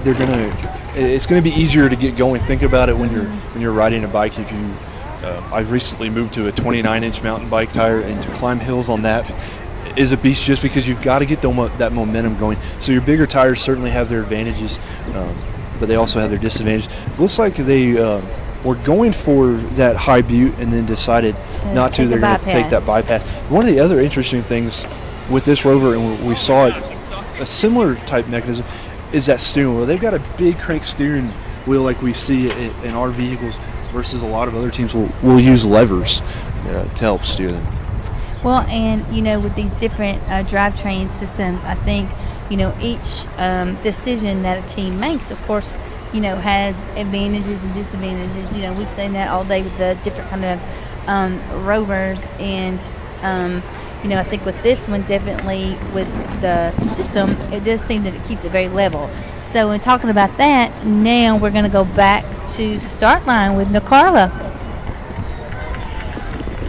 All right, Shannon and Will, I'm here with some students from Tennessee Tech University, and tell me your name. Gracie. BJ. All right, Gracie and BJ, tell me about your design. I understand that you did some 3D printing for your wheels. Tell me a little bit about that process. Well, so we actually have a circular or a directional pattern to our spokes, and they're 3D printed out of polycarbonate, and our hubs are actually printed out of carbon fiber and nylon, and they are bolted and epoxied together, along with the rims are made out of plywood, so they're riveted together and have epoxy to where they're fairly strong. Awesome. So when did this process start? How long did it take for you to build this Rover? A long time. Okay, awesome. So you've tested it, you've put it through the fire, so you're ready to go. We hope so. Awesome. Well, good luck today.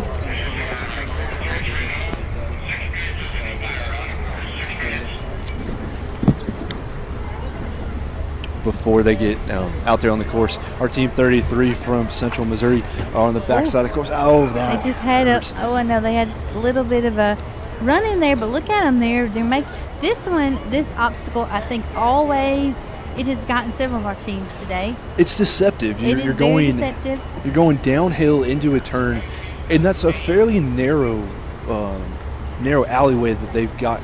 You can see the Rover takes up the vast majority of that. And those hay bales, if you hit them, you're just going to dig in. They're not going to move for you. And it's, and too, most of the teams coming around are going pretty fast. And you would think, hitting that hay bale, but it's actually that's a pretty significant hit. As we can see, it's definitely jarring. Now, what team? So we've got a new team up here on the start line. Yeah, this is one of our Tennessee Tech teams. They are about to go out on the course. So, at any given time, we'll have usually about 2 teams on the course. Yeah, and that's what you're seeing. That's why you see the split screen there. Yeah, absolutely. We any more than that, it just gets crowded. If there's if there's a situation, we saw the Dominican Republic team earlier. One of our teams passed, and they had some kind of mechanical failure, so they pulled off to the side and let the other team pass them. Our team getting started, they're going to pass that first obstacle. As Central Missouri gets over that sloped incline, the riders will hop back on and continue on the course as team 8, you think we said Tennessee Tech, they are on the course there, and it looks like let's see, they are maybe doing one of the first challenges. Is that what we're doing? Yeah, so it actually looks like they've had some kind of difficulty. They're past the solid sample retrieval. Both so they drivers. had another chain. It looks like their chain they had a chain issue. We've seen this so many times today. So for those of you just tuning in, as a reminder, you're watching the 25th annual running of the Human Exploration Rover Challenge. We are live in Huntsville, Alabama at the U.S. Space and Rocket Center here. The day has turned out to be really pretty, and we're so glad that we're having really great weather for our teams. And remember, you're watching us on Facebook, or you can also watch us at NASA.gov live. Follow along on our Roverchallenge social media channels. And right now, we are going to talk to Robert, and he is from the University of Central Missouri. And that is, I believe, one of the teams that we have. So come on over, Robert. Hey, how are you doing? Doing well. How are you doing? I'm doing great.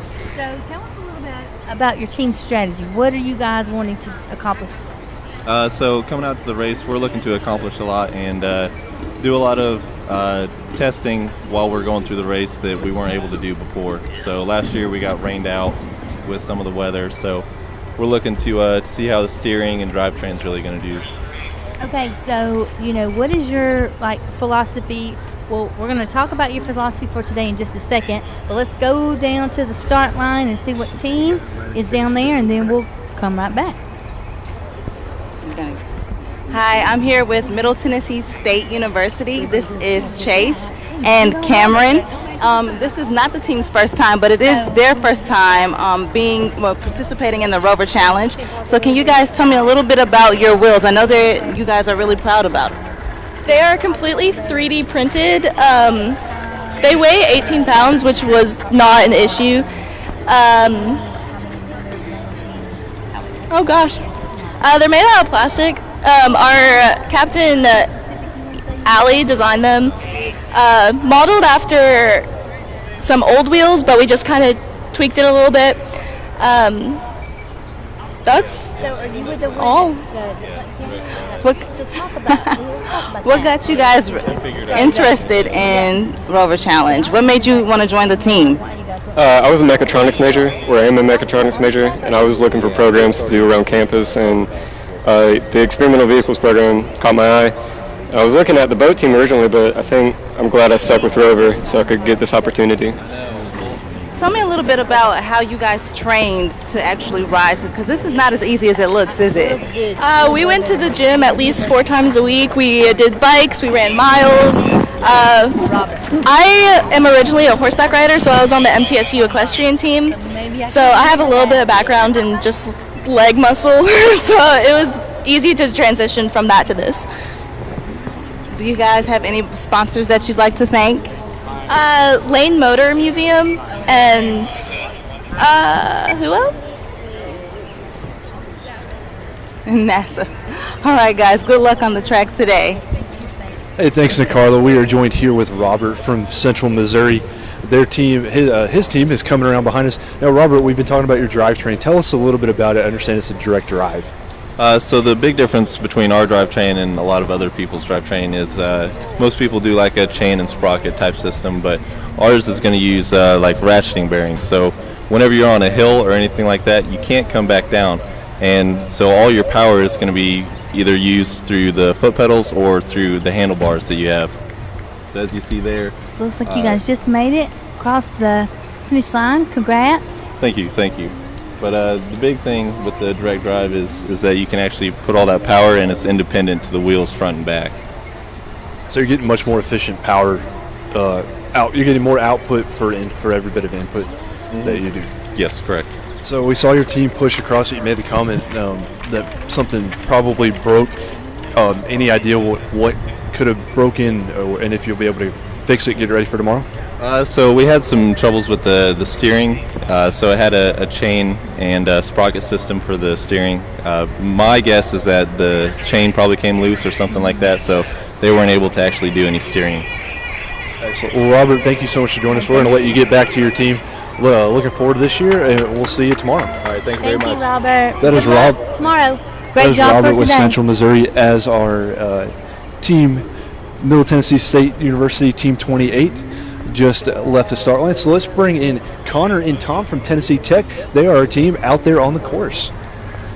And one of the best things that we get to do is talk to the actual team members. I think that's one of the most insightful things because you get to hear from parts of these teams exactly just how tough it is to be in this competition. So hey guys, how are y'all doing? Oh, I bet. So you're tired. So talk to us a little bit about some of the preparations that you guys have been working on, like all morning, all day, all night. So we worked a lot over the past few weeks, and all of our team members cooperatively have put in about 80 hours a week just working on this buggy to get it done and get it ready for today. Well, 80 hours, and that's on top of other job, real world kind of stuff that you're doing, right? That's on top of classes that all of us have to kind of work around our schedules together and make sure we're all at the same place at the same time and being able to just get all of our ideas out there and make sure that it's all put into this buggy together. Yeah, our buggy this year was completely from scratch. It was a brand new design. So this design concept started last fall, fall semester. And really the only thing that got done was the titanium frame. So that was something new for this year. The titanium frame got welded up. But then after that, beginning of this semester, we started basically finishing up the design, trying to figure things up. And like you said, last 80 hours a week here the last couple of weeks. But really the entire semester, at a minimum, we've put in 20 hours each all semester to try to get this new design up. It's been incredible.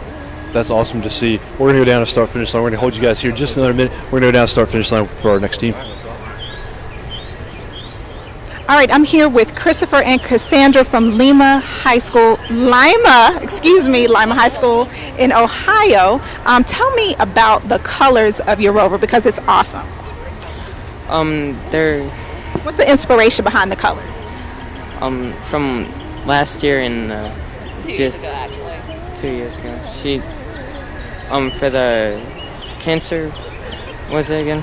Cancer. We painted it 2 years ago to kind of support a friend of our programs. Her name was Joyce Vell. Well, her name is. And she was going through cancer at the time. So we painted our Rover all of the colors of the different cancer ribbons to try and support her and everyone else that's going through that right now.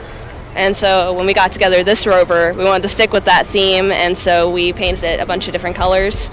It's a little bit rough. It kind of got painted in the rain, but it just kind of adds to the charm. That's right. The purpose is still there, and that's awesome that you guys did that. So tell me, you said you're the only high school in Ohio that ever competes in this challenge? Yep, that's correct.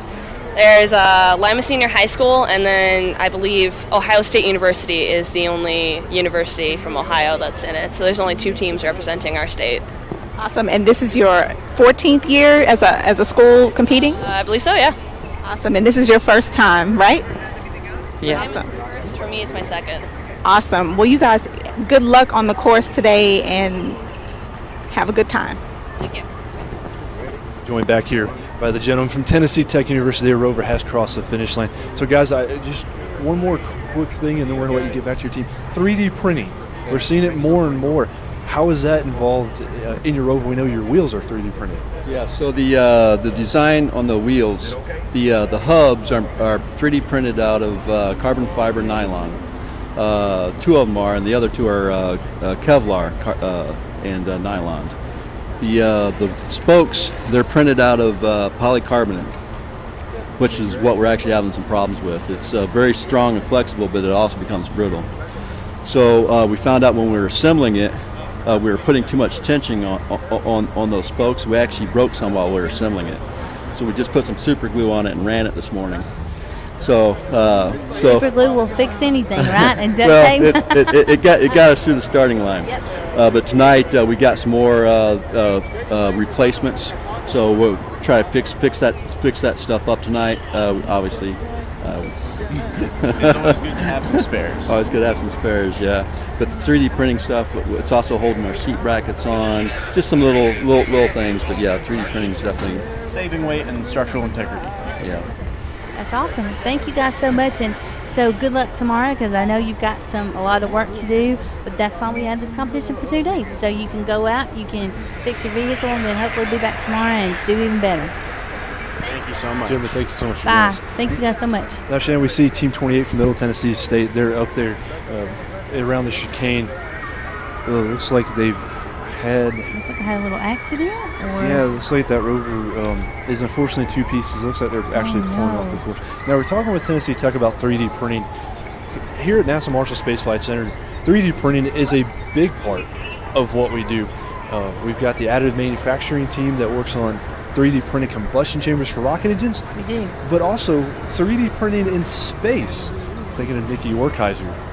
Yes, in space manufacturing, that is a really big deal. And actually, right now on the International Space Station, we have a project called the Refabricator, which is so cool because it's actually not only a 3D printer, but it's a recycler. So it is allowing materials that have been used on the space station to be fed through this machine to make a feedstock, and then the feedstock actually prints out different tools and materials and that kind of thing. So it's, like you said, it's so important. And we've been talking to a lot of these teams, and a lot of them have 3D printed parts. And speaking of teams, the one we have, let's see, we have a new one on the start line, Lima Senior High School from Lima, Ohio. Yep, and so we heard Camille talk to them, and they've got truly an inspirational story with the color of their Rover. They sure do. They had a teacher last year battling cancer, so they painted it in honor of her. So we that's certainly so special. So they wish her the best. Absolutely. The heart of these teams is incredible, and Lima High School out of Ohio is certainly no exception. Let's bring in Aubrey Bloom from MTSU. Hey Aubrey, how you doing? All right, so tell us a little bit about your team strategy. What are you guys focusing on today on the course? All right, so right now on the course is Team 2. The Rover is made out of carbon fiber tubing, along with we machined aluminum blocks with dowels that the carbon fiber actually fits around.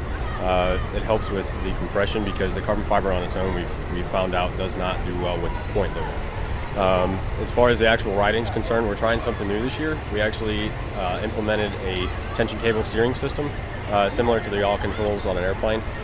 So we'll see how that performs on the track. How does that work? So we had to set up the dimensions on the pulleys. It has to be pretty close. Just if you've ever looked inside of an airplane, I'm sure you've seen many of them. Changing the angle, and then the tricky part was setting the tension and adjusting the toe at the same time with the wheels. That is very complicated, it sounds like. But so your team, is this your team here? Or no ma'am, so your team? So their team looks like they had to pull it off the course, at least momentarily. It looks like there was some kind of failure with that. you guys bring spares and everything to be ready for day 2? Yes, sir.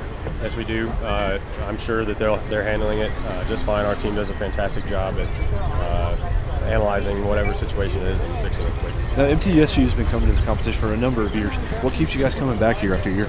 It's exciting. It's certainly tiring. It takes a lot out of us during the semester, but we enjoy what we do, and one of the things we really tried to implement this year is making sure that we're getting the guys in the machine shop along with getting them in the CAD lab and teaching them those finite skills along with soft skills, team building skills. So that's what's important to us, and I hope they take that away from us. Aubrey, we certainly appreciate you joining us with us. We're going to head down to the start line for our next team. Thank you. Hi, I'm here with CETED School from Brazil with Gabriel and Anna. Can you guys tell me a little bit about how was it designing your Rover and just being a part of the team this year? Well, being a part of the team was really nice. We were here last year with one more teammate, which was my sister, but now she's already in college and couldn't participate in the high school team with us. Well, the wheels, like we designed first in a program, like 3D modeling program. So, but in the end, we had to modify it, seeing like a little bit of challenges we had. So, in the end, we got this star-like design, which was really nice. It was a long trip making all the rovers. It was really hard. Tell me, are there any obstacles that you guys plan on bypassing? What's your plan tackling this course this year? I would say that we're going only to finish the course, because last year we didn't even we didn't even get to the part there. But I just want to say, Mom, I'm on TV, and we are planning to bypass some of the one that spends most of our time, because we really want to get on 7 minutes, Do you guys have any sponsors you'd like to thank? Well, we want to thank our parents. They gave us the money to pay for the Rover, which was really nice. Thank you, parents. Good luck out there, guys. Will needs to stand here and they need to come up further. They need to be right here. Hey, thanks. We're glad to have that team here with us. We're going to bring in Peter Fike from Lima Senior High School. Peter's team is out there on the course right now. They're going through the lunar terrain. Hey, Peter. Hey. How you doing? I'm doing good. How about you? I'm doing great. So tell us a little bit about your team. What are you guys? What's your strategy going in? Really, our strategy is for today, we're just trying to finish the course under the time, see where we're at, and then go at it again and see how many points we can accumulate. We're going to look and see how fast our rovers do and make a separate strategy for each one. This rover is Team 40. Another one will be racing later. And we're just looking at trying to blow through the course as fast as possible. Yeah, so Peter, it looks like they're there at the lunar terrain. They're going to plant the flag? Is that the plan? I'm not entirely sure, but I think they're supposed to. We had a flag on there, but I'm not sure if it's for that. All right, looks like they did. A lot of that stays between the drivers and what they want to do. So you've got the drivers making the real-time decisions out there based on how they feel and how the course is going. Yep, that's exactly the idea. We have them go over and over again, and have them go over the course over and over again and see where they think they're going to land on the course. So talk to us, Lima, where in Ohio is that, and were you guys able to use the drive down to talk strategy and talk plans? We live in northwestern Ohio, so that's going to be near, kind of below Toledo and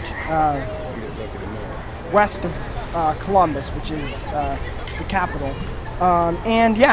We use the drive down for all kinds of things, figuring out what the team wants to do, what the drivers want to do, figuring out, all right, so we're having this problem, so what can we do about it when we get down there, and just going through those last minute checks and that kind of thing.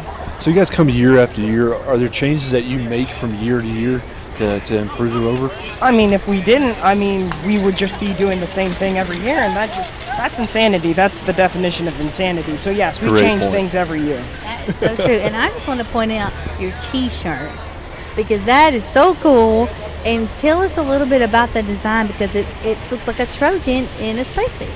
Yeah, so Lima Senior, we're the Spartans, and we have we just had we had a designer help us with designing this kind of shirt, and it's basically we took a base model of like a spacesuit kind of thing, and we took our school's logo, which is Spartan head, and we put it on kind of a planetoid background and kind of molded together, gave it some of our school colors and that kind of thing, and yeah.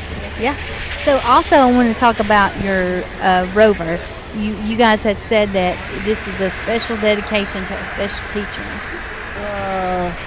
Well, we redid the colors, but the design is based on a special dedication to a special teacher, and that was 2 years ago that we did that and the coloration for that purpose. But yeah, we had a teacher who has been involved in Rover, Mr. Fell. He and his wife were going through some trouble with some cancer, so we were like, all right, we're going to do cancer awareness colors this year.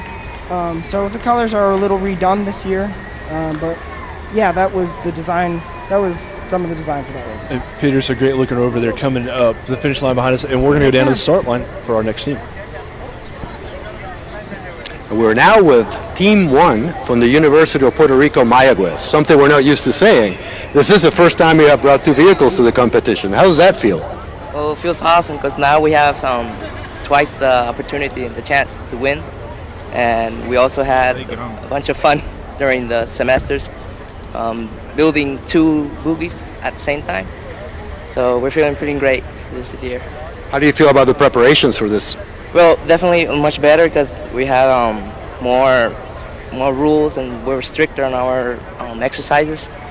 And so yeah, we should be doing a lot better this year too. Fantastic. You guys have a long tradition here of doing very well in this competition. How do you feel about this competition? I'm really good, really excited to be back in the Rover, so I'm willing for doing my best. So this is how many times have you been here? I've been 2 times in high school division and my first time in... Well, you're a veteran starting all the way from high school division. Congratulations. Well, guys, best of luck to you. Thanks. Hey, thanks. We are glad to have them here as we're looking at Team 35 out there on the course. They're going down into the Martian train. They're going to take that bypass. I'm joined now with Tony Castilla from Boeing. So, Tony, tell us first of all, Boeing Aerospace is a huge part of NASA and a huge part of this competition. What keeps you guys coming back year after year? The work in human spaceflight continues, and the next generation of explorers continues to build to go faster and farther into deep space. And we need these engineers now more than ever to get to the moon, to build those ecosystems, and as engineers, seeing these students go against the grain here, push their designs, that's the kind of talent we need in our workforce. Absolutely. Now you talk about building. Boeing's building a pretty important spacecraft for NASA in the United States right now. Tell us about Starliner. Oh, so Boeing Starliner flying later this year in August, sending Boeing astronaut Chris Ferguson and 2 of our NASA astronauts, Nicole Mon and Mike Fink, over to the International Space Station. It'll be an exciting day as an engineer who worked on Starliner and as an engineer working on SLS, building the deep space rocket. These are 2 amazing programs we get to work with every single day with NASA. Yeah, absolutely. And we mentioned the Space Launch System. You guys are building our giant core stage, a rocket that will be more powerful than even this Saturn V, which took us to the moon. Space Launch System's truly going to do it all. We love Boeing's partnership with us. Now we're going to bring in one of our Puerto Rican teams. Yep. And I'm going to turn the mic over to you and let you do the interview. So let's bring them on in. Alrighty.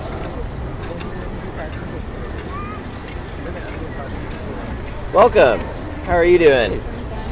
Tony Castilla from Boeing, and your name? Hishna Suarez from the University of Puerto Rico at Mayagüez. Fantastic.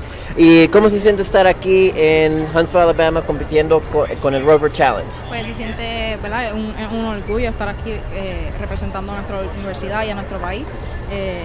Y va a ser un reto y como que estamos preparados y para dar una buena representación de nuestra universidad. ¿Y qué es lo más único que tienen en su diseño en el Rover? ¿Qué fue lo más difícil para superar y para estar aquí? Bueno, pues este año fue, ¿verdad?, bien trabajoso. porque los años anteriores hemos traído solamente un Rover y este año tomamos el reto de traer 2 Rovers. So fue mucho más trabajo en la misma cantidad de tiempo. Nuestras gomas son de fiberglass, así que pues eso nos toma mucho tiempo porque además de ser las 4 gomas de fiberglass, pues teníamos que hacer los replacements for that. Pero lo logramos hacer y estamos bien orgullosos de nuestro trabajo. Qué bien, qué bien. And you were talking about the unique elements of the design. Can you tell us that in English? Let's go bilingual. In our design, we have the wheels in fiberglass. It was a challenge because it's a lot of work to work with that material in specific, and we have 2 Rovers, so it was more wheels that we have to do and all the replacements for that. But we could do because we have a great team that works together. And everyone is happy with what we do. Awesome. And that's the really great thing about NASA. I mean, really bringing the world together. It doesn't matter which language you speak. We all speak science, technology, engineering, math. That's what we're building here. And any messages for back home in any language? Pues estamos bien excited about what we are doing. Vamos a dar una buena representación, ¿verdad? Lo que nosotros podemos hacer mejor. Y vamos por más. Vamos a seguir trabajando y haciendo lo que we know how to do. Perfecto, y va a ser un placer verlos como ingenieros con Boeing, con todas las compañías que trabajamos con NASA. It's going to be a pleasure to see all these fantastic students over with NASA as we build these amazing, amazing rockets and spaceships. Absolutely. And Tony, it looks like they've made an amazing Rover. They're making short work of this course, already on the back section, going through the dunes right now. Tell us a little bit about your team's strategy and what you guys are hoping to accomplish here at day 1. Yeah, we have a mission control department, so we were planning on what are we going to do in the competition, the task that we are going to make. And for example, if we have 4 minutes what we are going to do, if we're going to take this task or not. And we have 2 members that are really prepared for this work. Gina, that is one of the competitors, she came in 2015 and she won. And now she is with us, and Victor is really great. He participated in the last competition and did a really great job too. So we're really excited. So you guys are bringing in some ringers, some veterans who know this competition very intimately. So now we're seeing that they're coming up to the crevices, the slope. That incline's gotten teams today. Any concerns of anything coming up next? We are prepared for everything. Prepared for everything. That is always great to hear. Now, you come from Puerto Rico. I have to say, I had the fortune of working at Space Camp and have got many teams from Space Camp. Let's head down to the start line for our next team. All right, I'm here with the Rhode Island School of Design, and this is Owen and Lily. Lily, tell me about your design, because I see you don't have 4 wheels, you have 3. So how does that going to be an advantage for you on the course today? Sure, yeah. So we've been doing 3-wheel design since we started this race. The school's been doing this competition for about 9 years, so we haven't really seen the need to change because without a 4th wheel, it's just lighter. And then there's certain reasons for, like, if you have 2 axles, they kind of fight against each other. So with a 3-wheel design, we can have like a much lighter chassis. Awesome. And so you guys said this takes a long time to build, to test and everything. Tell me about some of the obstacle courses that you may have built at home, or how you prepare for the challenge. Well, we kind of just take advantage of the local parks and like bring obstacles to run over to the parks. Try to break, everything we've made. Awesome. So you've tested it, you've put it through the fire, and now you're ready to take the lead. Okay, awesome. Well, good luck today. Thank you, Camille. Yeah, it's always great to see RISD out here. They bring such innovative designs. In fact, they were one of the first teams that I remember to see a 3-wheel design. And as you've seen, we've probably already had about 4 or 5 out here today. Now, Team 21 from Puerto Rico, they are making ridiculously short work of this course. They are already at the top of the hill. They are going to be coming by the liquid sample retrieval. It looks like they bypassed that, or they'll be coming up to it here momentarily. Yeah, there you can see the liquid sample. They're pulling over to get those samples. Had the handles stowed right between the drivers, right there at the front center. So they'll collect the samples and we'll come down to the final few obstacles. As our next team, the Rhode Island School of Design, has just gone out on the course, going over that hummocky terrain. That's a difficult obstacle, but they make quick work of it, and they're going to be climbing up that hill. You actually, on the wide shot, you'll actually probably be able to see both teams at the same time as Rijdi's climbing and Puerto Rico finishes up the liquid sample. There they both go, passing on each other. Rijdi makes that left-hand turn into the chicane through that crater with ejected. Now, you can probably hear the teammates of Team 21 cheering their team on to a strong finish.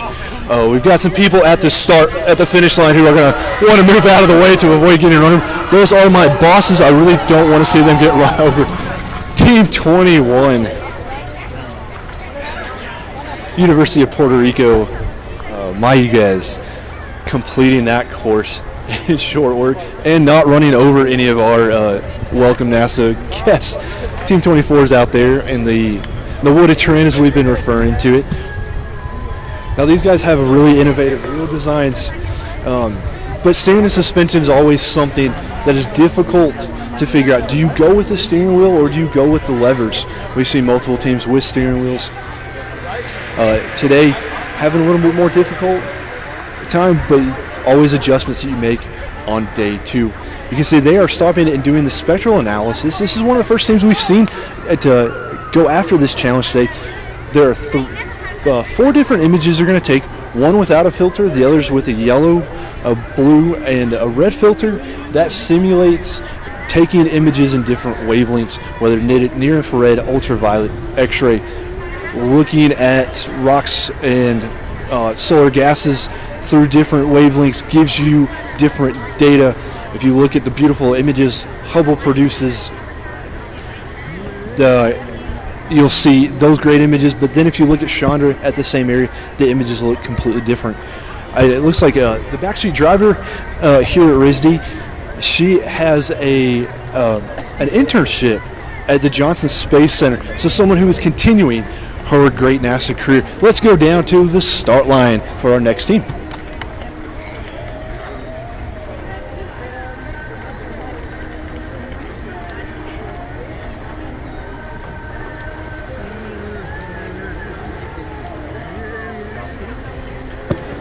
I'm Elijah.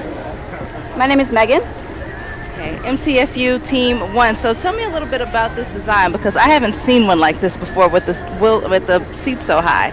So this design was trying to integrate more of like a bike style to where we were directly above the pedals so we could use gravity into our advantage.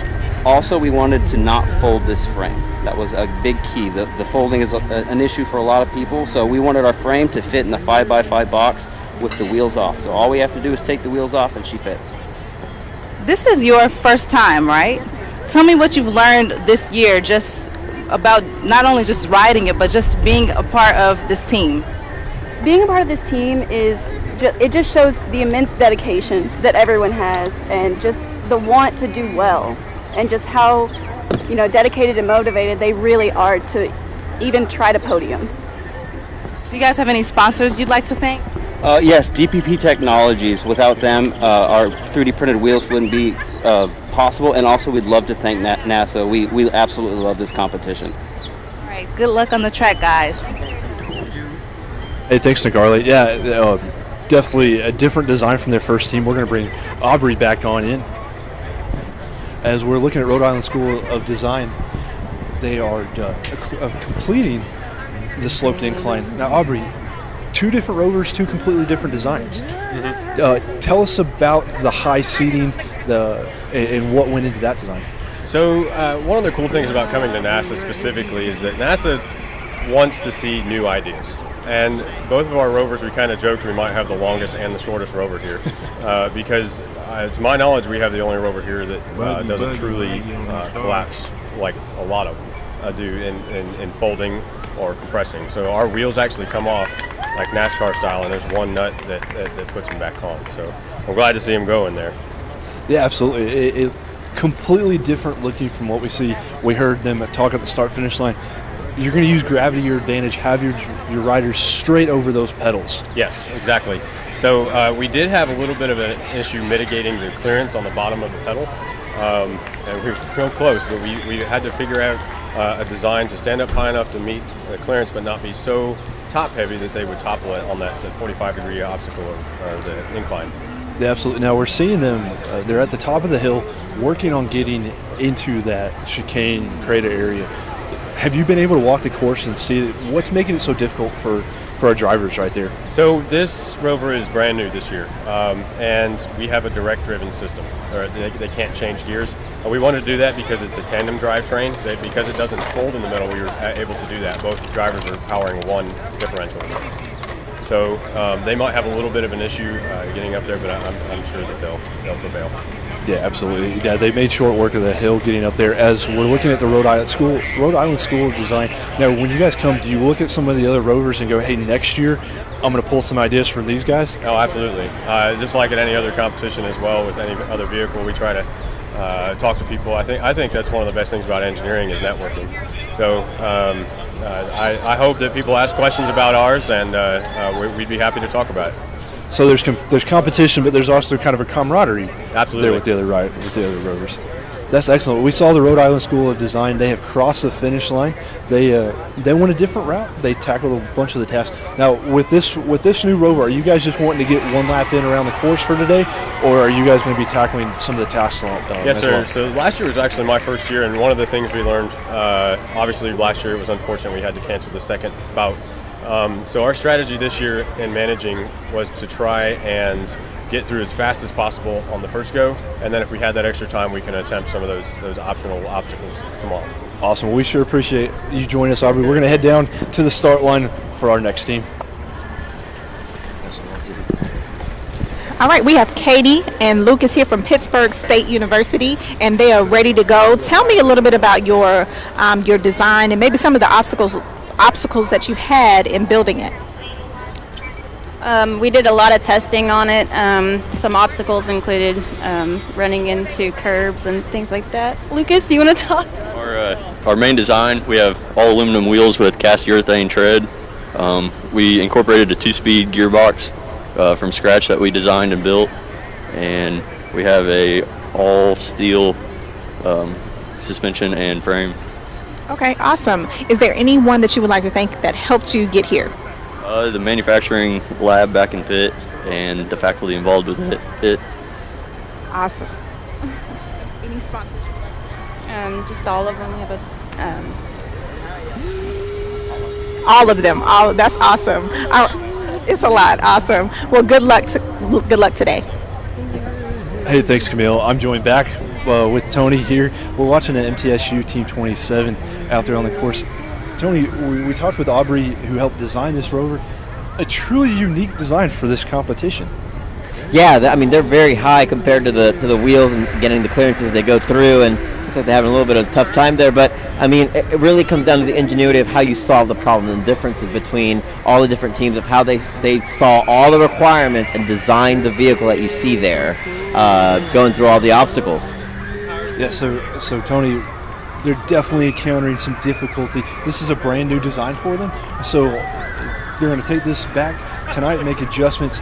And but also, you can't innovate, you can't create something new if you don't start somewhere. Exactly, that's the beauty of this competition. This competition allows you to fail quickly, fail fast, get back out there and get success. So, absolutely. So let's bring in a couple of our teams from Rafaelina E. Lebron Flores, el High School de Puerto Rico. Thank you, Tony. Let's bring them on in. All right, bueno, aquí estamos con el equipo de Rafaelina Lebron. ¿Cómo se siente estar aquí en el Rover Challenge? Muy emocionado, para mí una experiencia nueva, soy el maestro nuevo del equipo y estoy bien encantado con todo, impresionado, la cajera, los obstáculos, bien impresionado. So, first time teacher coming here to the Rover Challenge, and immense pride with the team. ¿Podría decir un poquito de su diseño y cuántos estudiantes están aquí compitiendo por primera vez? Son 5 estudiantes. El diseño ya el maestro anterior lo había completado. Yo solamente le hice unos ajustes, unos arreglos por la regla, ¿verdad? Que han cambiado. Y el carrito es casi material reciclable. Qué bien, qué bien. Y cuando vieron todos los diferentes atributos que necesitaba el Rover, ¿qué fue lo más difícil para superar con el equipo? Un poco con lo de la goma, los pedales tenemos que arreglarlo un poco, pero que prácticamente estaba bien el carrito. Qué bien, qué bien.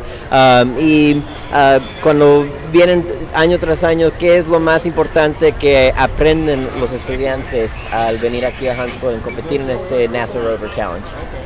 Aprenden mucho trabajar en equipo, que es lo más importante. Ellos se desarrollan muy bien, siempre están entusiasmados, dándose apoyo uno a los otros. Es un equipo muy unido. So teamwork, enthusiasm, getting these students to work together and on these incredible challenges and making it work every single time. Un mensaje para los que están viendo en NASA TV y para los estudiantes y sus familias. Venimos aquí ready, venimos para ganar. Allá pues lo esperamos, ¿verdad? Esperamos ganar el campeonato aquí. Fantastic. And as always, the number one message to students and to the parents, an immense pride for the support that they've had. And they came here to win, they came here to play, they came here to win the entire championship. So let that get out there for this fantastic team here. It's always great to see teams come with that competitive spirit. Competitiveness drives everybody to be better. Iron sharpens iron. Yep, exactly. Great to have them. Great to have you all here. Now we're looking at MTSU. They are coming around, taking a couple of bypasses to complete it. This is the first run of this brand new design of this Rover. We talked with Aubrey moments ago about the design. I love the blue tires. It goes back to their school colors. Lots of good team spirit. We'll see that throughout the weekend. Pittsburgh State is also out on the course. I know they always bring their school spirit as well. As Middle Tennessee State University crosses the finish line. And now we're looking at Pittsburgh State. They're in southeast Kansas. If you've ever been to northwest Arkansas, one of my favorite places in the world. Used to live out there for a while. Not too far from there, they bring great looking Rovers. They bring that guerrilla spirit and they bring that guerrilla heart that it takes to accomplish this. As they go up that high butte,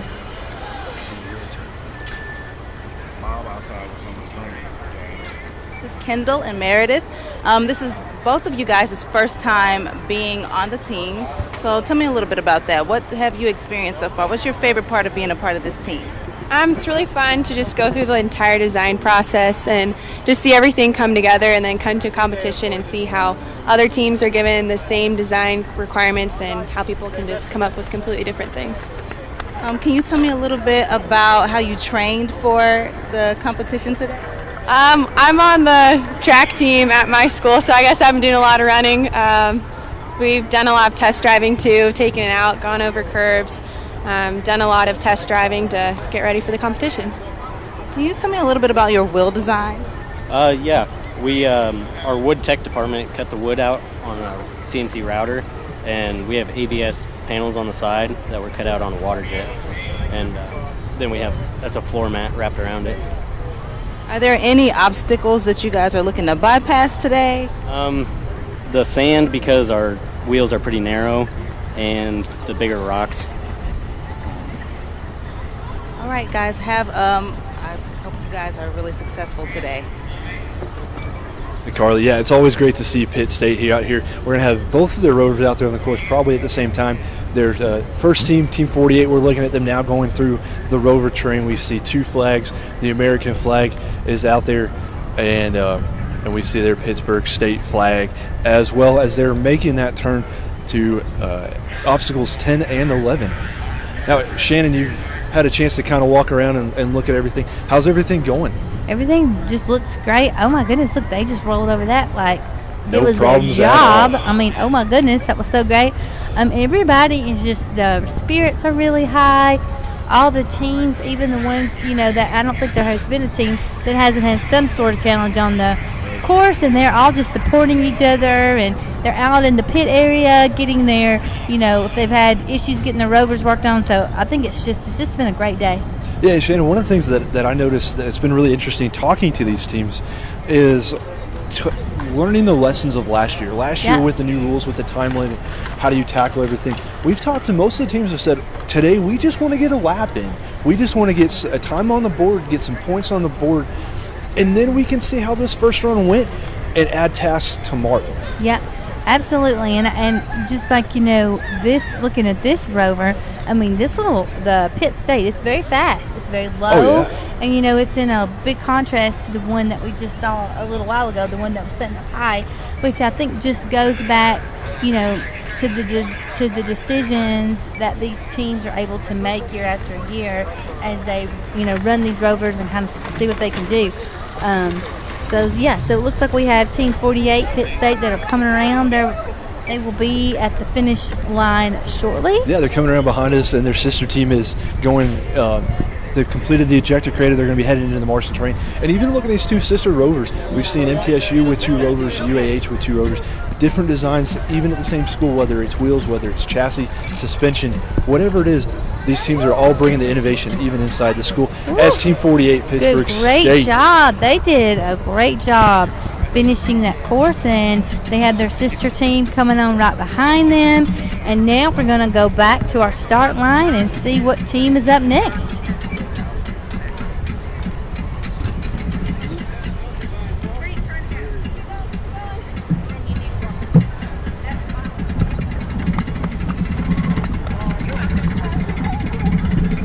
Okay, so we want to know a little bit about your preparation for coming here and whether you've been here before. ¿Es la primera vez que vienes al Rover Challenge? No, esta es mi tercera vez. ¿Y para qué significa esto para la escuela venir aquí? Es un logro muy importante. Bien. ¿Qué tú opinas de la exploración espacial y qué cosas tú quieres hacer en el espacio? Ha sido muy interesante esta experiencia. ¿Ves cómo esto te prepara para ir a la Luna o a Marte? ¿Qué parte del programa espacial te entusiasma más? La Luna. So he is for a return to the moon, and he is ready, and he sees how the Exploration Challenge helps us get there. So, best of luck, buena suerte para ambos. Saluden a Puerto Rico y buena suerte. Okay. We certainly are here at Marshall Space Flight Center exploring the moon. It's such an incredible world, and we're going to be there in just 5 short years. Absolutely. I mean, here at Marshall, we have the Space Launch System rocket, SLS. We are in charge here at Marshall of designing and building that rocket. It's going to be NASA's moon rocket that's going to take humans, Americans, back to the moon, boots on the ground. And, we're just so excited about that, and we're excited about the whole Moon to Mars journey. We're really proud of SLS, and we're glad that it is, it's being built in pieces all across the U.S., but we've got pieces here at Marshall and at our rocket factory in New Orleans. And, this generation of students, they're going to be the ones that are going to be boots on Mars, right? That's why we're just so thrilled and so happy that we're here today to be able to support them in their endeavors. Oh, so it looks like we just had a team. Team 26 approaching the solid sample. They misjudged that just a little bit and impacted that. No big deal. As Team 49, the other Pittsburgh State team, is making short work of the course, and they are about to come across the finish line behind us. Yes, and Team 26, they just got started, and now we have, let's see, that is Team 49, or was that 40? Yes, Team 49 that just crossed the finish line. Great job, Pitt State. They did, and their Rover is a very, if you look at it, we're standing here with them, and it's a simplified design, but man, it did great. It was super fast, low to the ground. Yeah, and we're actually getting an opportunity to see both of them side by side, and it's remarkable to see. In some ways, they are similar. Yeah, but in some ways, they carry many differences. Now the teams can get back together, debrief about both runs. I think that's one of the advantages about having 2 Rovers in this.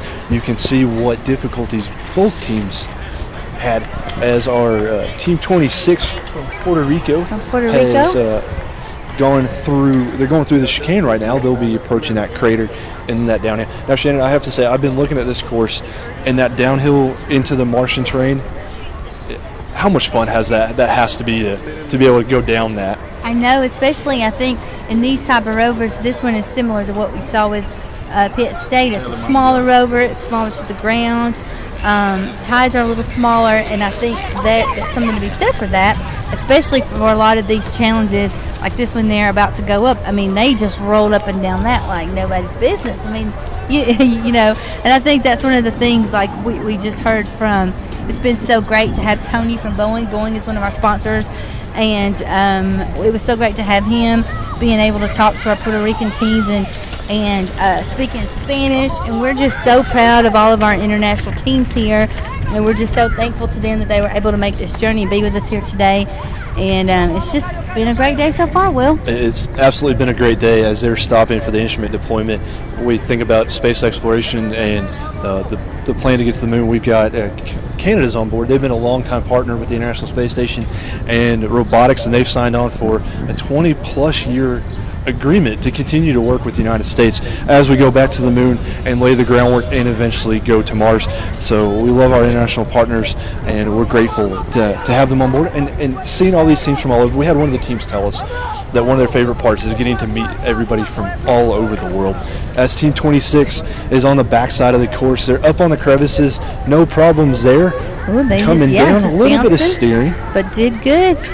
No problem there. Looks like they've got that right front wheel a little tilted, and I don't know if that's by design. Some of the teams will actually cant their wheels for better traction depending on what the course is doing. They dug into that hay bale and this obstacle has been a challenge all day. It's got more teams this year than I remember in past years. It really, really has. And, we've said this before, but, you look at it and you might not think it's the toughest of obstacles, but once you hit that platform, it really can cause your rover to be, to jar it. So speaking of rovers, we have a new rover team down at the start line, so we're going to turn it over there. Back to you.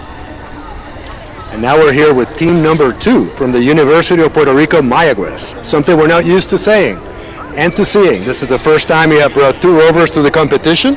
How do you feel about that? We're excited to be here, and we're here to win. Fantastic. What's your name? Ismael Hidalgo. And your name? Gabriela. Gabriela, what part of space exploration inspires you the most? I think just the fact that a couple of years ago this wasn't even possible, and now we're here celebrating 50 years of it is very exciting, and I'm very excited to be here and be a part of it. Thank you. Are you looking forward for the next 50 years of space exploration as well? Where do you think that might take us? Who knows? But who isn't excited? I mean, just in the last couple of decades we've made so much change. So now we're going to make even more, and who knows, maybe even faster. That's fantastic. Thank you for being part of space exploration as well. Good luck to you guys.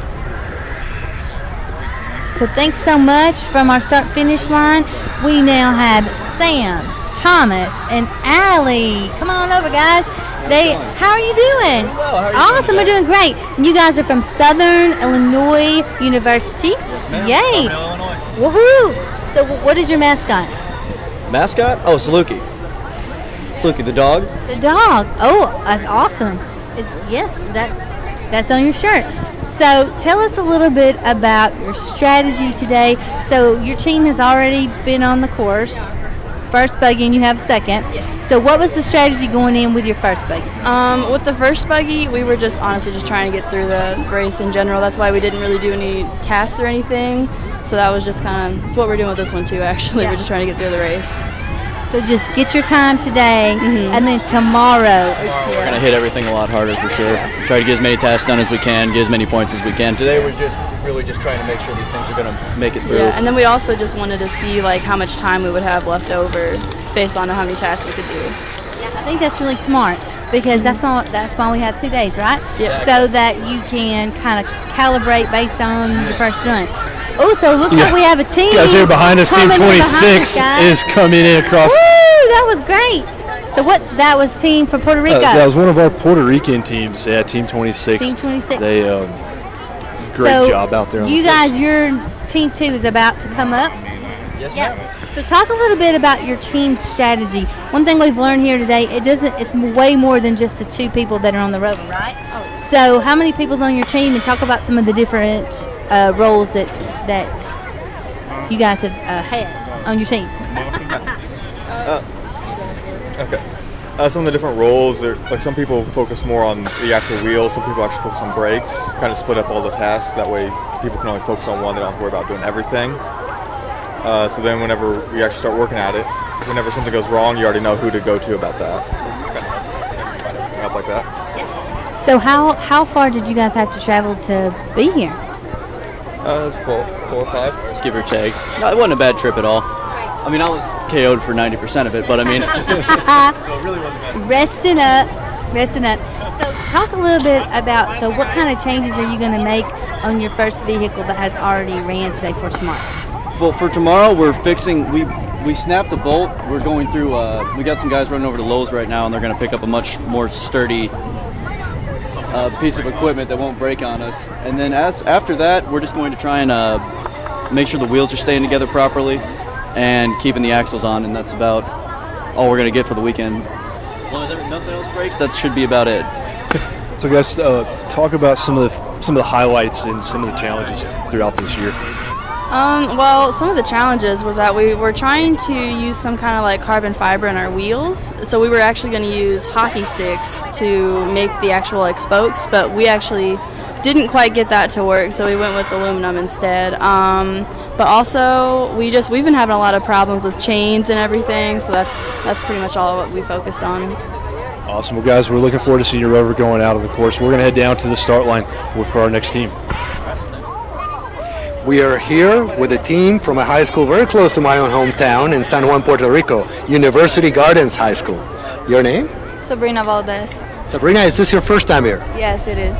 What does it mean for you to be here in this competition? Oh, it's amazing. I've had a great time and I'm really excited.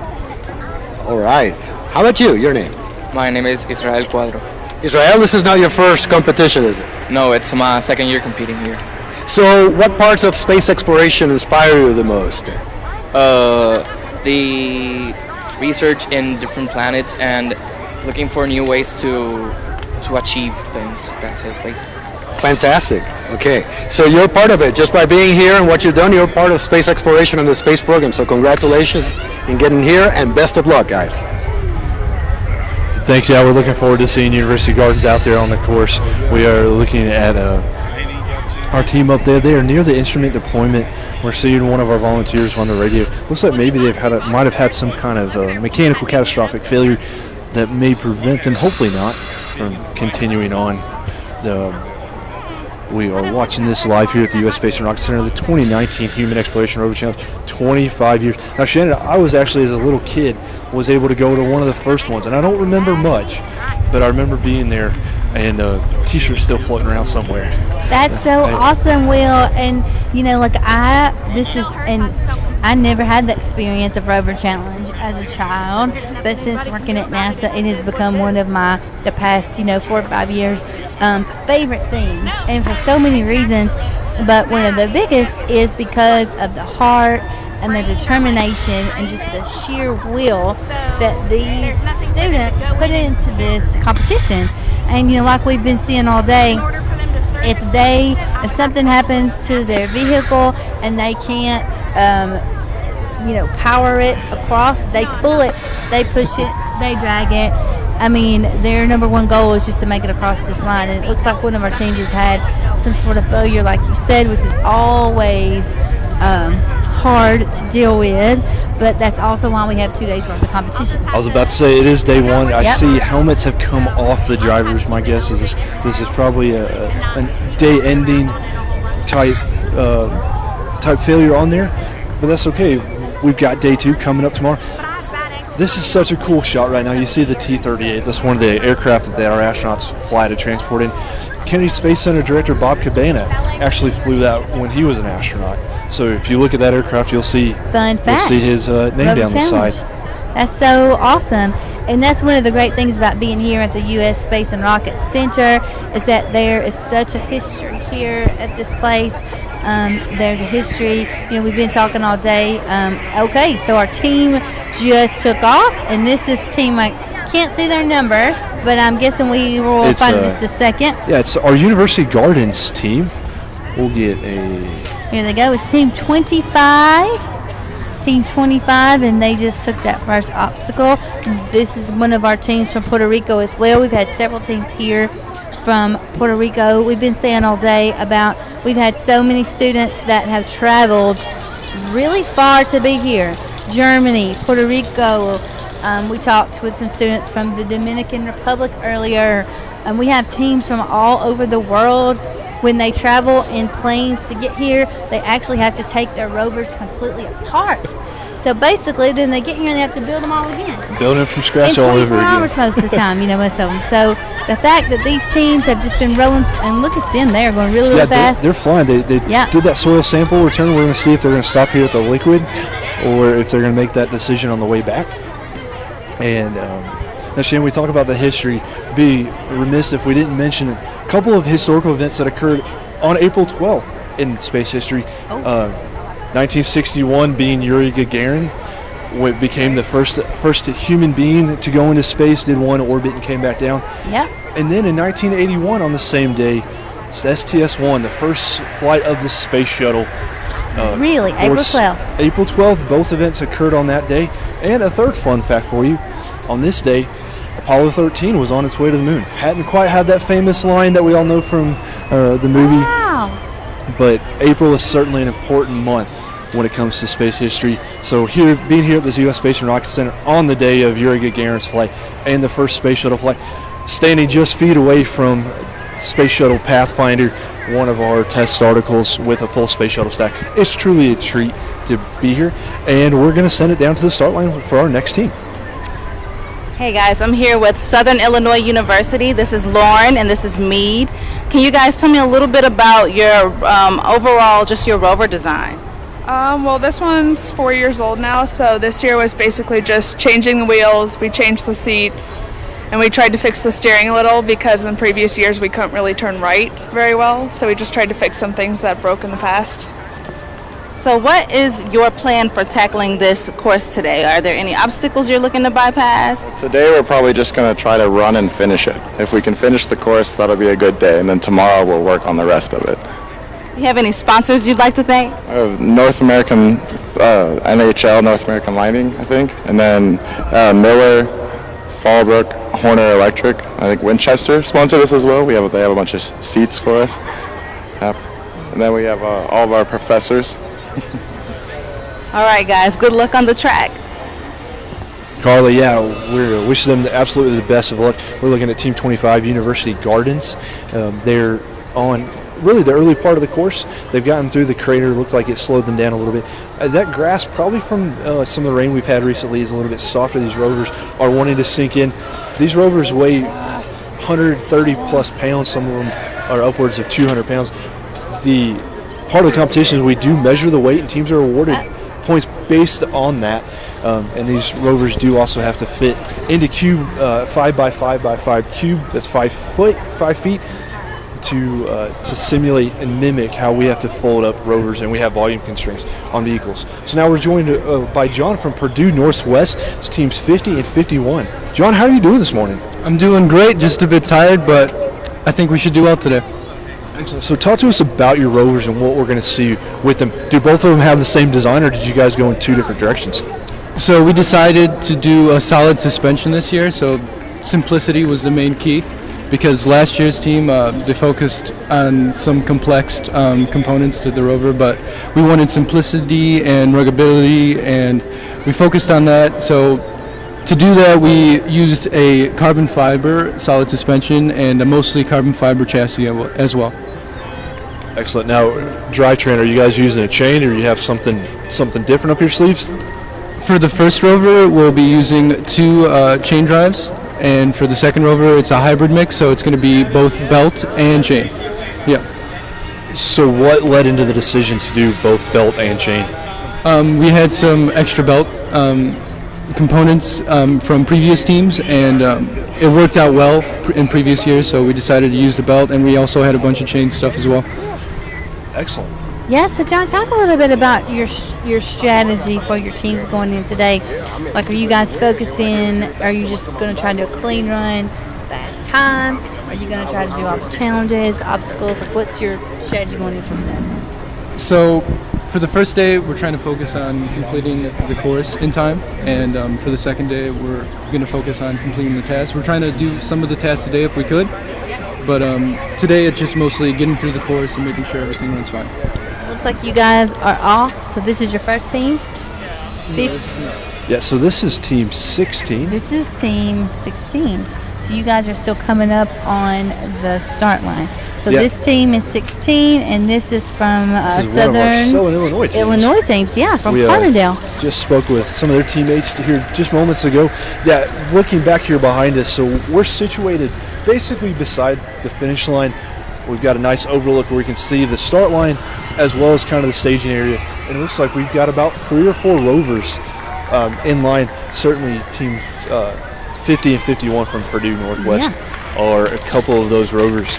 So John, talk to us a little bit about, when you guys run today and you go through the course, what kind of things are you looking for and what are you expecting that you're going to adjust for tomorrow?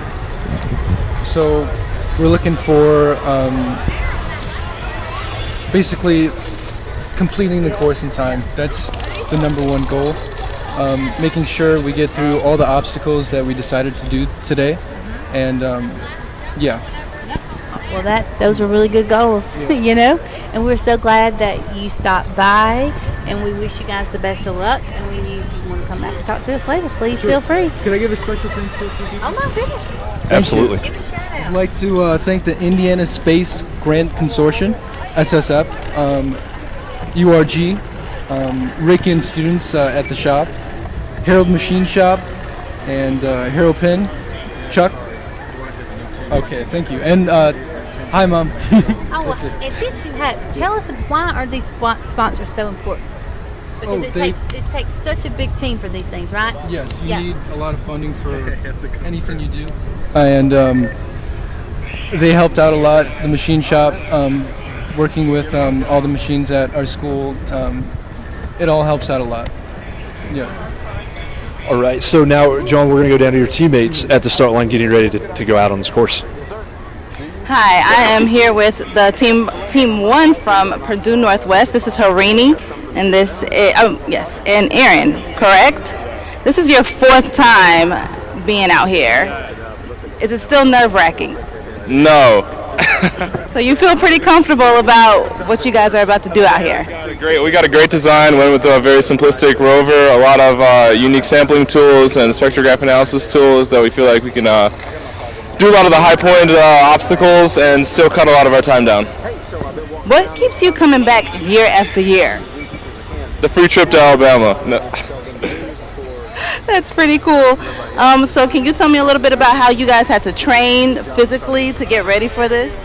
I mean, it was obviously a lot of squats. Yeah, a lot of squats went into this, and just cardio and like biking and stuff like that. Just making sure we do it on a daily and we're on top of our shape, I guess. Do you guys have any obstacles that you're looking to bypass? Well, one thing I think we're looking to bypass is the boulders, because I feel like it's gonna take a lot of time, and maybe the moon crater we're gonna bypass. But the others, like the spectrograph and the solar instrument deployment, I think we're gonna do that because that's a lot of points right there. Yeah. Can you tell me a little bit about your rover design? How has it changed, if at all, over the past 4 years? One of the big things I wanted to focus on was not having suspension. This is not a marathon race. This is a quick race. So I wanted to have something that could go through the course with no problems. I don't want problems with shocks or springs or any sort of thing like that. On top of that, the drivetrains have changed a little bit. On our Rover number 2, we have belt-driven versus chain-driven. We tried shaft-driven last year, but it didn't work out too well, so we switched back to the chains. Any sponsors you'd like to thank? I would like to thank Handsome Kim, one of our professors, Dan Harold from Gary Machine Works, and also Chuck from AeroPen. All right, thanks guys. Good luck out there. All right, hey, thanks, Nicarla. Now just behind us, Team 16, the Salukis of Southern Illinois have crossed the finish line. Looks like they've seen a chain dragging, so Shannon, they might have had part of their drivetrain break down there. But we've had that happen a lot today. I believe, these, just to reiterate what we've been talking about the courses, it's tough. And there's a lot of really steep inclines and craters, and it's taking a little bit of a toll on some of our rovers for today. It takes a toll on those changes, and I think that's part of the reason they've gone to this drivetrain challenge, is what can teams innovate to make their rovers stronger. And additionally, when we go out to explore other worlds, we're looking at things looking at the moon, for instance, that fine grain powder on there gets in everything, can jam up gears. Dust actually becomes a big concern when we're exploring the moon, Mars, and other of the rocky planets. So you can see our first Purdue Northwest team, they have gotten to the top of the hill. Looks like they've gotten a little stuck there, but they are making it through. That transition seems like it's gotten probably at least 80 or 90% of the teams today. It has. It has really been a challenge for our teams. You've got that hard left-hand turn with that steep incline. Just can't get that momentum up quite yet. But teams will adjust for it. That's something that not only are they watching how their runs go, they're watching the other teams too. Yep. What works, what doesn't work, what adjustments can they make, not just on the technical setup of that Rover, but also on their lines. How do they approach those courses differently? How do they get through the obstacles? Does somebody do it better than the other and pull that out for Saturday?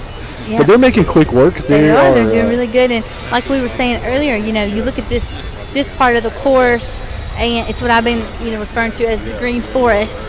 I'm just going to refer to it as Yavin from Star Wars. Yeah. Oh my gosh. We just saw Ewoks jumping out.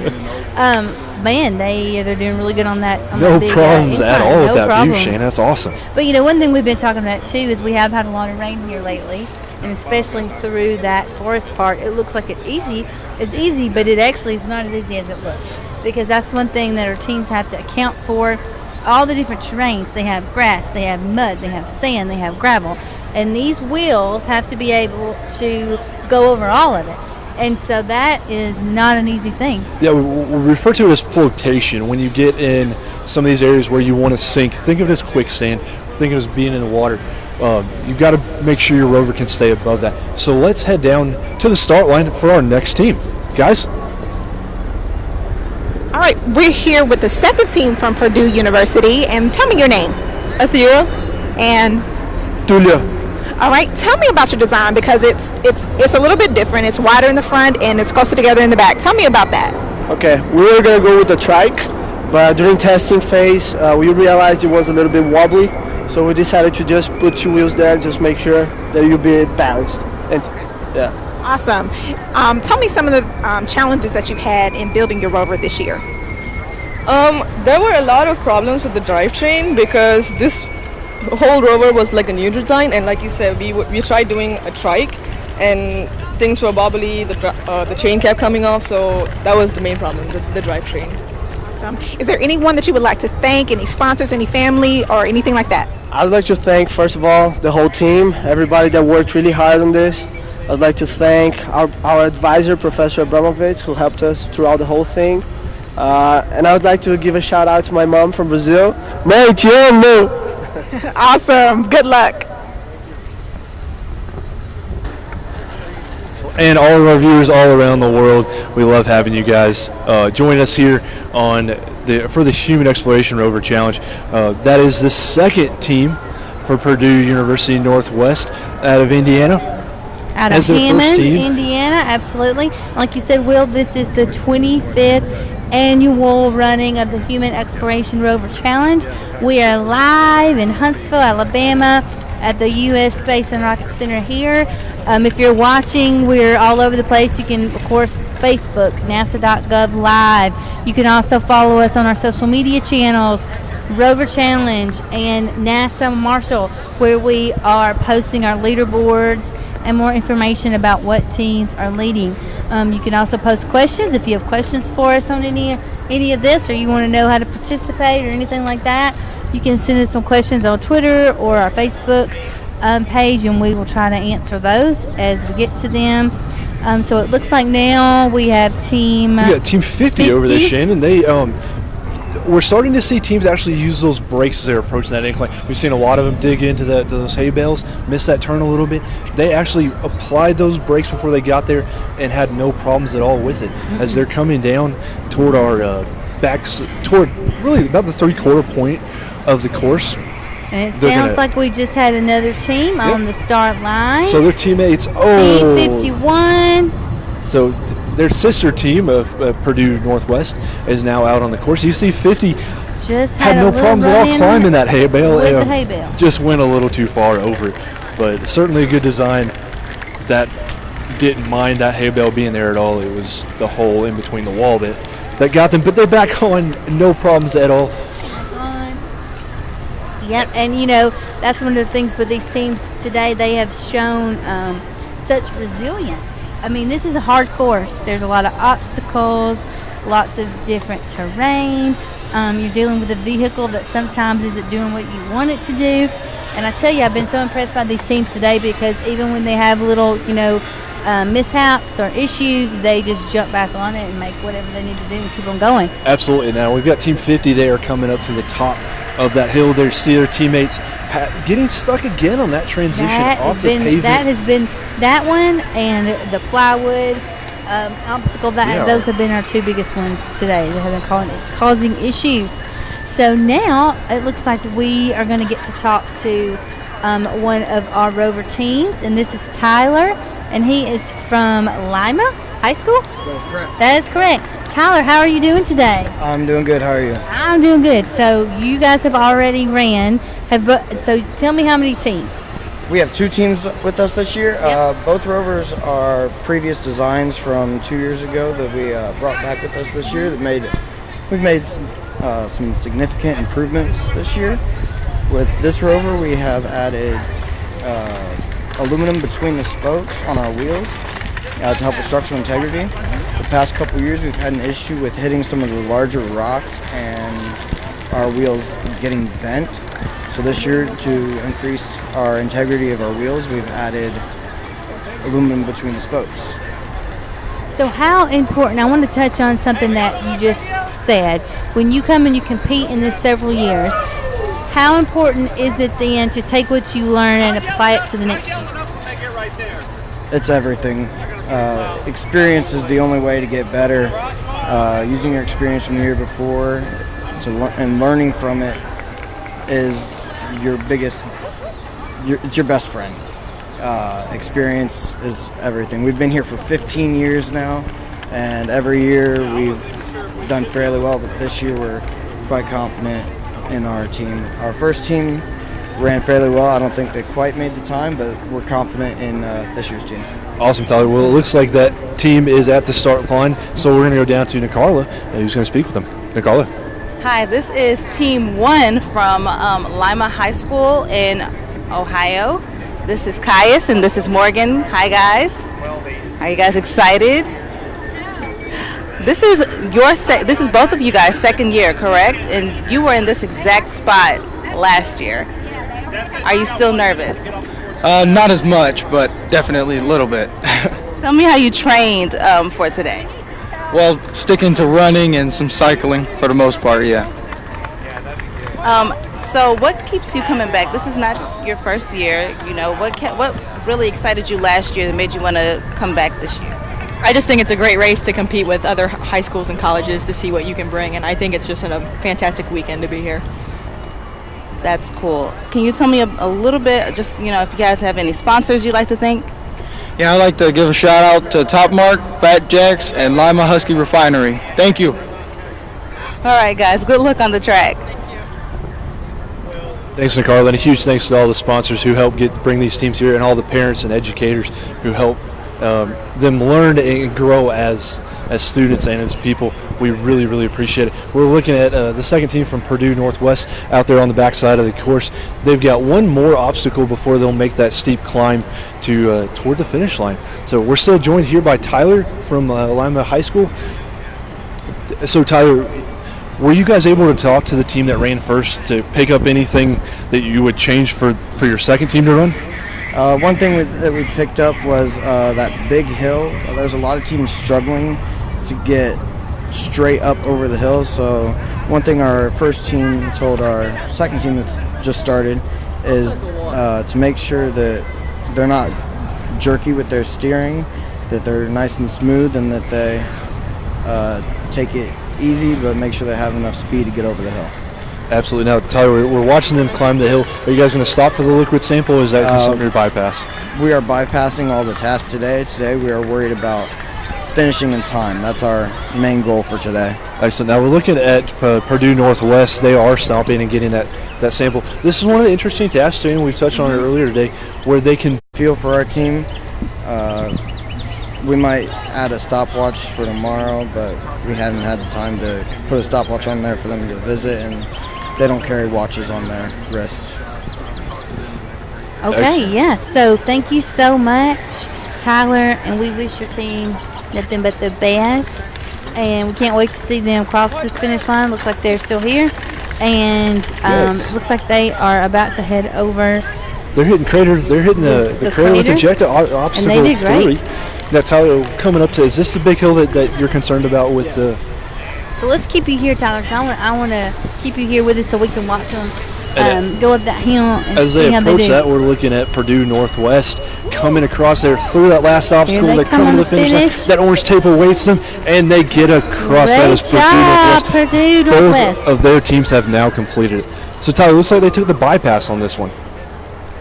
Yeah, our lead driver there, Morgan, must have felt like she wasn't going to make it over the hill quite easily, so we told them not to waste a whole lot of time on obstacles they didn't think they could hit, and we wanted to make sure we got within that 7-minute time frame, so she chose to take the bypass.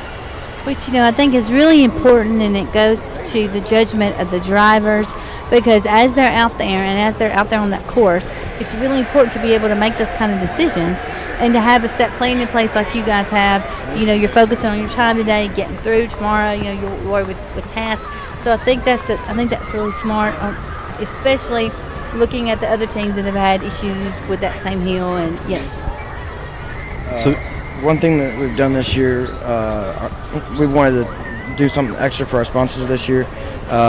Before, we have not put a flag for our sponsors on our Rover, but this year we wanted to make sure our sponsors knew how much we appreciated them, and we put a flag with all of our sponsors. Is that what we're seeing there on the lower left of that vehicle? That is correct. It has our logo and then all of our sponsors below it. Awesome. Well, Tyler, we wish you guys the best of luck. We've got to head down to the start line for our next team. Guys? Hi, I am here with The Ohio State University. Tell us your names. Carissa. Jeremy. Okay, so tell me a little bit, because this is actually, both of you guys have been here, this is your second time, right? So tell me what changed from last year to this year as far as wheel design. So this year our big change was with the wheels. So we have an aluminum structure, aluminum frame, and then we have 3D printed parts on the outside. That's kind of where the general design came from. And then to cover that, to give it stability, we have truck bed liner. And the other big design changes, we added retractable seat belts, we changed the seats, upholstered them, make them more comfortable, fixed some gear ratios from last year to make it easier to pedal, and added more heel clearance. What's your favorite part of being a part of this team, Carissa? I like that we all work well together, and when, even if you're on a task force, if you have an idea, you can take it to any other task force. It's pretty cool. It sounds like a lot of teamwork. So do you guys have any sponsors you'd like to thank? Yeah, we have Miller, IC3D, Lincoln Electric, EWI, Metalwork, Warner Metals. Okay. Obstacles, are you looking to bypass any?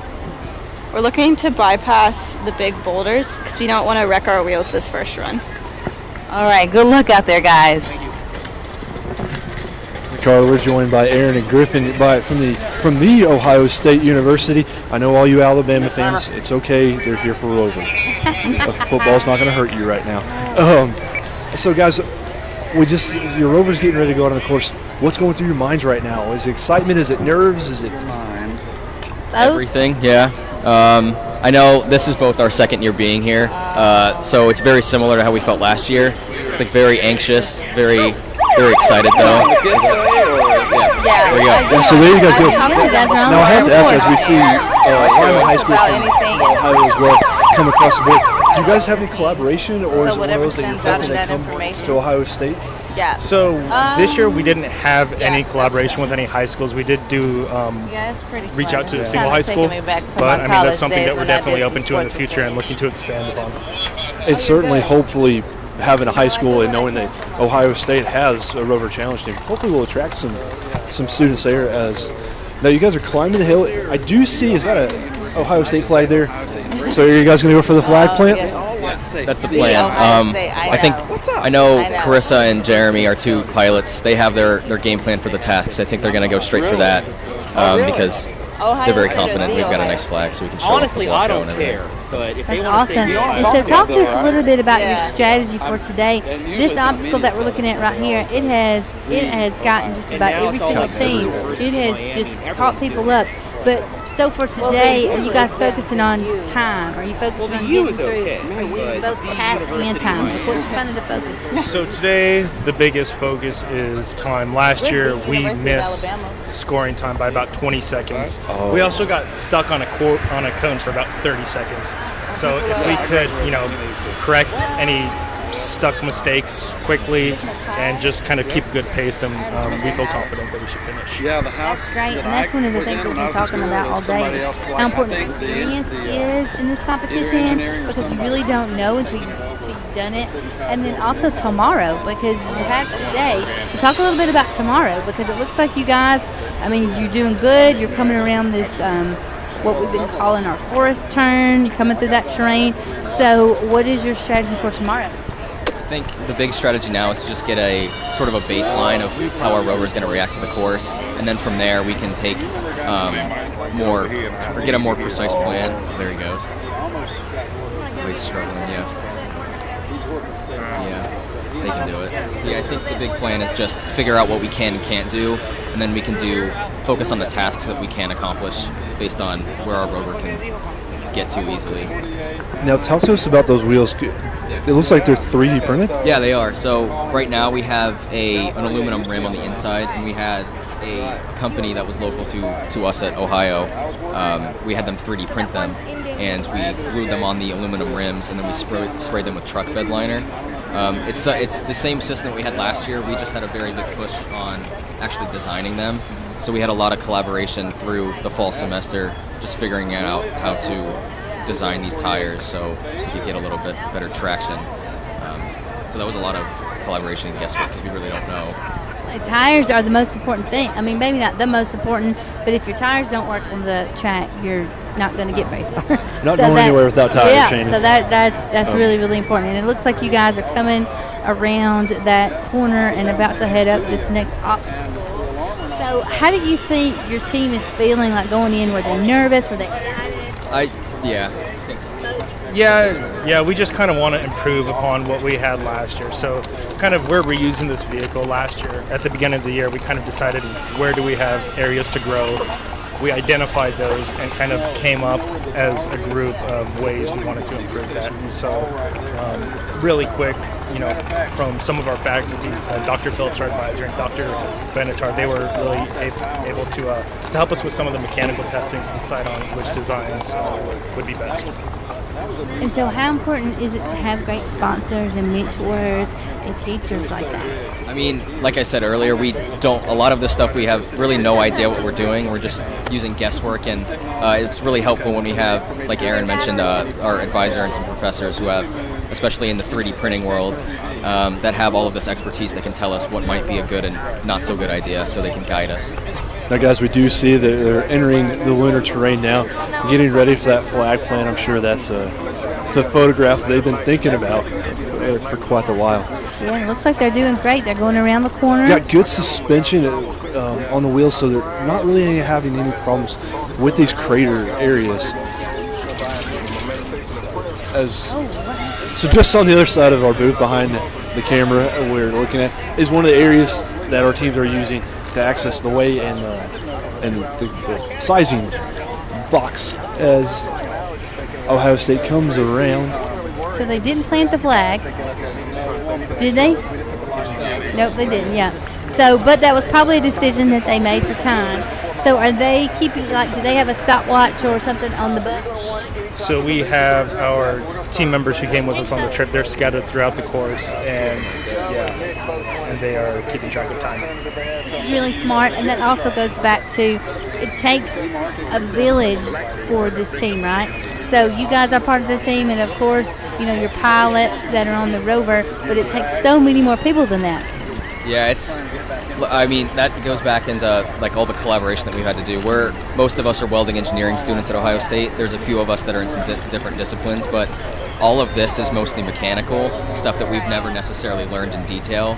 So, and that goes back again with finding advisors and people that are more experienced than us to try to help us. But it's really just us going back and forth, figuring out what will work, what won't work, throwing in different ideas, and just moving forward from there. So guys, we're seeing them come up this hill, and we'll talk about this hill throughout the weekend as we already have. How do they prepare for that? Because at this point they're exhausted, they're tired. The Rover's taking a punishing just by the course of its nature. How do you guys design for that, and how do you help your team prepare for it? It's I suppose mostly in our gear ratio. I know that was a big change that we made from this year, from last year. That we made sure everything was as easy as possible for the pedals to transfer the energy to our wheels. But even then, that goes back to our facilities. We only have maybe a couple hills that we can test on just to see how it'll work. That was really a big crutch for us, was trying to figure out how we can get qualitative or quantitative data to figure out if this thing will work or not. How crazy, and that's one thing that we haven't really heard a lot today, is about you don't have a lot of hills. So he's not the one who took and you got to know if it'll go up hills, right? Because so much of this course is hilly. So do you guys just create obstacles and that kind of thing to practice with? So that's the goal every year, but it's really hard to kind of get things course-worthy enough ahead of time to kind of do that. So we pretty much just prepare, get our gear ratios down, and hope that it's easier to pedal than harder. And that's one of the great reasons that we have 2 days, because a lot of students, I mean, you know, you guys are working to the very last minute to get these things ready to go. So that's one of the great things about having 2 days, because you can come in today and figure out what you need to change, and then tomorrow you'll be good to go. And guys, we're looking out here behind us. We see your team coming through the last couple obstacles. Here they go. You hear the Ohio State team cheering. That is Team 42, the Ohio State University, completing their first run, the 2019 Human Exploration. Guys, thank you so much for joining us. We look forward to it's always a pleasure. And we look forward to seeing you guys tomorrow, and good luck. Great. That is Team 42, the Ohio State University, making quick work of the course this year. They did really, and you know, that's one of the cool things to watch this competition, is they had some issues, they had some problems out on the course, but they didn't quit. They didn't stop. They worked their problem. They got back on their Rover, and they continued on. And so, you know, that is one of the most important things about this whole competition, is staying the course, not quitting, being dedicated, and seeing these students doing all this today has just been really, really great. Yeah, absolutely, and it ties in directly to what we do with NASA and the spaceflight industry. It sounds simple to say going into space isn't easy, but it isn't. It's hard. There's a reason. Yes. There's a reason. NASA's had its challenges. All of our industry partners have had their challenges, and it's how you overcome them. The mighty Saturn V behind us faced its own array of challenges to get us to the moon back in the 60s. And so what these teams are learning now is hearing a little bit of rumble of thunder. But this is North Alabama, and it is April. Thunder's nothing to really do. Nothing new for us. But these teams, as you're looking at the beautiful Saturn V with one of the rides there here at the U.S. Space and Rocket Center, the Moonshot, that beautiful rocket stands 363 feet tall. Shannon, that rocket, 6.5 million pounds it weighed, and it produced a thrust of 7.5 million, a net of 1 million pounds of thrust. And only the very top part, you see the silver area, that's our command module. Above that is the Apollo capsule. Only the command module where our crews essentially lived. That was all that came back of that 363-foot rocket that put 12 men on the surface of the moon back in the late 60s and early 70s. And in fact, here at the U.S. Space and Rocket Center, the Apollo 16 capsule is inside with one of the rocks brought back on Apollo 12. Yeah, and you know, talking about that, Will, I think that's a good segue, because your and our time this morning is about to come to an end, and I know I have enjoyed this so much. It's been a blast, Shannon. It's been so fun. And we have a new set of hosts that are about to come on. We're going to take just a little break and let you guys gaze at this beautiful Saturn rocket here for just a few minutes while we bring on a new team of hosts. But just continue to follow us. You can follow us on the Rover Challenge at NASA, underscore Marshall at Roverchallenge. We are posting our leaderboards there. Send us your comments and just stay with us, guys. We'll be here all day. We'll also be back on tomorrow, and we will see you then. And thanks so much. Absolutely. We'll see you on social, and thank you for letting us be a part of your day. Yeah. We're going to turn it over to the host. Enjoy the day. Thank you, guys. Thanks, Shannon. Bye. Try it. You want to see me do it first, or you want to go? Yeah, I sat down at the rules. The trick is to avoid certain things. Big tall hill. Yeah. Don't even mess with it.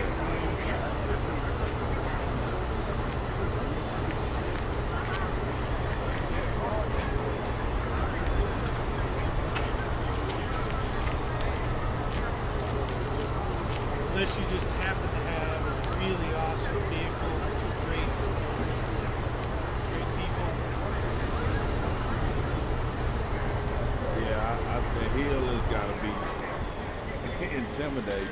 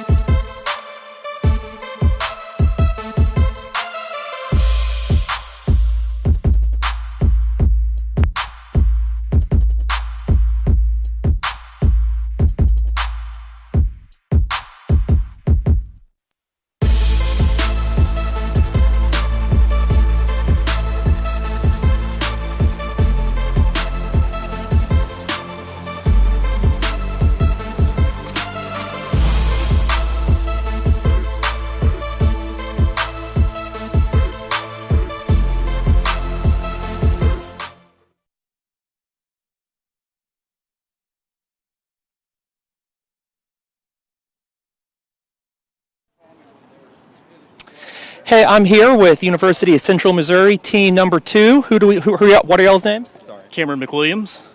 I'm Amber Vonderheide. Good to meet y'all. So what are y'all most proud of with your Rover design here? This one is more of just a conglomerate, more of a Frankenstein. It's been pieced together from previous Rovers. We tried a whole bunch of new concepts. The back was going to start out as more of a rowing machine, but we've hard mounted the rails, so now it's all just arm movement. And we went back to a pedal design up front. We haven't had this in a few years, actually. Cool. Did y'all have any other challenges or anything of note in building your Rover? We had quite a few challenges when we got here. We had some challenges with the brakes and the steering, but hopefully we got that all fixed. And I think we're good to go now. All right. Any other sponsors, anyone y'all would want to thank here before you start off? Just the faculty at UCM that helped us get it here. So. Fantastic. All right, back to y'all. Celebrating the 25th anniversary of the Human Exploration Rover Challenge, and glad to have the Central Missouri team here once again. Jenna, this team has came several years in a row, and we're joined here in the broadcast booth with one of their team members. Please tell us your name, what grade you're in at school, and what you're studying at University of Central Missouri. Eric Scobie. I'm an engineering tech major with emphasis in mechanical. I'm a junior, so I'll be graduating next May. Wonderful. Well, congratulations on that. Looking forward to you joining the workforce. Yeah, really. So tell us a little bit about what your role is as a part of this team. As a part of this team, I was on our frame part, so the whole rear half of our Rover is made out of carbon fiber, so that's the biggest task that we did on this Rover itself, and fixing that. Yeah, fixing it. So what do you think your biggest challenge will be on the course today? Biggest challenge is clearance. Obviously, we're sitting pretty low on the ground, so hopefully we won't hit any snags with the rear torque arms. Do you have any specific goals that you're trying to work towards today, since there are 2 days of racing? I know some teams have a goal for today and then a goal for the next day. Do you guys have any sort of that strategy to what you're doing today? Our goal is to just see if we can make it through in the time and just get that far, I guess. So time today, really, and then what about any sort of the tasks that are out there on the course? Do you guys have a plan for completing any of those, or are you just going to see how it goes? Our plan is just to get through the course. We hadn't got far enough to get into the task, really, to get the speed down, to get through the course quick enough.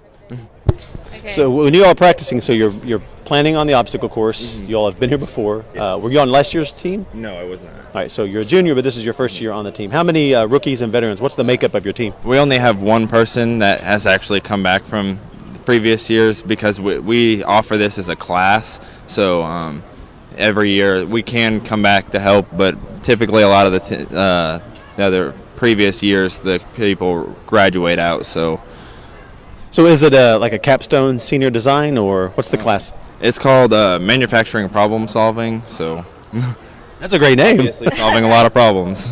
We have to address a lot of problems in deep space exploration. And so, speaking of some of the problems, the innovative drive train challenge, you're talking about also the wheel design. So tell us a little bit about the carbon fiber wheel design. A lot of our viewers may not know, as I believe your team is off and running now. 3, 2, 1. I hear the signal right here. As first thing we noticed, we're talking about the drivetrains for the viewers at home. Typically, these Rovers are kind of like your bicycles. It's a pedal power.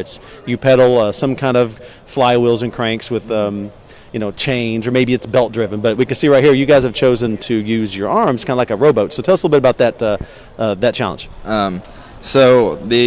As you said, it's like a rowboat. So the direct drive is on the rear. We actually have a pedal system on the front to try and gather some speed on the straightaways and the smooth areas.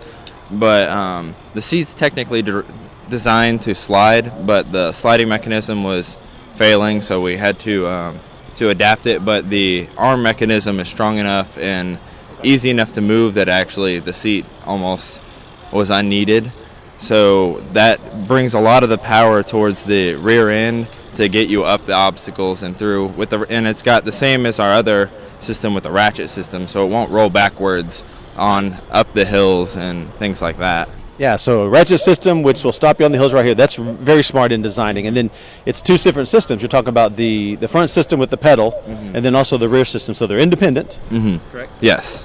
All right, and then but now, is there an issue with speed if you're only working with one of the systems, but not the other. Not doing dual. Mhm. Do you sacrifice speed for another aspect? Yeah, a lot of the speed gets sacrificed for the actual torque itself that comes out of the direct drive. So it's difficult to pick up speed when you get a lot more power out of it. So it looks like they are having a little bit of trouble here going up this first incline. I can only imagine the strength training that your team would have had to have done, especially with that mechanism working in the rear. It's kind of a rowing motion there. Did they do any special training just for this race? Our drivers just did as much working out as they can. It's difficult to kind of prep for things that you kind of really don't know 100% where everything's going to be at. It looks like our steering column broke off, which was just recently re-welded. So they're actually going to pull off of the course here now, and then we have a pit area where teams can actually go and work on parts of their Rover and that sort of thing. So I'm sure you're anxious to get back to your team and work on that Rover, so we'll let you get there and do that. Thanks for coming up here and talking with us today. Hey, we Good appreciate luck. it. Here's a sticker for you. Thanks a lot. We'll see you guys again tomorrow. Good luck. All right, thank you. Wonderful, gentlemen. So as I mentioned, we have a whole pit crew here at Roverchallenge where teams can actually go and work on their Rovers, whether it be drivetrains, steering columns, wheels, that sort of thing. And I actually walked through earlier, and it's really great, the camaraderie that's happening out there. Even though this is a competition, teams are working with each other, they're learning from each other, lots of good conversations and ideas for tomorrow's race, but even just next year. And it's just a really testament to the collaboration that goes on here at Roverchallenge and NASA. And this really is just a STEM engagement opportunity, and so it's really neat to be able to see the teams work together like that. Yeah, they definitely work well as their team. They come together, collaboration, which is always a key word with NASA and all our partners. But the work they do with us. You're talking about the pit. The pit's really great. So if you're in the area, you get a chance to come here to Huntsville, Alabama, and visit us at the U.S. Space and Rocket Center. We have basically taken over the entire parking lot. There's still plenty of room for parking, so we encourage you to come down and join us here at one of the best and greatest tourist destinations in the state of Alabama. But it's out in the parking lot. It's got like a pregame feel to it for football games. There's tents everywhere and there's food. And you're talking about the pit area. So we've got our workforce is here helping these students if they have issues with the chassis or the frames, and so they've got their own kits that they've brought with them from their various schools and universities. But we've got experts here on hand to help them solve any issues throughout today as well as throughout tomorrow, so they can prepare for the second race tomorrow. Right, and this is definitely an event, Chris, that we couldn't do without the volunteers that come and help us out here. They all have on teal shirts like I have on, so if you happen to be at the event today and you pass someone with a shirt on like this, be sure to stop and just say thank you to them. And I think we have another team here that we're getting ready to interview. If you guys want to go ahead and come on over. Yep, join us. So we got Mount Juliet High School is joining us from one of our neighbor states, Mount Juliet, Tennessee. Gentlemen, we'll start with me on this side, and then we'll do this one. So your name, what year you are in school, please.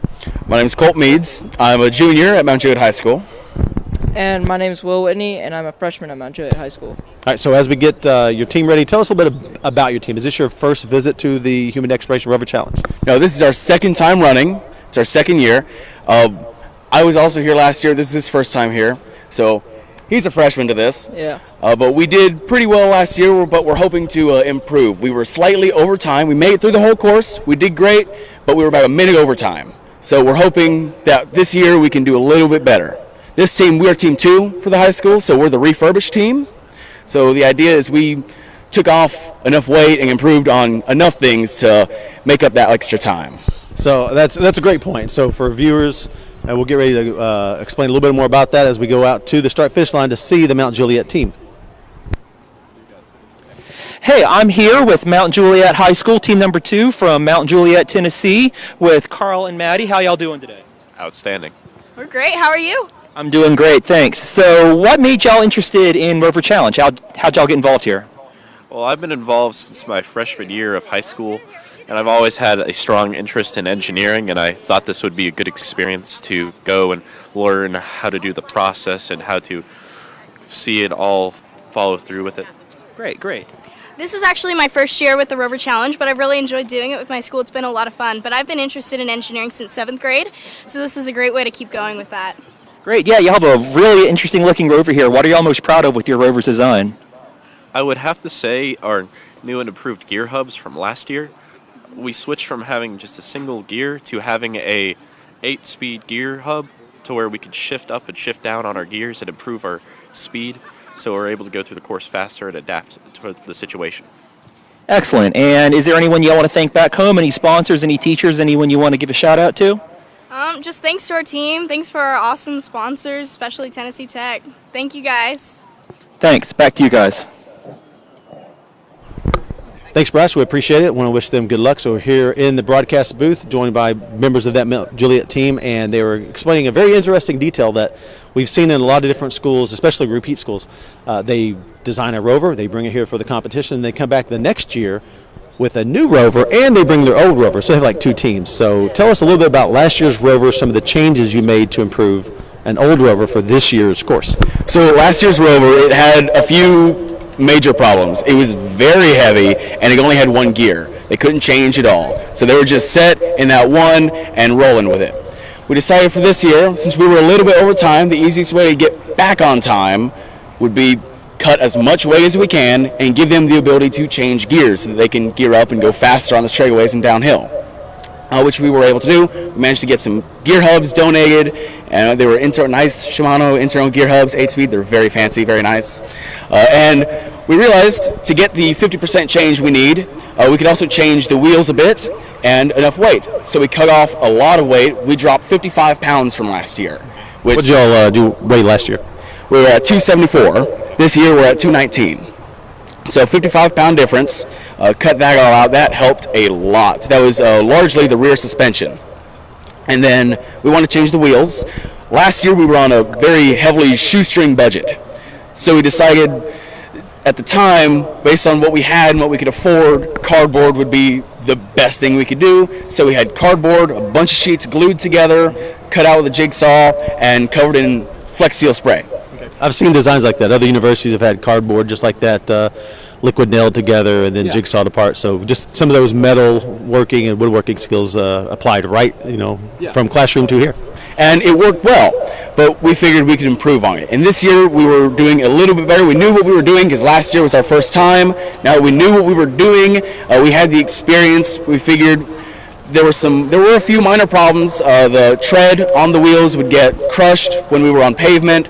So we put a plywood circle inside of the wheels to help hold that up. We made the wheels a little bit smaller to help with the weight, and then covered them in spray-on truck bed liner. Oh yeah, absolutely. Yeah, so it looks like you guys had just a little bit of trouble there getting started, but your team is back on the Rover now, and they're coming up on the second obstacle. So you mentioned that you are a freshman, and this is your first year here at Rover Challenge. So tell me, what is it like? How do you feel about being here? As a freshman, it's a lot to take in, especially when you're refurbishing a Rover. We had a lot to improve on. It was extremely heavy, as Colt said. So, as a freshman, I was brand new to the engineering software that we had, SolidWorks. And so I had to learn SolidWorks. I took engineering classes to learn it. And I learned SolidWorks. And then coming up with new tools I've never used before to make actually the hubs on the wheels. First time using a router and stuff like that. And so that was a big challenge as a freshman, and coming up with fresh, clean ideas that the older classmen haven't thought of yet. So the new kid bringing in the new technology is what I'm hearing, right? Kind of. Yeah, I'm sure that your team really appreciated your new ideas and that sort of thing. So tell me a little bit about how your team prepared for this particular course and these challenges and obstacles. To prepare for these obstacles and course, we had our drivers train. Our girl driver Maddie trained almost every other day when we had meetings after school, and Carl he's in JROTC for our school, so he already had training. And throughout the last 2.5 weeks or so, they have been training in the parking lot of our school. Fine. Wow, you really can train anywhere, sounds like. Parking lot, school, home, gym. You got kind of the combination there. Yes, ma'am. It's just sometimes it can be difficult to practice in the parking lot because there's school events going on, and and things break when you're practicing, and it just can be complicated once in a while. So it looks like you guys might be having just a little bit of trouble. What do you think is actually happening with the Rover right now? As it looks like the chain just popped off the rear sprocket, and this was a big challenge we had to overcome practicing. And actually, it wasn't normally on Carl's side, our male driver, but this is a big challenge to overcome, and that's what we're going to work on as soon as they get back. Great. It sounds like you guys have a good plan to be prepared for tomorrow. So I think we have a team ready at the start-finish line, so we'll throw it down to you guys.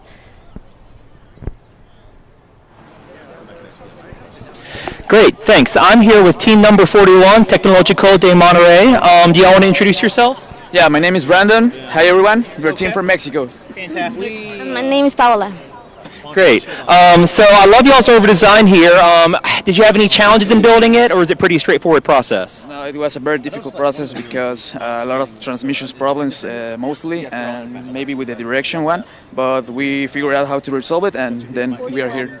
Okay, yeah, looking forward to a great competition. Is there anyone you want to thank back home, any sponsors, any teachers, anyone you want to give a shout out to? I want to thank all my friends, all people who trust in us. It's a very pleasure and it's very proud for me to be here representing Mexico, my family, and I'm going to make my best. Great, well, we're glad to see y'all here representing Mexico. Best of luck to y'all on the excursion today, all right? Okay, back to y'all. Thanks, we appreciate it. So we're still joined here with the Mount Juliet team, and as we watch Team 38, they have two teams here, Team 37, Team 38. What do you think might be one of the issues? We talked a little bit about the sprocket. You think that's the only thing going on right now?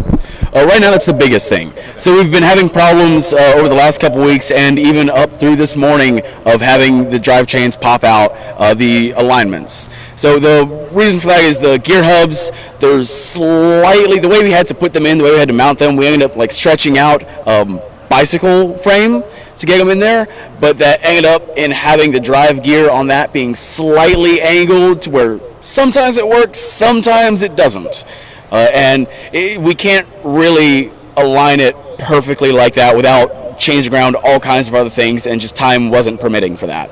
And so that's the issue with this. And as we watched earlier, you were talking about the gear hubs. When they first started, it looked like one of the wheels wasn't turning while the others were, so I'm assuming we were talking independent suspensions. Yes, each wheel is independent from the others. None of them are connected at all. I'm willing to bet one of them is just a little bit too tight. Okay. Tighten it down a little too much, getting prepared for this. Well, and that's why you get a run at it now. You can actually see them still pushing the Rover over some of the obstacle course. And so while we've still got you here, a chance to talk about sponsors, and you guys have these really cool T-shirts. Yes. Let's see it. We have our billboard. Here to take the camera back on us here. Wonderful. Thanks to the broadcast booth. Some of the sponsors who help make this happen. We appreciate everybody who helps these teams get here. It's not only NASA and the U.S. Space and Rocket Center, but also all our companies that help us and all the people that help you guys. So we appreciate it.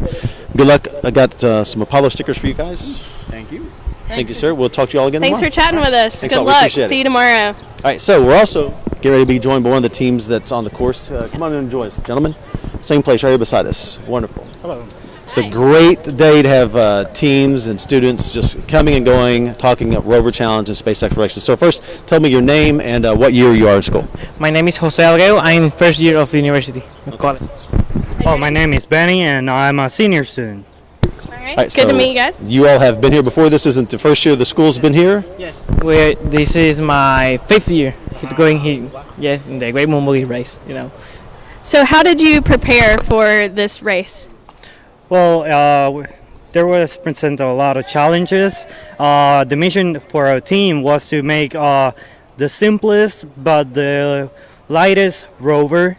So with that present, we faced a lot of challenges, making in small parts, trying to make everything go in place, but without taking the efficiency of the vehicle. So that was the hardest to get all together. That makes sense. Was there any new sort of innovation that you came across or new idea in overcoming those challenges that you can talk about? Yes, the frame stays basically the same, but all the wheels are new.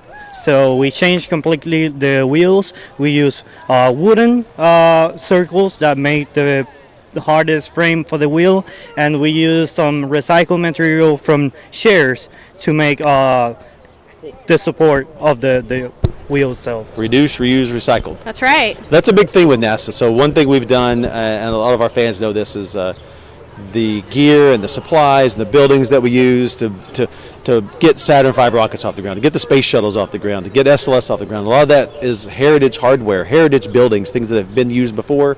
The crawlers, the mobile transporters, the Pegasus barge, the VAB at Kennedy where they make these facilities, make these rockets, the MAF facilities. Right. It's gone through multiple generations. So seeing you guys do stuff like that, we try to reduce and reuse, recycle. That's great. And so we've got, this is the Umakau team, correct? Yes. And so your team's not on the course right now. There's another team that's on there right now, Team 41 right here. We've actually just got one team off the course, one team on, and another team at the start-finish line. So let's go to Bryce.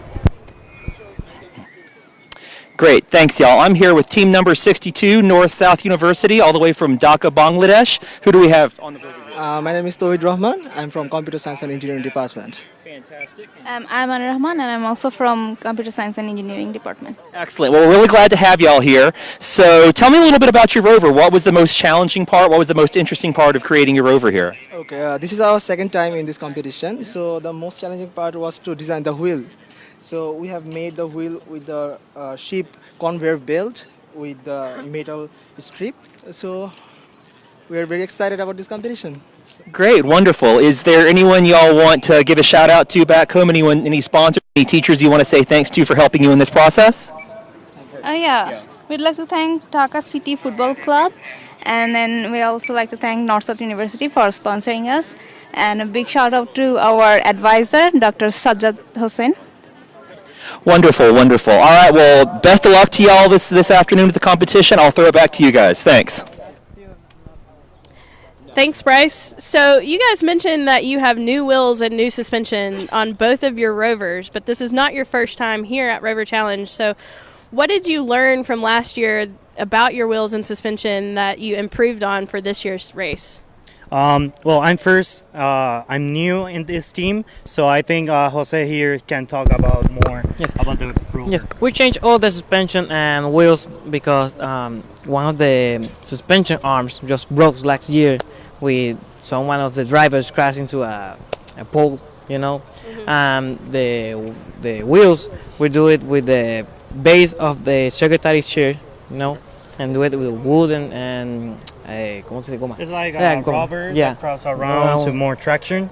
So basically all materials that are in the new Rover is recycled. Yes. So the wheels, the frame wheel, the share, and all the screws and the rubber that goes around, all is recycled. So, and it gives us like a hardened frame for the competition, so it doesn't break.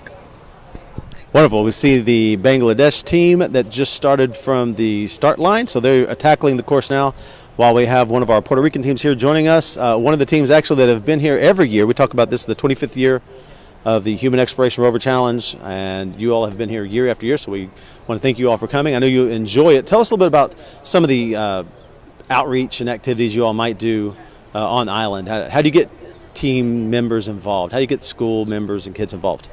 For this year, we made a simulation of a similar race that we actually are here.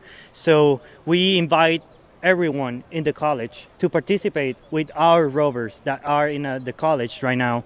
So we invite everyone, and they test the rovers in the school, and they run across the track, and basically we race time. So we got some folks there, they run the lowest time, they go another elimination, and we basically integrate everyone in the school. So it sounds like you have your own competition of sorts to even be able to be a part of your team. Yeah, that's right. I don't think I would make the cut. personally, but it's pretty impressive what all you guys do to get here and how you get people involved. So what about sponsors? Do you guys have any sponsors you want to give a shout out to or anything? The University of Puerto Rico Macao is the sponsor. It's the main sponsor, yeah. It's the main sponsor. Was there any professor that made a particular impact or gave you some specific input into your rover and how you do design and participation and all of that? Oh yes, Dr. Abraham Ruiz from the Department of Physics of the university.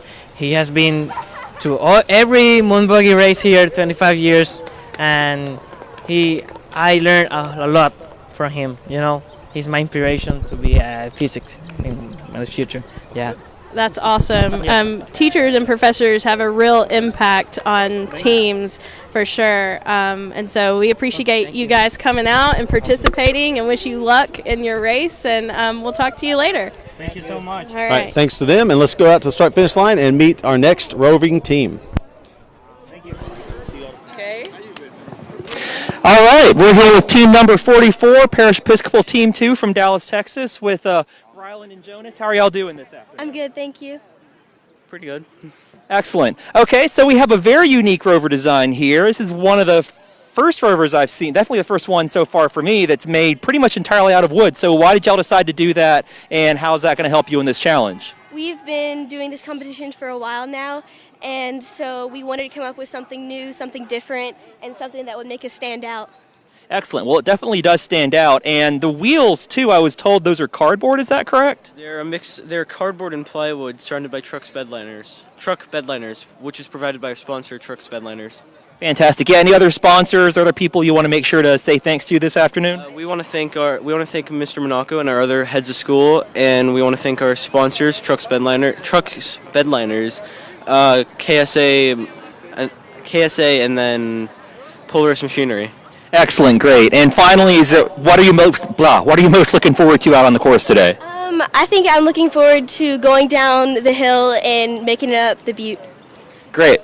Well, I look forward to seeing how this rover is doing. Best of luck to y'all, and we'll send it back to you guys.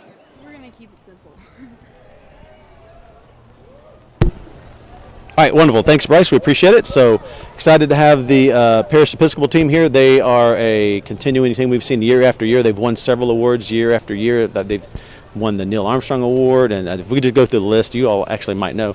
So we're joined by two of them here, as we see right now in your frame, team number 2. That's the Bangladesh team working their way through the course. Course is long enough at a little over half a mile long. We're able to keep 2 teams on the course if we stagger them. And so we'll get the Parish Episcopal team off in just a second. But let's meet the people joining us here in the broadcast booth now. Tell us your name and what year you are in school, please. My name is Maggie. I'm a freshman. I'm Nishant Mukherjee, and I'm a junior. Thanks, Sean. So tell me a little bit about what your strategy was in approaching Roverchallenge this year.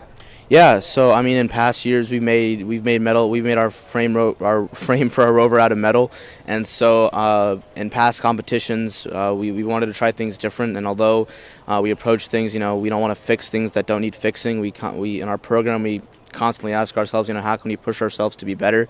And with that, we want to make a wood rover. We have great coaches. We have great veterans. This is my first year in Rover. I'm really excited to be part of this program. And so, making a wood rover was something new and something we all wanted to try. And it's been a great experience for us.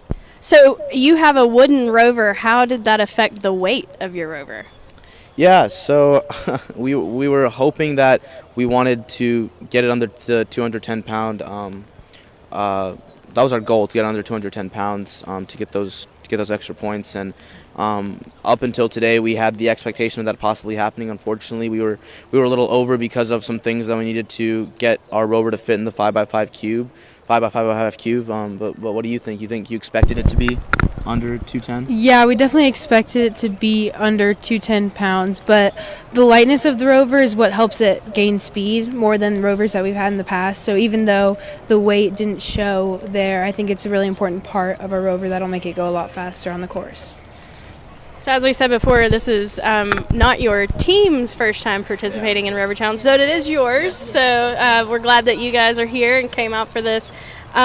So As an award-winning team, not your first time, were there any new challenges that you guys faced this year? I know you mentioned that there were some things that you didn't want to fix it if it wasn't broken, right? But you obviously did some new techniques. So tell me a little bit about those. Absolutely. I mean, right off the bat, we had questions about, what type of wood do we want to use, how do we want the wood to face. So from that standpoint, there was a lot of early testing that we really never done before.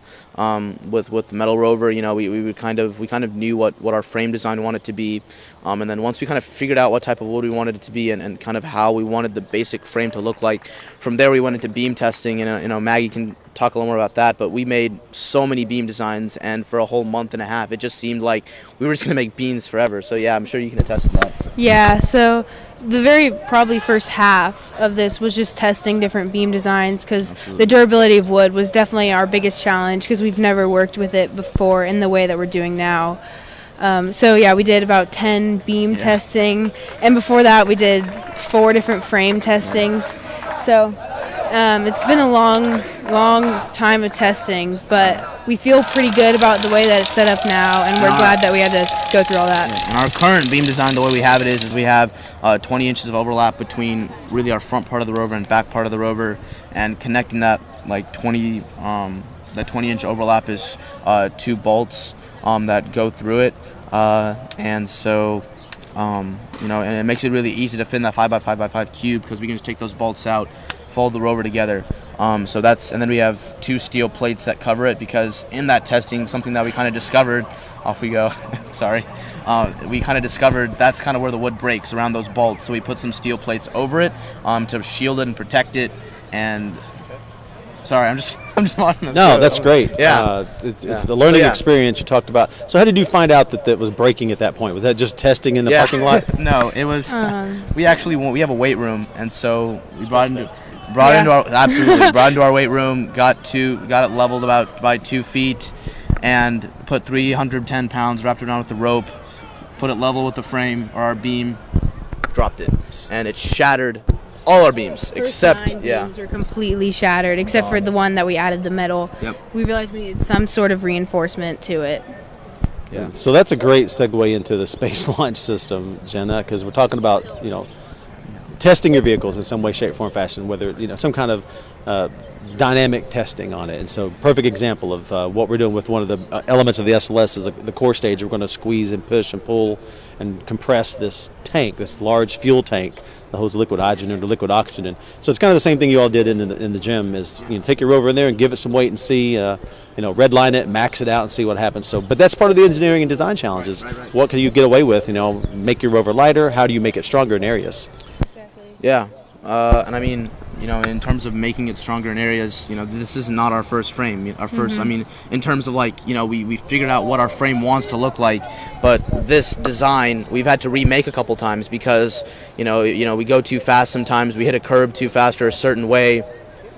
I mean, the wood just completely shatters, and so it splits, and so we've had to add certain stuff. So you look at the back right now. Yes. It's got supports on it to keep the wood from breaking, to keep the wood from snapping, and so that's something that we knew could happen. So yeah. Okay, so is it differentiation between the front and the back? Different gears, or is it they both have the same capabilities? So I mean, we're geared higher for our front driver, Ryland. She's a little bit over 1, and then Jonas, our back driver, is around 0.8, that kind of area. The specific sprockets for Ryland go 32 to 34, and then there's you can't see it, there's a transfer axle under Ryland's seat, our front driver. It's under her seat. It connects to a 38 sprocket that connects back to a 34 that powers that right wheel, and then Jonas powers our back left wheel. Jonas is our back driver. Yeah. He powers the back left wheel, and his gear ratio is from 32 to 36. Yeah. All right, so the Parish Episcopal School team from Dallas, Texas comes here year after year. Excited to have them here, 2 teams. As we get a chance to see the course, and we've heard a little bit about the design of the Rover, and that's the design tackles into some of the components of the obstacle course. Do you want to have high gear, low gear ratio, different kinds of torque so you can attack that Martian butte? Do you want to have a wide wheelbase? You can see right here, if you see the shots of the wheels, the wheels are 6-7 inches wide. That's great so you don't get stuck, kind of digging into sand. It's kind of like that friction surface area. You want a wider area. And you got off the start line as they hit the the transverse incline right there. Yep. You got off the start line well with some speed. You seem to be doing well. What do you think so far?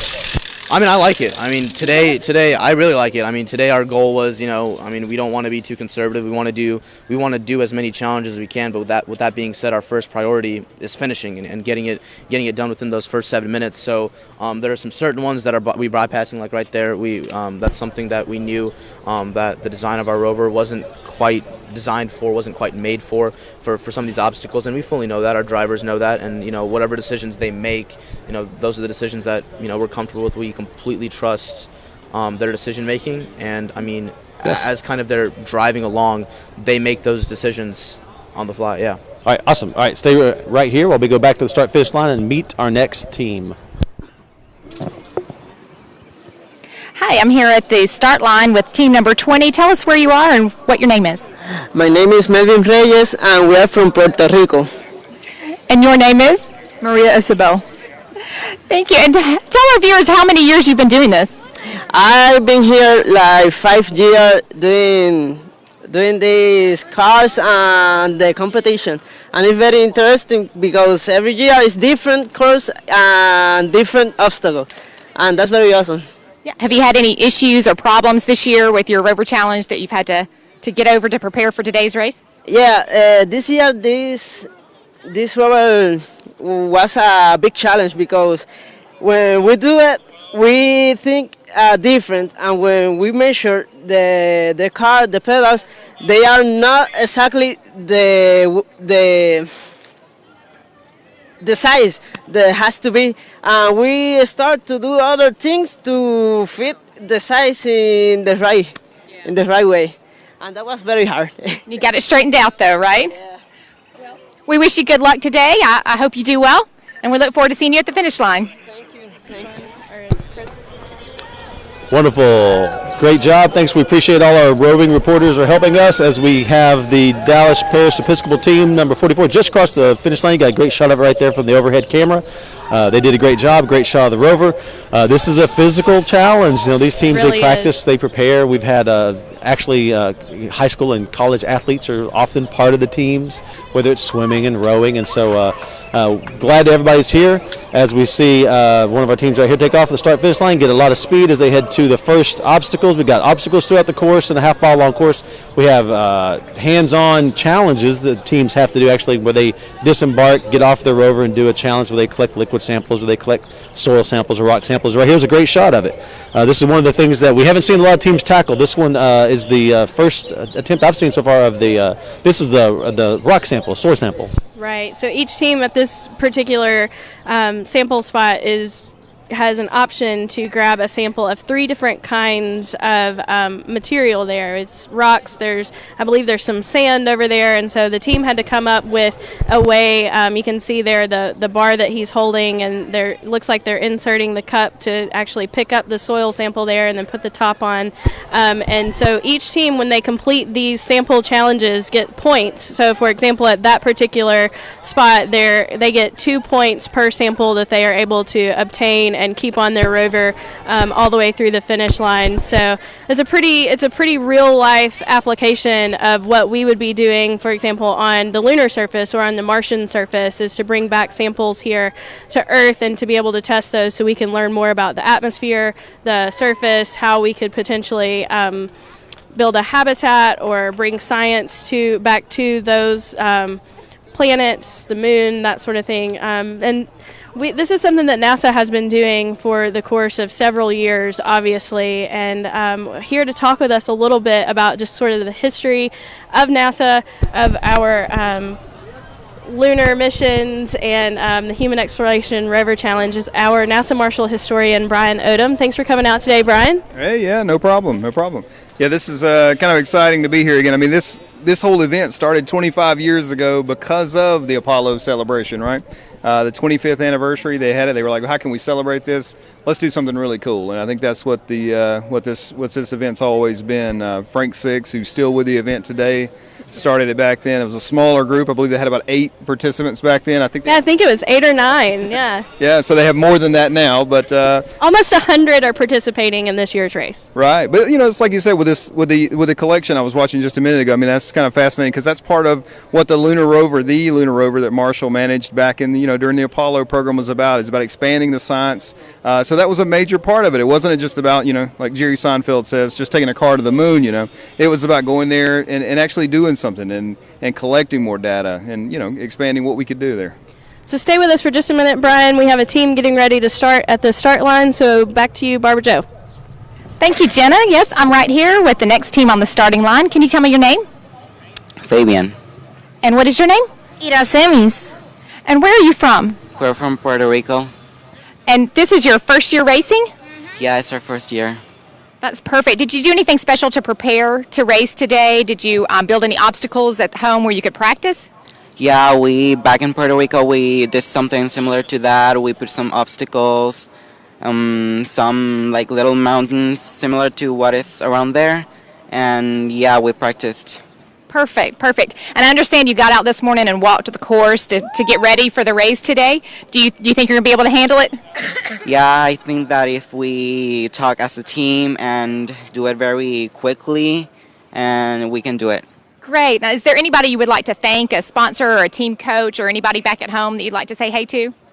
Well, yeah, I'd like to thank my mentors, my teacher, the school head, and my team, everyone who helped me in this. I'd like to thank them for everything. Okay, great. Thank you. Good luck. I know you're going to do well and have fun. Chris and Jenna, back to you. Thanks so much, Barbara Jo. So we're still here with Brian Odom, who is our NASA Marshall historian, and this year is actually the 25th anniversary of our Rover Challenge, but we're also celebrating the 50th anniversary of the Apollo program. So talk to me a little bit about just what it means for this to be the 50th anniversary of the Apollo program. Yeah, anniversaries, the important thing about them is just an opportunity to kind of stop, reflect, and think about what you've already accomplished, where you are. And, with NASA, it's never kind of a end of game thing. It's not like it's over, right? It's not, in most historical things, they come to an end and we reflect on them in a casual way. But with Apollo and Vice President Pence was here and you're just recently in town, and this mission to go back, we knew where we were going, but now it's an urgency to get back. And I think so thinking about Apollo and thinking about the lessons learned there, it's really important. The community can both engage with that special moment when we did something that just 20 years before, just 10 years before, it seemed to be impossible. And now we think back to the challenges we'll face going back, the new lessons we'll learn on the moon, and as we go from the moon beyond. I mean, and I think about the technology, and I could go on and on about these things forever, but it's, the technology pre-Apollo was completely different after Apollo. We didn't think about doing average everyday things on Earth like we did before. Microcomputers, just microprocessors, just the ability that you had then. Now think about what we'll do in the future, this return to the moon and how it'll shift that paradigm again, and the things we'll know 20 years from now that we don't even conceive of today or think we need to know, and how they'll change our lives dramatically. Just the things that'll have to be possible to accomplish that. And that's, to me, that's what the importance of the anniversaries. Again, it's not to celebrate something that's in the past and gone, but it's just looking forward. Well, I think that there's a lot of things that we can learn from our past, like you're talking about, that contribute to our future and how we are going to go forward. Much like how the Rover Challenge, actually, these teams and what they experience and the technologies that they use and that they come up with, it's actually a mutual benefit for NASA and for the students and the participants here. We get to learn from them just as much as they learn from us. Yeah, I mean, these things, one of the important things about this whole process of going and becoming an interplanetary species, basically, is the people who are very young now, right, and who are just now cutting their teeth in engineering, who are cutting their teeth in solving hard, difficult challenges, and being inspired by the space program at the same time. And these are the same people we're going to need going forward to solve those key problems and those key challenges. So the lessons they learned today, the path that they put themselves on already just to be here, and the experience that they'll have engaging engaging with NASA in this way. I mean, it's critical to the success we're going to have in the future. This is a generational event. The people that they'll inspire, the people back home, the people in the elementary schools who are rooting them on, the people in the middle schools rooting them on, you know, and people back at their colleges, the freshman level. These guys and gals are going to graduate next year, right, or over the course of the next little bit. They're going to need to be replaced, so that energy needs to keep going. So events like this that engage people in this way are crucial to the success of the space program. You're exactly right, Brian. Thanks for chatting with us and talking a little bit about the history the Apollo anniversaries bring to this event and the 25th anniversary of the Rover Challenge.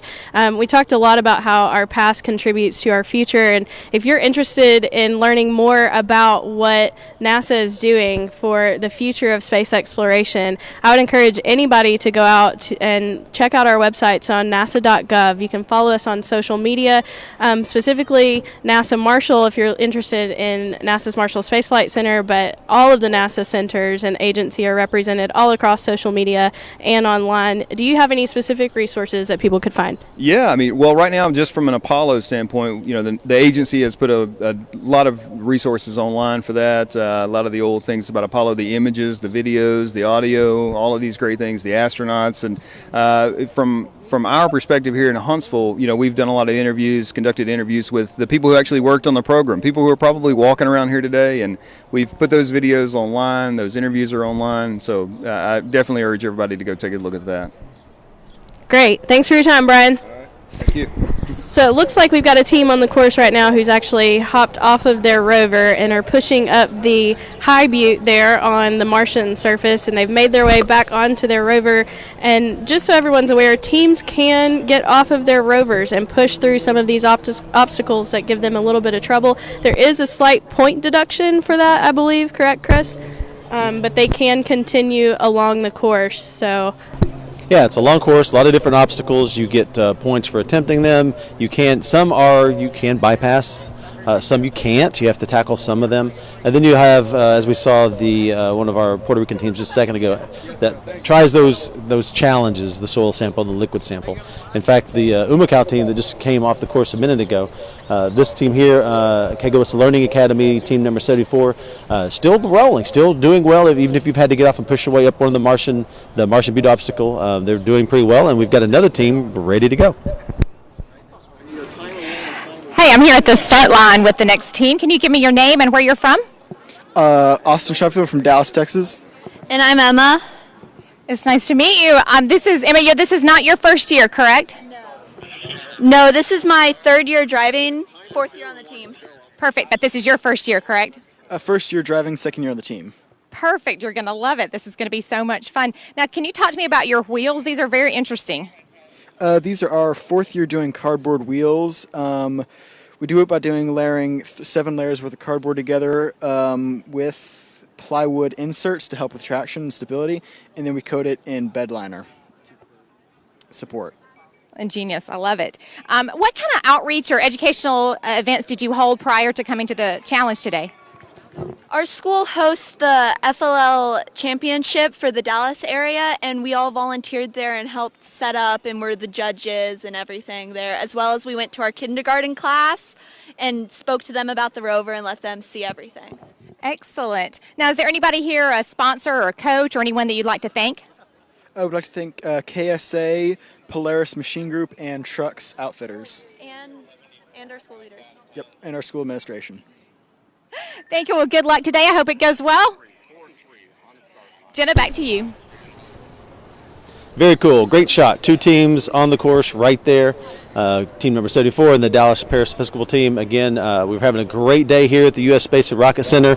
I encourage everybody to get a chance to come out here all day today. We'll be here till the evening, till around 5 o'clock or so, as well as tomorrow, 8 to 4, 8 to 5. Weather's doing well for us. We're enjoying it. So everybody come on out and hang out with us at the U.S. Space and Rocket Center and celebrate our 25th year of the Human Exploration Rover Challenge. We've got high school teams, university teams, all over the place, all over the parking lot. Everybody's here talking about science, technology, engineering, and math, and talking about the Apollo anniversary, talking about the Space Launch System, and all our deep space exploration missions for the agency. So joined here in the broadcast booth by one of the Dallas Paris Episcopal teams as we get a shot right here as that team takes off. Team number 2? 43. No, it's the second team, right? Yeah. Yeah, all right, so great shot right here. This is a bit of the tandem thing. So for our viewers who are watching, every rover has to have a male and a female driver. And the seating arrangement can be side by side, just like this. They can be like linear, where they're back to back. They can actually be linear, but facing forward. And so we'll get into some of these details on the rover changes with our guest who's joining us right now. First, tell me your name and what year you are in school. I'm Soham Kulkarni, and I'm a junior. Junior, and this is the Dallas Parish Episcopal. They come every year. How many years have you been part of their rover team? This is my third year. Third year, and have you been a driver, or have you been an engineer behind the scenes? I've always been an engineer, never driven. Have you driven it like around the parking lot?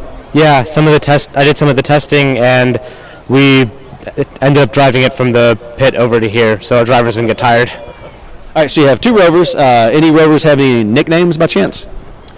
Yeah, we named one of them Woody and the other Jesse. All right, so the great thing about Roverchallenge, and a lot of our viewers may just be catching up to this element, one is the wheels cannot be bought. You can't go buy a wheel at a commercial store or any place on the market shelf. So you have to make your own wheels. So people 3D print them, they manufacture them, they make them out of metal, and they weld. So we talked a little bit about yours is different layers of cardboard put together.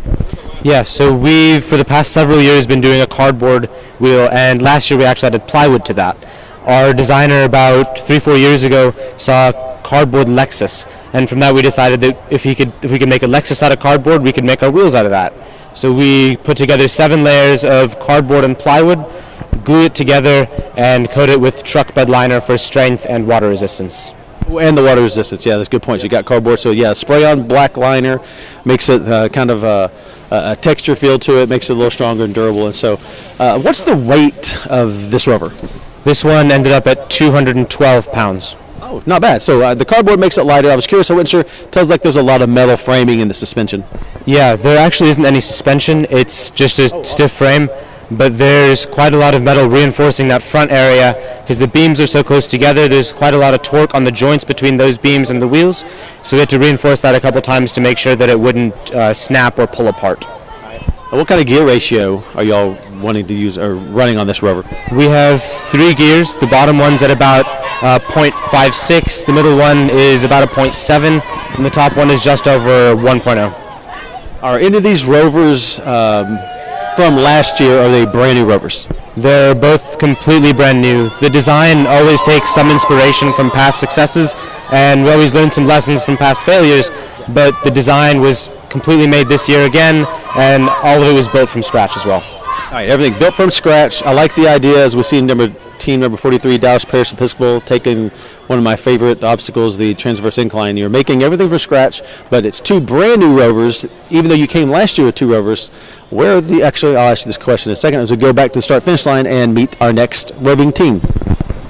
Yes, I'm here with the team from Alabama State University. Can you tell me your names and what you're majoring in? My name is Wesley Fountain. I'm a mathematics major. My name is Anupa Kimura, and I'm pre-health biology major. Very good. And this is not your first year here, correct? It's not our first year. We've been here last year, but we couldn't make it to the competition. Our axle broke, so hopefully, well, we did better this year. So Absolutely. We're hoping for even better results this year, aren't we? Okay, is there anything about your rover in particular? Like, what's your favorite part of your rover? I would say our fiberglass wheels, our fiberglass coating.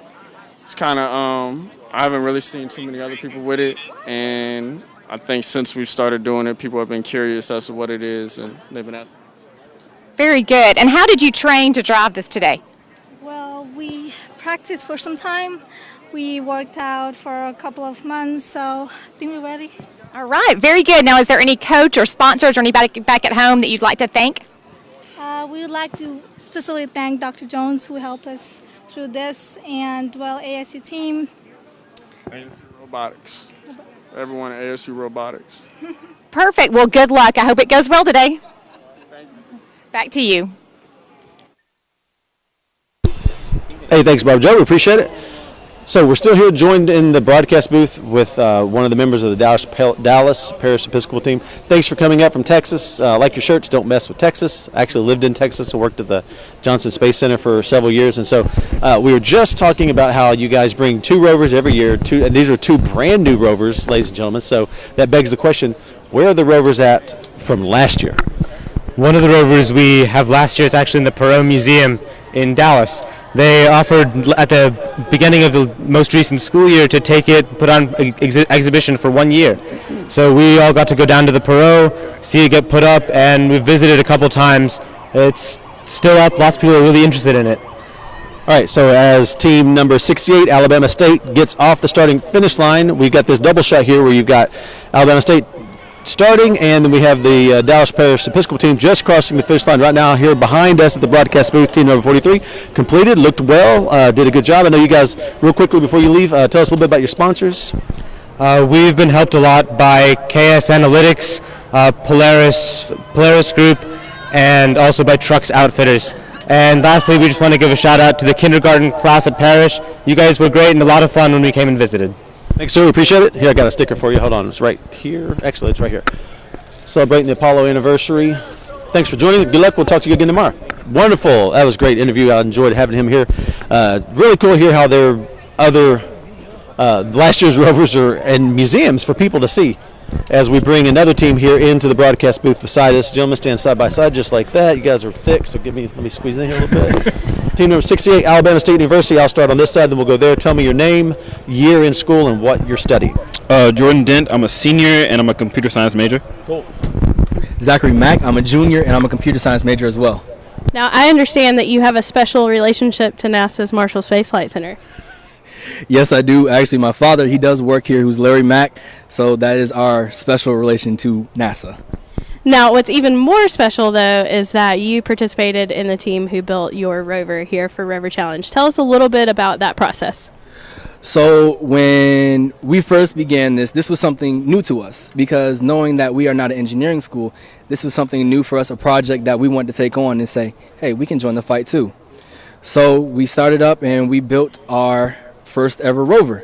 So last year, we built it, had a couple complications, so we went back, thought about some new stuff, fixed it up, came back this year, and here we are again, actually on the track with some complications still, but we're actually going through it. So how are you overcoming those complications and challenges this year? So each year, we try to progress on whatever we did last year. So last year, we would say our drivetrain wasn't working correctly. This year, we fixed it up, got better with it, and now we're able to go across the track.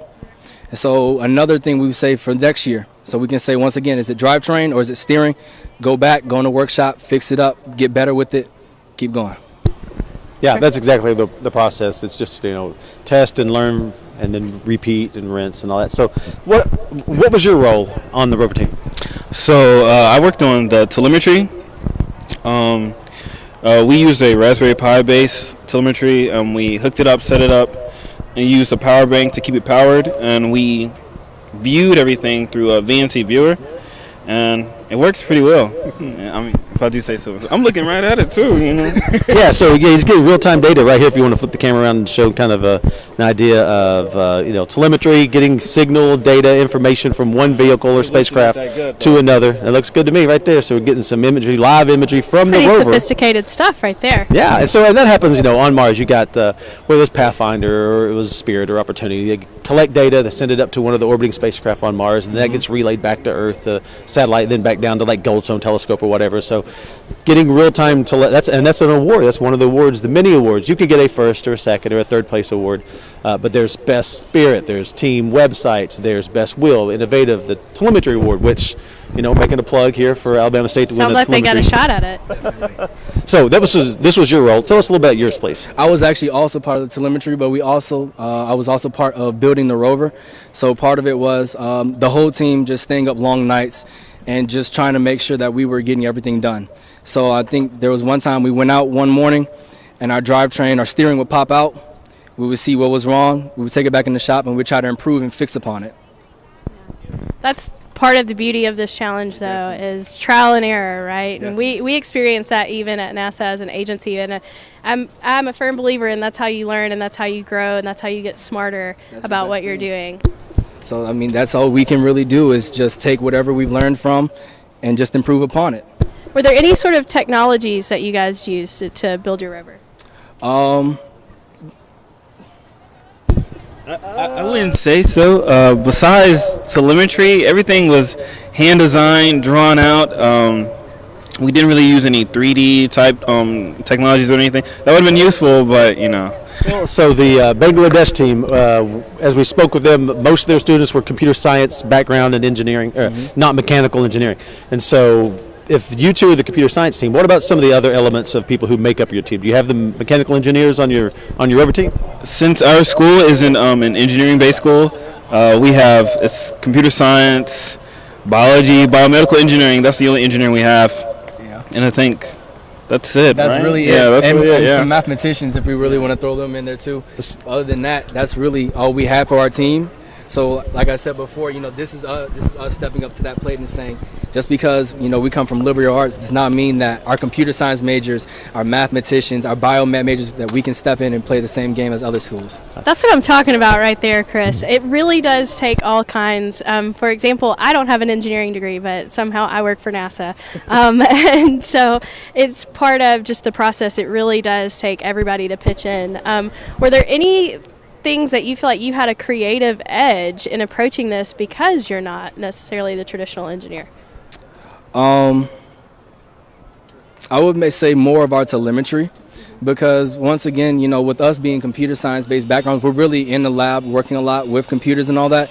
And so we felt that creative edge of saying, everybody else is using all these high tech other stuff. So why not we go kind of a classic route and pull out a Raspberry Pi and see what we can do with it? All right, gentlemen, stay right here. We're going to go to the start-finish line and meet our next team.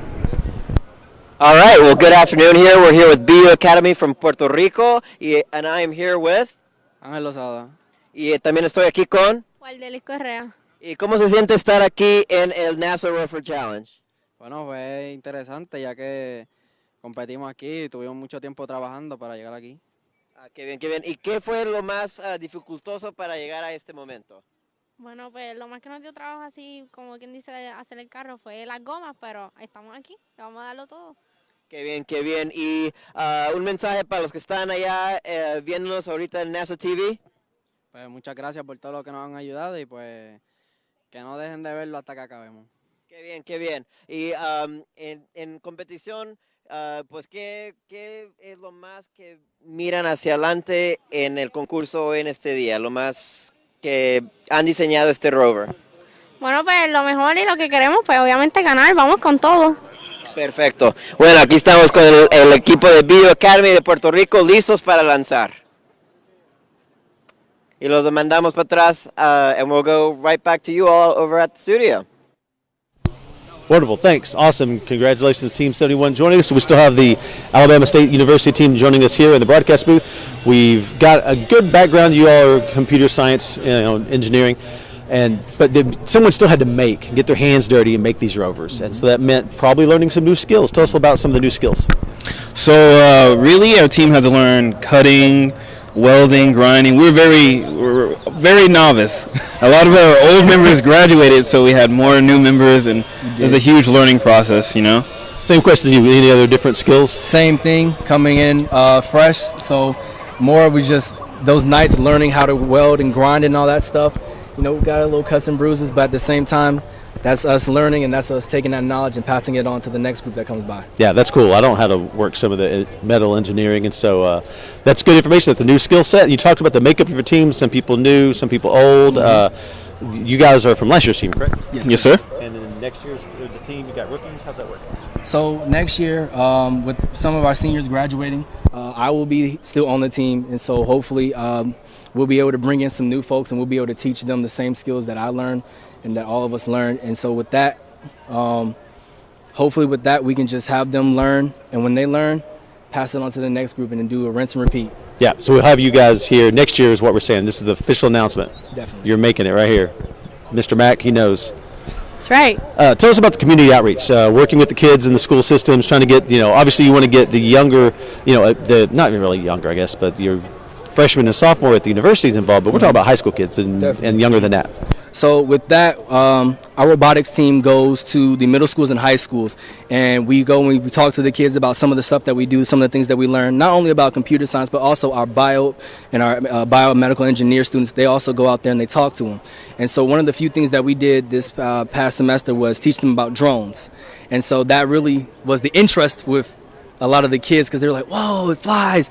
And so we were able to take some of the drones that we have, and we were able to teach them, some of the aspects of it, the propellers, all that stuff. And so hopefully this upcoming year, we want to actually build mini drones with the kids, and so then they can take them home and they can practice building them themselves. That's really awesome. It sounds like you have a great mentoring relationship with some of the local schools. Definitely. So you're really doing early recruitment there is what I'm hearing too. Definitely. Yes, ma'am.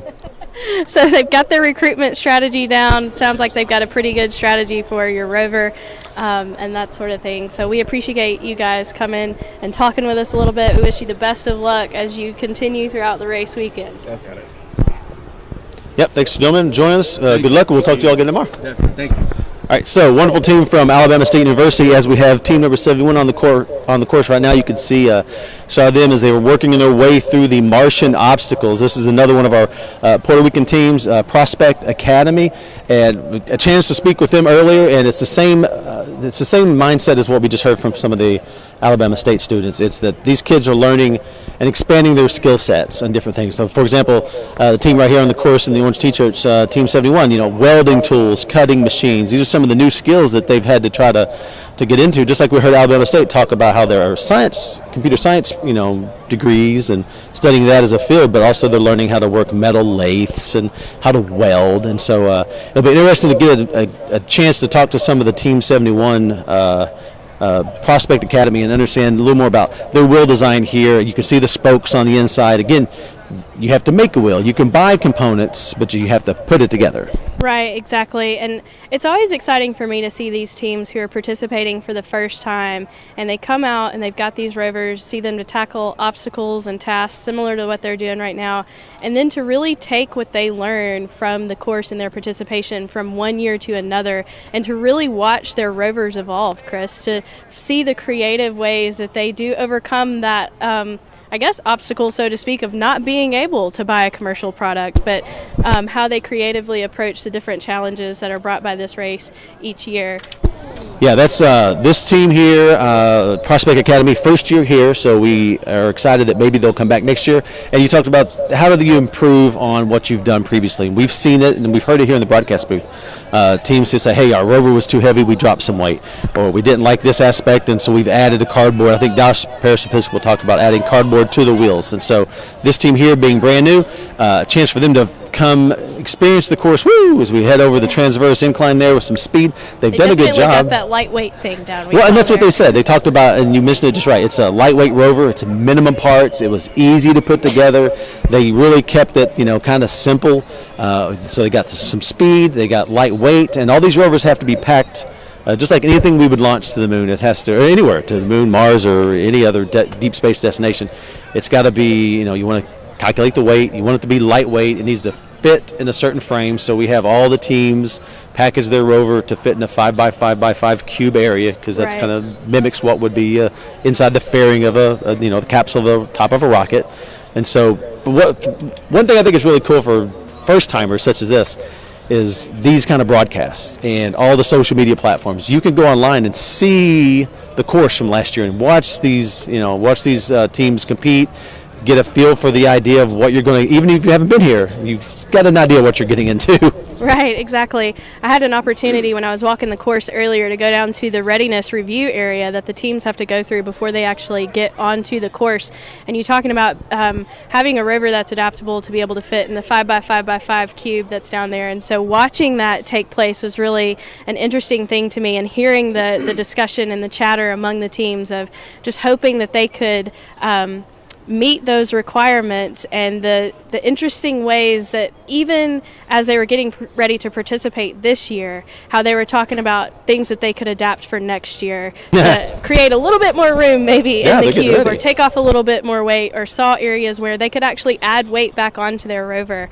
So there's definitely a lot of thought and continuation that goes into this. I think that we have another student here with us that is actually going to talk with us a little bit about how his team approached Roverchallenge this year. So up in the broadcast booth as we watched the BU Prospect Academy. As they came in and out, it was great because they got two different drivers, again, the male and the female driver, and they have got two different independent drivetrain systems. Originally, I watched it looked like the chain on the front driver, it popped, but they were still able to continue the speed with the rear driver. He was, so two independent train systems. But then after a couple of course obstacles, it looks like that they might have actually lost both their drivetrain systems, so they may just be pushing and using gravity as they came down right there. But independent systems, redundant systems are always a great idea. That way if one fails, you can, you have some kind of backup. And so again, this is the first day of racing. They get a chance to go through the course, then come back again tomorrow and try better. And so they can go out to the pit and improve on some things. But I like that redundancy. NASA's we're infamous for that. Triple redundancy sometimes. We want to have a backup to the backup to the backup, as we see BU Prospect Academy cross the finish line right there. Congratulations for them to getting all the way through. And we're joined here in the broadcast booth by one of our team members right now for one of the Rover teams. Tell me your name, what year you are in school. Well, my name is Juan Gomez. I come from Tecnológico de Monterrey at Mexico, and I am cursing my second semester at civil engineering. So tell us a little bit about your team. Has already been on the course, is that correct? Yes, we have been participating in this competition for 7 years, and they already finished this time. We did a great time, like 7 minutes, and last year we did like 24, so that's a great improvement, really. A drastic improvement there. What did you do to be able to improve your time so much? Well, I don't really know. I didn't watch the race, I was here waiting to be interviewed, but our design is a lot much better than last year. Last year, our two parts of the rubber were connected by steel bars, by 4 steel bars, and this year we're connected by a large cylinder, and that helped us to have mobility on the whole race. What was the weight of the Rover? It was like 155 pounds. So we talked about the different awards, the telemetry award, the best website awards. One of them is a lightweight Rover award. And so 155 so far, it's the lightest I've heard. Yes, we had 3 points. It's like 70 kilograms. Something like that. So have you come with your team each year here to Roverchallenge? Well, our team has come for 7 years, but this is my first time here at NASA Roverchallenge. Yes. Cool. Were there any particular challenges that you guys faced in building your rover this year, and how did you overcome those? Well, at the manufacturing, we had little problems because we began at January, and we have been working on it since yesterday, right? With the chains, with the new design that we improved. But we did great. That's the great part of it. We did great today. So do you have any particular strategy for tomorrow?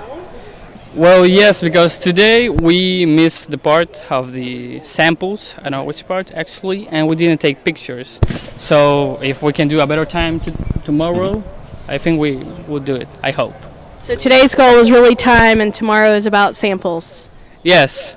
I hope we don't have such much different time from today because of taking the samples and taking the pictures. But I think that I hope we'll do great again with time.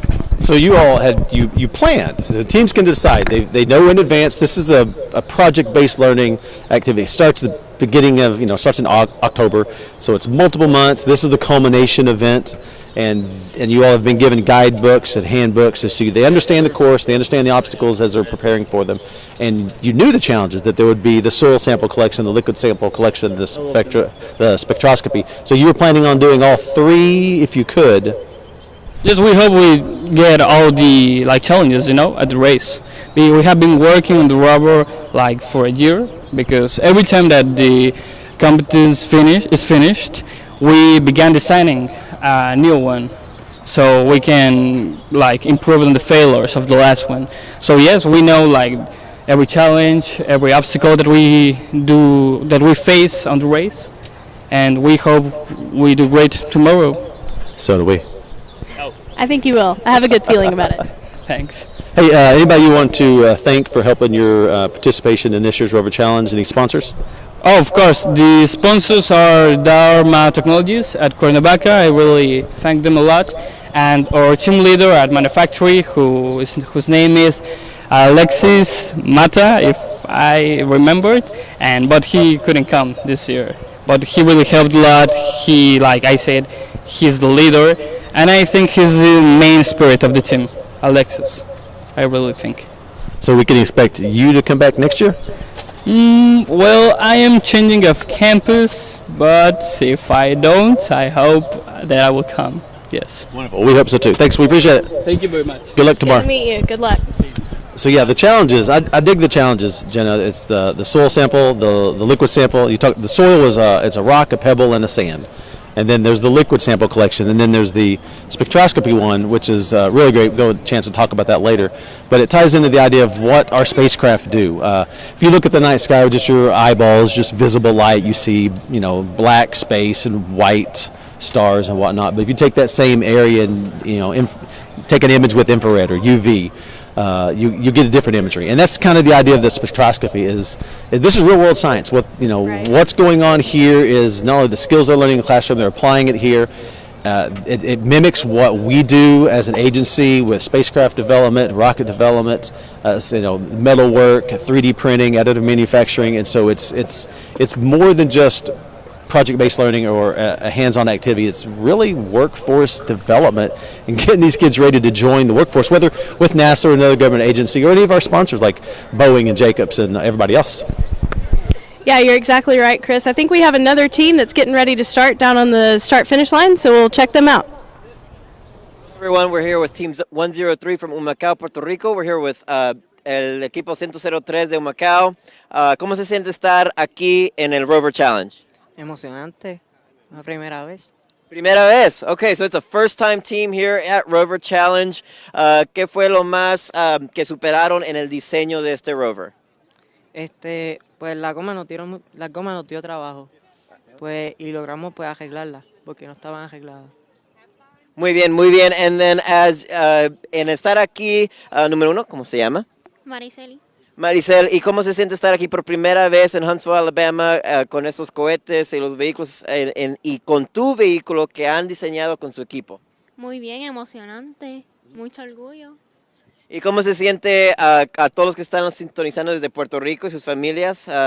¿Un mensaje para ellos? Pues muchas gracias por el apoyo y So a tremendous pride to the families back home watching them, the first time Rover Challenge team.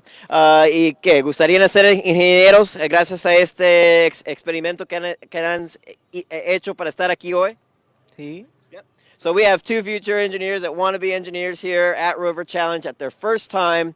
We're going to see what they're made of, the best in STEM, in engineering and math, to go out there to the Rover Challenge today. Back to you guys. Good luck to that first-time team down there on the start line. So you heard that their team number was 103. So we actually have approximately 100 teams that are here participating at Rover Challenge this year. I think they're from 20-something states here in the U.S. as well as international countries. And so this really is just a huge event. If you are interested in following along with us, you can find us on social media, several different platforms, at Rover Challenge on Twitter, on Facebook. We're posting leaderboards. We're going to have some action shots out there, a few videos of what's going on here at Race Day. If you're here locally in Huntsville, Alabama, come on out to the U.S. Space and Rocket Center. There's a lot of people out here. There's a lot going on. It's a good time. Really, the weather has turned out really great for us today, Chris. We've got a little bit of a shade going on and some breeze. We're not in the blazing hot sun, and so it's turned out to be a really good day. So you should come out here. Like I said, if you want to find us virtually, you can also go to NASA.gov live, and you can watch our live broadcast there. We're on Instagram, we're on Snapchat, you name it, we're there participating in this year's Human Exploration Rover Challenge. Looks like we're having a team actually participating in one of the sample challenges right now on the course that we talked a little bit about earlier, Chris. Yeah, I dig these. These are great. It's this event has evolved so much from starting with single-digit teams, basically local teams in 1994 to 25 years later. You got triple-digit teams that are global coming around from everywhere. We have to have translators to help us with a broadcast, and I mean, I just don't know how we could get better and top that. But I can't wait to see what we do next. And that's part of how the course has evolved. It used to be just a straight shot course with a couple obstacles, and then we've made it to where the wheels had to be uniquely made, and then now the drivetrain challenge, which is cool. It's how do you make your rover go, and then we've added things like this, the soil sample and the spectroscopy challenge, and that's just again real world opportunities. And really, it's because the kids are so smart. We got to make the whole event more complicated. You're exactly right. So it looks like the team on the course is pushing through. It's the second obstacle here on the course. And as we keep up with their progress there on the course, we have another student here from Team 55. Tell us your name and what your team name is. I'm Estefano Carreño. We are the number 55 from Peru. We come from the University Pontificia Universidad Católica del Perú. So what was your role on your Roverchallenge team? Like our role, so you mean like how we are doing? What's your job on your team? Okay, yeah, I am like part of the engineering side. There are like industrial designers and mechanical engineering. Great. So how did you guys approach building your rover this year? Like the engineering team joined like in the middle of the year. They were like recruiting. They were trying to get more people, and they just told us if we had the energy and the ideas to make a project with them. Yeah, why not? That sounds like a great approach. What were some of the ideas that your team came up with?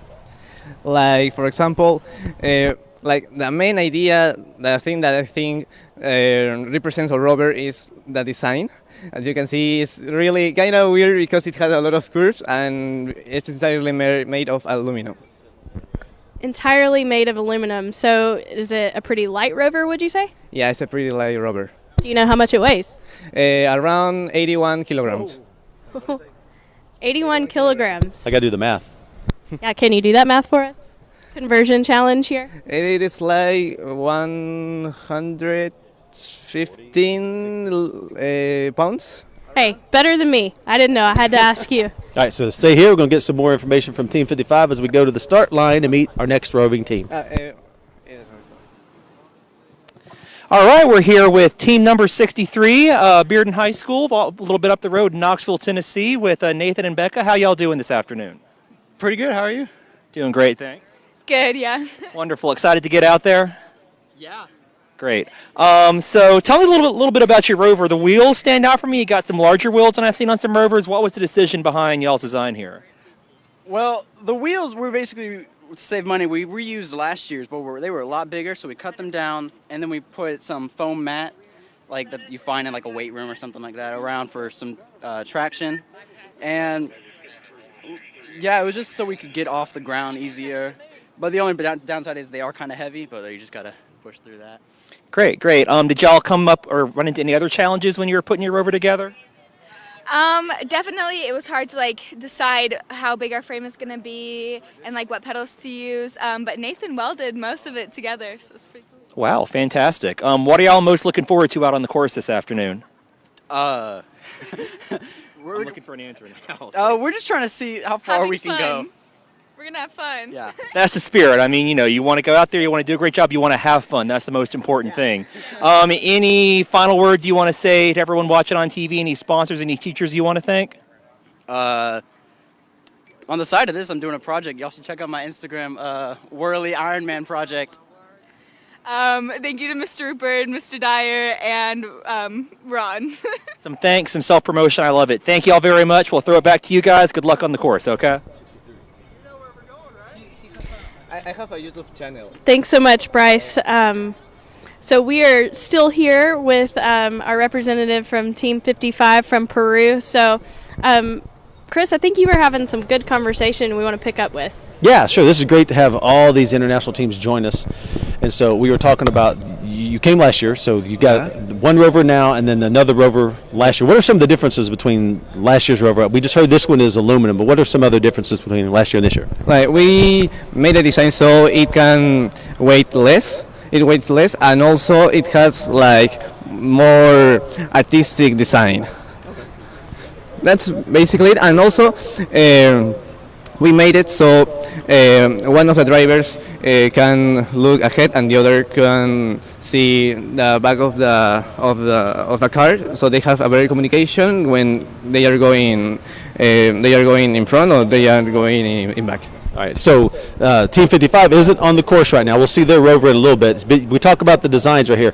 On the left, Team 63 is that side-by-side. Everybody's facing forward, the male and the female driver. Team on the right, they're linear, they're sequential, and they're both facing forward. But on your Rover, they're actually facing opposite directions, correct? Yeah. Yeah, so if they have any problem while driving, they can say, okay, we need to go back a little bit, and they have the vision to control the car correctly. Right, and that's a communication thing. Like right here, this shot, you can see the two drivers are side by side. Communication is easy. They can just look right at each other. But behind you, and it's loud, and how do you do that? They are not behind. They are one is on the other side of the other. Like this is one person, and the other person is at the same position, but just looking behind. Like they interesting. Talk and they can hear each other with no problem. That is, I've been doing this 5 years. I don't know if I've seen that yet. I've seen, so you're side by side, but you're facing different directions. That's really cool. All right, so also we were talking, you guys have some sponsors you want to thank? Yeah, first we would like to thank Soldexa, Cosapi, and Open 3D, that were the people that help us to get here. They give us the materials, the machinery, and everything we needed to actually make the car. And finally, we would like to thank you to the university. To thank the university, Pontificia Universidad Católica del Perú, to the Department of Engineering and the Faculty of Science and Engineering. So I understood all that, but you've got some viewers that might be watching globally, and so if you'd like to give them some not only words of encouragement for kids to study STEM, but also to thank your sponsors. Yeah, but in Spanish.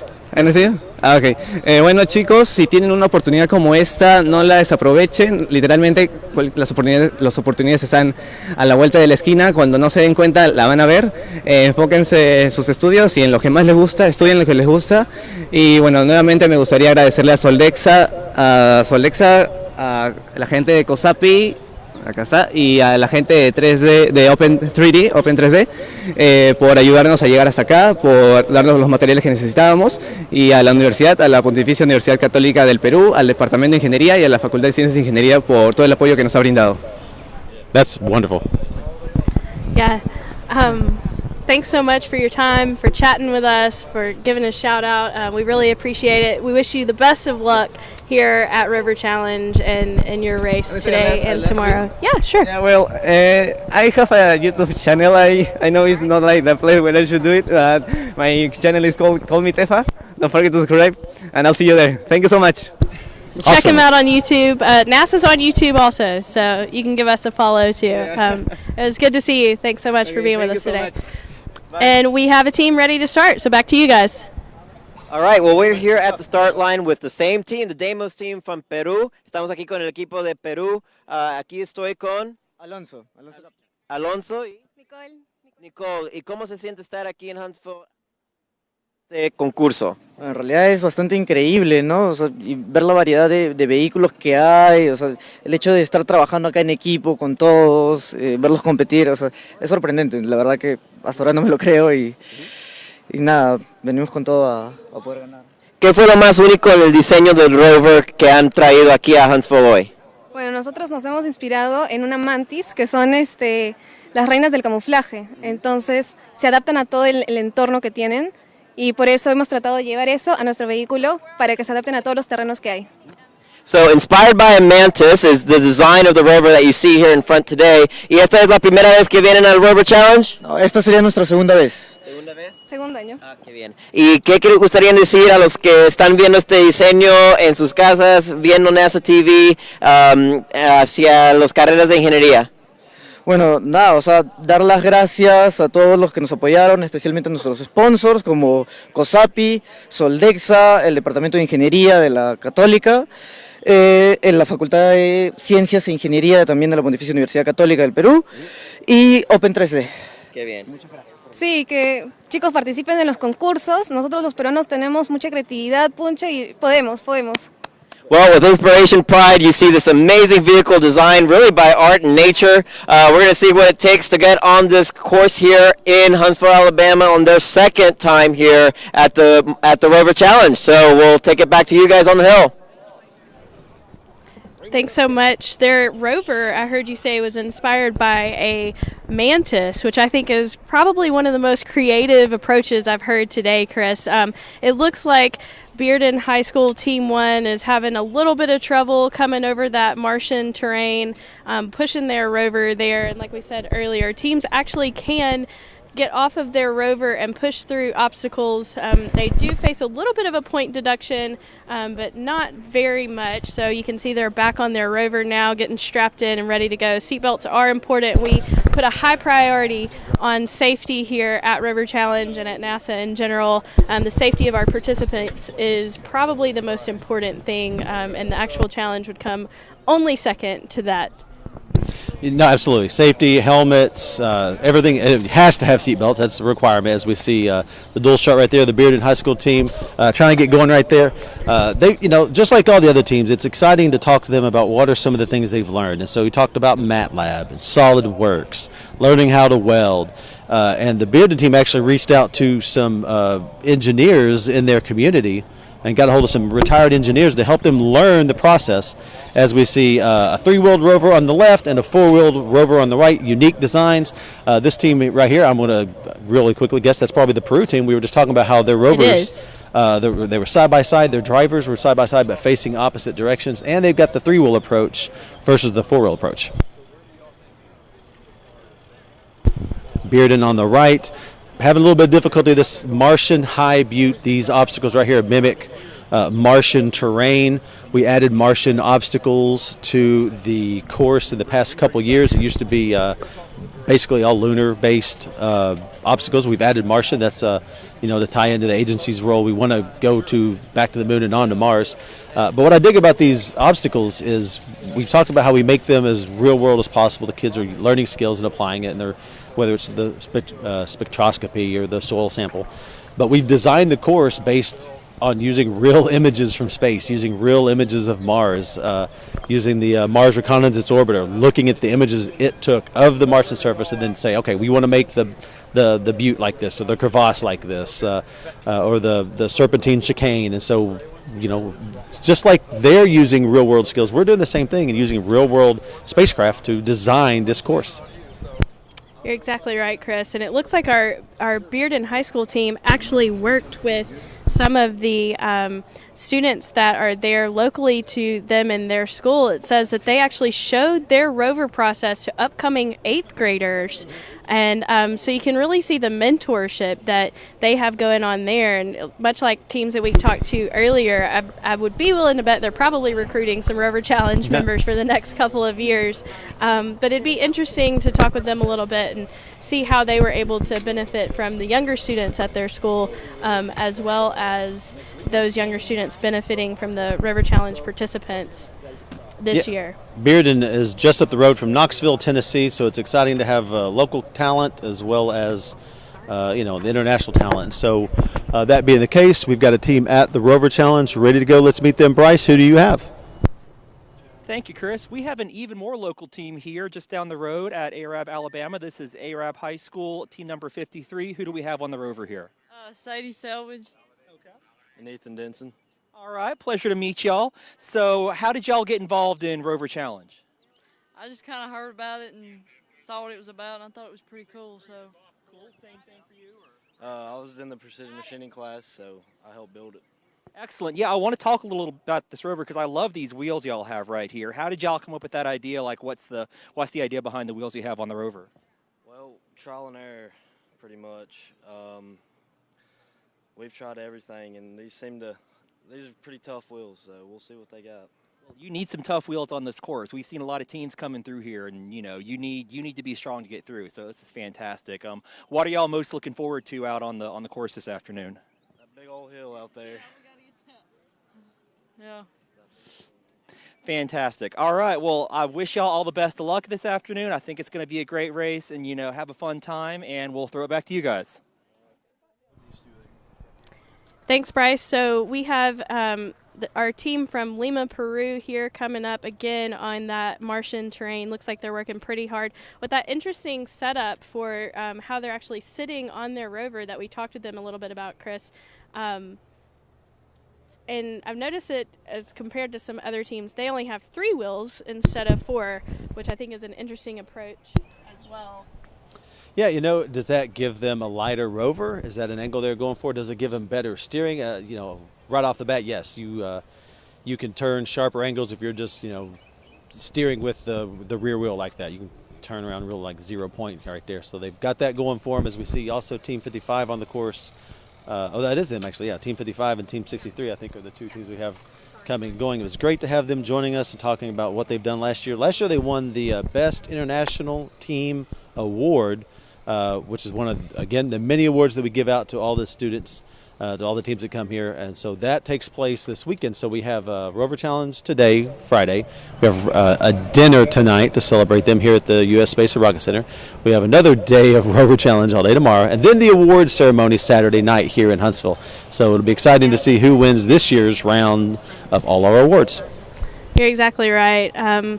A lot of that is determined by their participation, as we've talked about in the sample challenges, but you've also noticed that there are some of the obstacles that have bypasses, and so the teams have different ways that they can calculate and get points here at the race. It's not only about the course, it's not only about the sample challenges, it also has to do with their design. It has to do, honestly, we actually have a pretty interesting award that doesn't celebrate failure, but it celebrates what we learn from failure. So if a team actually has a rover that breaks down or they have any specific trouble, oddly enough, there's an award for that, because there are things that we learn that are very valuable things that we can learn from failing. And so we want to be sure that our teams are able to take that away with them as well. So it looks like we're having a little bit of steering issues here on the course. They were able to adjust that, and they're hopping back on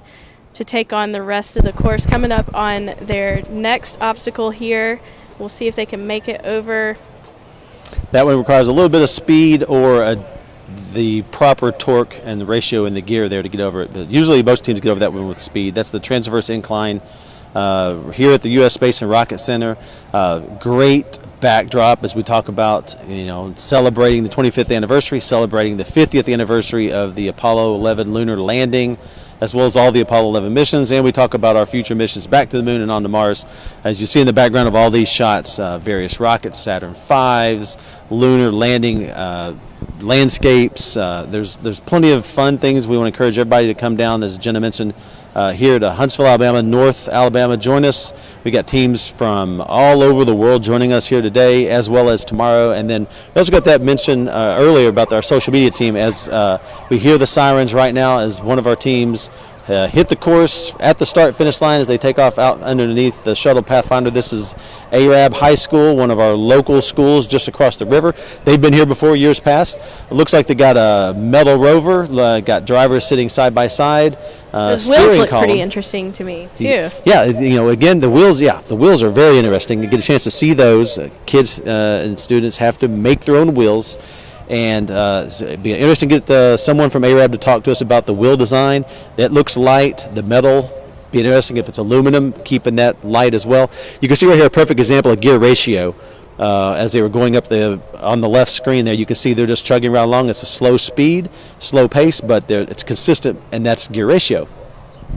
Slow and steady could potentially win the race. You just want to get through. It's 6 minutes to navigate the course. So any viewers who are just joining us right now, teams have 6 minutes to get through and to pursue as many points as they can. You get points for doing an obstacle. You get points for doing the soil sample challenges or the liquid sample challenges. And at the end of the 6 minutes, no matter where they're at in the course, they've got 1 minute. They have to start working their way back to the end in the next 60 seconds. And that's, again, a new aspect that we've added to the challenge over the years. It's the idea it's not just a race. We're not trying to get through this as fast as you can.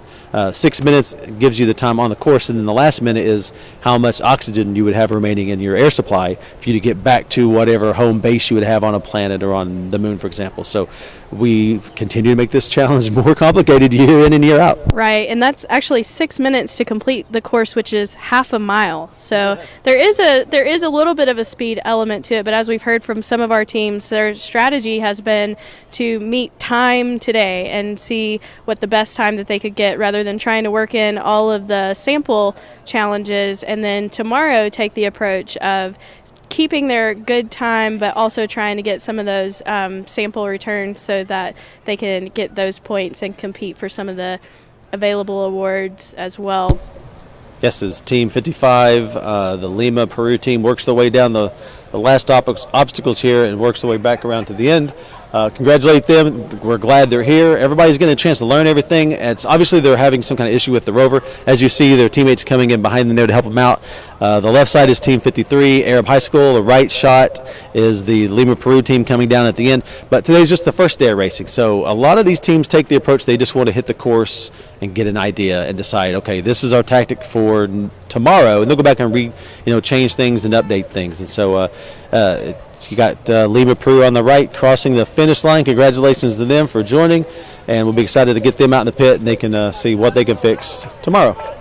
Yeah, and that's really the excellent thing about having the pit here on site, is teams can actually finish the race, and as soon as they're done, they can go straight over to their pit area and address any sort of problem. The drivers can talk with their pit crews and tell them what the course was like, make any sort of adjustments that they need to make to be ready to come back and compete tomorrow as well. So just because they had trouble today doesn't mean that they're down for the count. They can actually make adjustments here real time on spot and still compete again tomorrow. So again, we're looking at Arab High School here.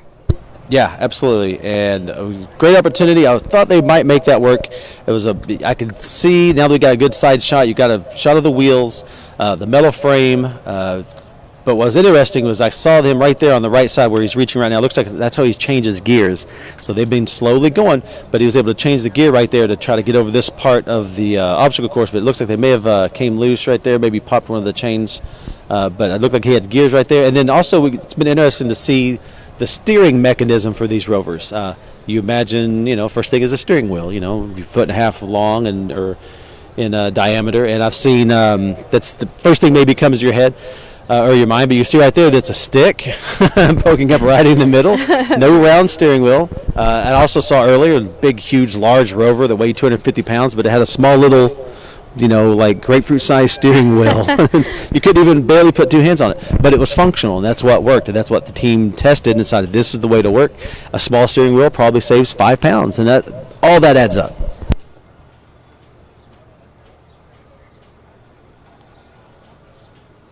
Again, our drivers on Team 53 sitting side by side, working their way through this. Again, this is a great shot. You've got the transverse incline right here, and then the lunar landscape, the Apollo 11 landscape, and that is what we typically call a catastrophic failure.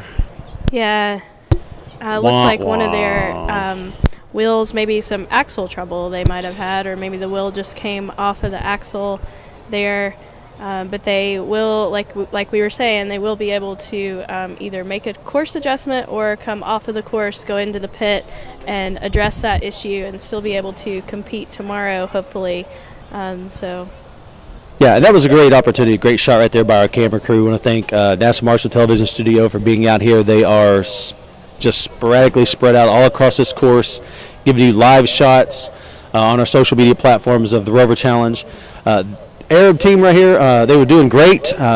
Nice slow pace, but it looked like the weight of the Rover was doing well. It looked like they were having success using gear ratio. But yeah, a little bit of an issue right there where they might have to go back through and, like you said, go out in the pit and figure out a way to get get the wheel, if that's part of the hub or what the issue is right there. But that's an easy thing, and get out to the pit and take care of. And so while we're looking at that, there's another team that's at the start-finish line. Thank you. Hi, we're here with team number 58. This is the Myths from Rio de Janeiro, Brazil. So who do we have? What's your name on the rover here? Igor Machado. Okay. Luisa Machado. Thank you, Igor and Luisa. What expectations do you have for your race today?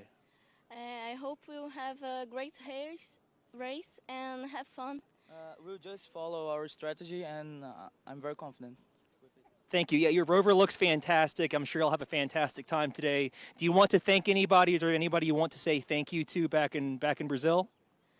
Thank you, our family, to the university. Yeah, it's that. For every people who help us to be here, and it's that. That's great. All right. Thank you very much. Best of luck to y'all on your excursion this afternoon, and we'll send that back to y'all. Thanks so much, Bryce. So we actually have a member of this team from Brazil here with us in the booth. Hello, how you doing? Good, how are you? Yeah, me too. Tell us your name and what your job was as a part of this team here today. Okay, so my name is Gabriel, and my part of the team is I'm responsible for the transmission. So we tried something different this year. Last year we had some issues, and this year we tried to go from the chains to belts, to rubber belts. So we hope it's a little bit better, it's smoother, and we don't have the same issues. What did you do to test out the difference between the chain and the belt and make that decision? We actually were following the book of the competition, and they were saying some things about the chains. They're not that better, and we tried to do something different. So we tried to draw the pulleys. We tried to develop them with 3D printed. So they're different. They decide we need, and we try to do something different. So it would be better for the projects, you know. So is this your first year participating in Roverchallenge? Second year. We came last year, the first university to participate from Brazil. Cool. The first team in the university competition to come here to this competition. How did y'all do last year? We won the Best Design Award. Yeah. We're here for the... Thank you. I'm sorry. We're here for trying to go the second time. And all right, so let's start with that. So the Best Design Award, is this the same rover as last year, or is it completely different? No.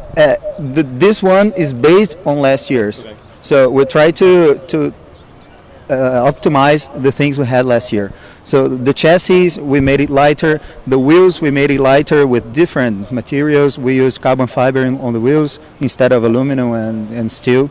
So we're doing some things differently. So the steering, we had problems. The transmission, we had a few issues. So this year, we're improving the last year's. All right, so what's the weight on the rover this year compared to last year? Do you remember? 126, if I'm not mistaken. For this year? Yeah, for this year. About last year? Last year was about 140, 140 something. So lightweight, carbon fiber, that drops some weight. What was it the design element about last year's rover that won the best design? Yeah, I think the thing that's stronger in our project is like we don't spend as much money as the others. Mm-hmm. You know, so some teams were spending like $10,000, and ours we spend like $1,300. Okay. You know, so it's a cheaper one. We have some inspirations from other projects. So we take inspirations from other projects. We take part in the university. So the suspension, the chassis, we take this from other modalities. You know, we take from Bajas. We take from formulas, and we try to apply to the rover. All right, so I can see right here in this shot, I can see the suspension, left side, right side. You guys, was last year's rover 3-wheel? Yeah. And the reason for that is? Fabrication and weight. Okay. Yeah, we talked about that. So one less wheel, a little less weight. Also, it's easier. You don't have to make a fourth wheel. Right. But you guys probably have spares, maybe? Yeah, not the same way. We have some like prototypes that we can try to change them, but not exactly the same way they are there. All right, and so as we see this shot right here, you have two rovers, female and male, safety belts, safety helmets as required. Last year's rover compared to this, you're facing different directions. Is there a reason why, or is that similar to last year? Yeah, that's the same of last year. That's about the space we had. So if we're facing opposite sides, the legs go over the wheels, so we don't lose as much space in the middle of the rover. All right, and then one more question, Jenna. Just quickly guessing, and I'm not an engineer, but it looks like it's one drivetrain system, not two independent drivetrain systems? They're two independent. Yeah, the front pilot, he powers the front wheels, the front axle, and the rear wheel. All right, and typically it'll be two independent drivetrain systems. And the reason I was asking that, you can see the shot, the front driver is pedaling the way you would expect a bicycle to pedal, but the back is reverse of that. And so I wondered if it looked like it was probably just continuing the same chain or same belt, but a reason why it would be backwards on the back end. Yeah, we had some trouble like reversing the way it was pedaling. We didn't like figure it out how to cross the belt, and we didn't have much time to do something different. So we chose to go like pedaling backwards. That would be the easier way to finish on time, you know. No, that's cool, and that's, like I said, that's something different as I try to learn more. This is my 5th year working human exploration Rover Challenge, and so the metal, linear metal stripes there on what looked like it'd be a spoke on the wheels. Yeah, that was a problem we had. I don't know if with the fabrication or the shipping here to the States, and the wheel got a little damaged. So yeah, we had to make some reinforcements so the wheel wouldn't crack or anything. Okay. So that was an emergency the last time. So I noticed there, you can see right now in this shot that your female driver has actually taken her feet off of the pedals. Good job, guys. Off of the pedals a couple of times. So it's a pretty physical feat to go through this course. Talk a little bit about how your team actually trained, your drivers trained. Yeah, the drivers, they go to gym, they ride bikes, they go walking to school like almost every day. They try to keep up with the gym and everything, the activities. Not much of difference, you know, just regular exercise they were practicing. The last few weeks we spent some sleepless nights. We were working at school, so it was a bit hard to keep the training. But they were training like all over the year, so I guess they're ready. Yeah. Well, we appreciate you so much for coming up here and talking with us today and participating in Rover Challenge. I know that you're eager to get back to your team and talk with them. So best of luck to you guys, and we appreciate you. Okay, thank you guys. I appreciate it. Bye-bye.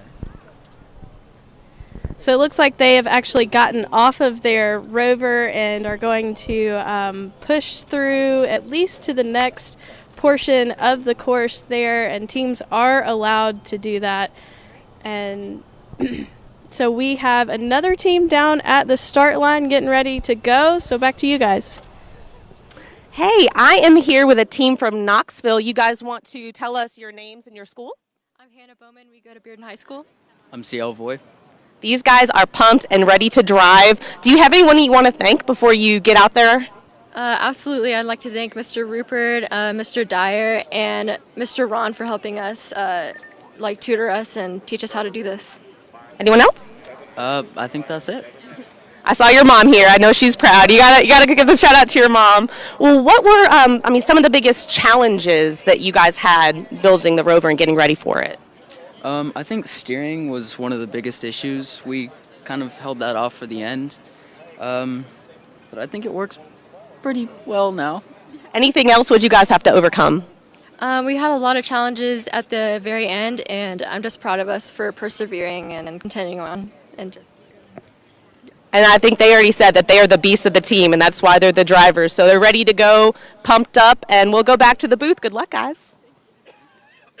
Thanks so much, Jennifer. So this is actually Bearden High School's second team to participate in Rover Challenge this year, which is pretty exciting. There's been a couple of schools that we've talked to that have a couple of teams. Yeah, they're from Knoxville, so they should bring like 5 teams. I mean, just roll on down here. It's not a big deal. A couple hours away. It's actually pretty convenient that they're somewhat local, as we've been talking to some of our international teams. One thing that people don't realize is these teams actually have to ship their Rover here or bring their Rover with them, which usually means that they have to break it down into piece parts and then assemble their Rover once they get here to Huntsville.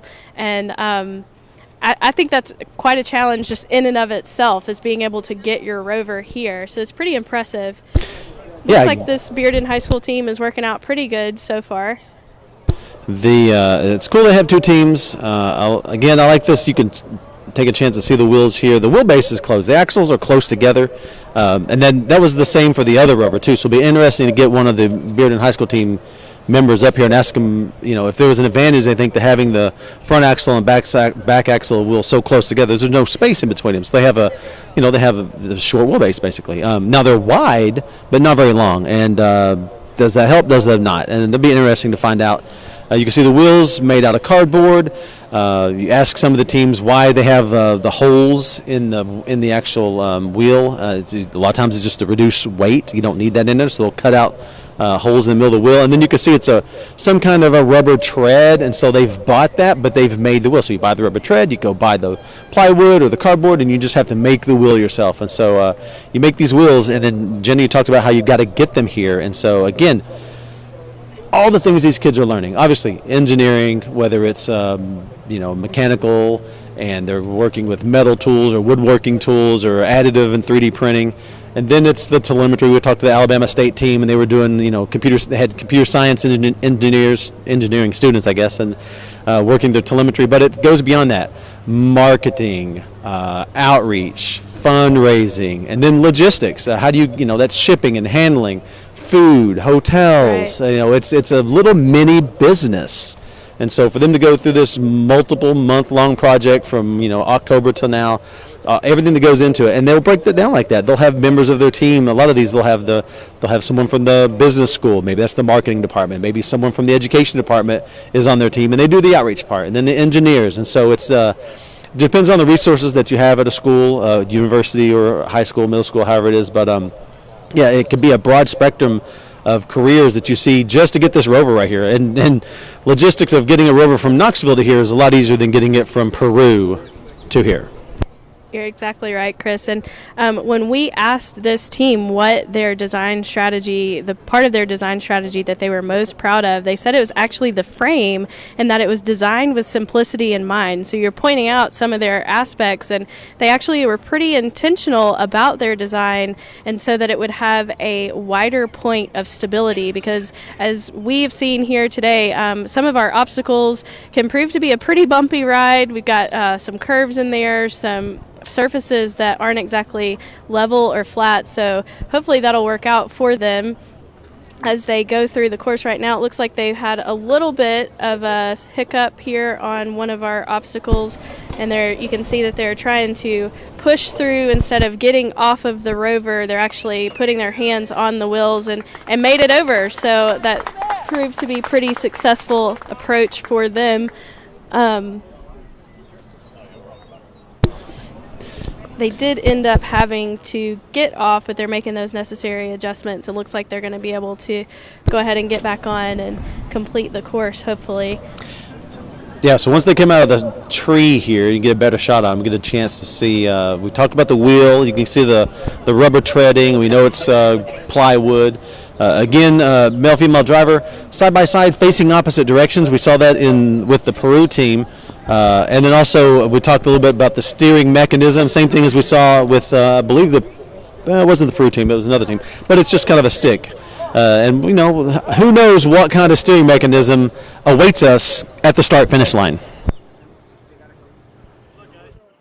Hey guys, I am here with a team from Connecticut. You want to give us your name and school? My name is Mike Esposito, and we're from Central Connecticut State University. And I'm Mariah Aronson. And this is your guys' first time being here for the Rover Challenge. What was some of the hardest challenges that you guys faced when getting this all together and prepping to be here today? Steering, we've been having some difficulty with that. We have a really nice transmission, but we kind of didn't put as much time as we would have liked. So we've been troubleshooting that most of the day. So do you have any strategy to kind of help you guys go through that? Using as much force as we can, and if not, getting off and steering it manually. Whatever it takes, right? Well, that's great. And how about for you? You said this was part of your senior design project as well. So for my senior project, we redesigned the transmission. If you pedal backwards, it engages the lower gear, and if you pedal forwards, you go to higher gear for cruising. So we hope that it'll be good as far as going up obstacles and going fast too. Is there anything that you guys are planning on bypassing? We'll cross them when we get to them, I think. Go for it. I like it. Well, good luck to you guys. Welcome to Alabama from Connecticut, and we'll go back to the booth. Thanks so much, Jennifer. I think that's pretty interesting how they have actually adjusted their pedaling for different types of terrain. So it looks like we had a little bit of an accident down there on the course, but you can see that our volunteers were quick to respond to that and take care of that situation. So we actually have a member of team number 66 up here in the booth with us. Tell us your name. My name is Surat Chakravardanala. Good to meet you, Surat. So what was your role with your Rover Challenge team? I was actually the project leader of this team, so I was overseeing all the activities, making sure that all the finances were completed properly, and then organizing all the projects and the systems on the rover. So you kind of handled the business side, which Chris was talking a little bit about earlier, about how a lot of our teams have different representatives, and it's not all necessarily just engineers, but you need people who are going to work with partners and get sponsors and manage the finances and the logistics and that sort of thing. So is this your first time participating in Rover Challenge? I've actually been participating since 2016, I believe, or 2015, and I've actually, since I was a freshman, I was a rider myself, and then as the years progressed, I was kind of like getting bigger and bigger roles, and then I never saw myself as in the project leader position, but here I am. Well, and that's a big component. It takes a village. You got to have the project manager. You got to have your engineering department, the marketing, and the outreach, and the fundraising, and all that stuff comes together. Trust me, we understand the idea of having a lot of people involved in making things happen, which is great. It's redundancy. We talked about redundancy in mechanics and software systems. It's the same thing with the workload. You want to make sure you got a good team of people to make things happen. And so we've got Bearden team right here. You can see their shot, American flag. Team number 64. Wheels look good. Might have, I guess, some kind of image issue where they're going to have to push the rover through the rest of the course. But that's totally fine. Again, this is just the first day of racing. And so with Team 66, Central Connecticut, you guys have been here before. So tell us a little bit about how you addressed some of the challenges with your Rover team. So we actually had more members on this team, but we had trouble with time management because the team had slowly thinned out a little bit, and we're left with 5 members. Now, the 5 members that are on this team, they actually do a lot, and each person has they're managing several different systems and have a lot of responsibilities. And time management was really the biggest challenge because a lot of people have a lot of responsibilities. You're right. So, was there anything that you guys did different from last year to this year? Yeah, we actually have a completely updated drivetrain. It's a retro-direct 2-speed transmission. It's my senior project and 2 of the students on this team, and it's completely different than last year. Last year was just geared sprocket to sprocket, and we actually changed it up, and it's very unique. So was that something that you guys learned from the experience that you had last year and wanted to improve on that for this year? Yeah, absolutely, because we found that the chain was just slipping off all too much, and then we wanted to do something different. We were initially thinking about a shaft-driven transmission, but we just saw a bunch of different ideas and thought that the retro-direct 2-speed would have been a better way to go. So do you work with any sort of mentors, professors, teachers, that sort of thing to be able to help you address these challenges? Yeah, we actually have another professor that is giving us a space to work in. His name is Professor Cianis, David Cianis, and he's given us a lot of different input and better ideas on how to keep the chain nice and tense, and different parts that he's recommended. He's really helped us out and gave us a lot of guidance. So shout out to him, huh? Yeah. Thank you, Professor Cianis. You helped us out a lot. So it looks like we have a team that is actually the Bearden High School team has hopped off their Rover and they're pushing through that obstacle. And your team has just gotten off of the finish line. They're getting started on their race. What do you think the biggest thing that they have going through their mind right now is? I think one of the things that they have going through their mind is to make sure that the steering has some issues, and because they're having some trouble turning it left and right, they have to kind of manage their time and carry it quickly if they need to, if it's not turning properly. And at the same time, they have to make sure that the chain doesn't slip off. Otherwise, they're going to lose some time there. Yeah, and that's it's a good strategy. You know, it's a coaching strategy. The idea of, okay, if we know going into this we're going to have issues with steering, then we might not be able to use the time on one of the sample challenges. But I say that, and here they are right here tackling the first sample challenge, which is the soil sample challenge. And so, are you planning to do all three? Just one? Is there a strategy involved in that? We were kind of trying to see how well they. I think they're trying out each sample as they can, and then if they start to run out of time, I think they'll start cutting them out and using bypasses. Okay. Yeah. So they make that call as they go? Yeah, they do. Yeah. And then is this something, how did you guys practice doing that? I mean, make your own little rock samples? And we actually, for the sample retrieval, we weren't able to practice that as much because we were really trying to focus on getting the transmission all set, and then we tried to fix that like closer to the end and try to work with it as best as we can and plan out the strategy, but yeah. All right, so I missed a few of the questions. I just stepped off for a second, so I don't want to repeat anything, but one thing I don't think I heard is some of the sponsors who helped to get you all here.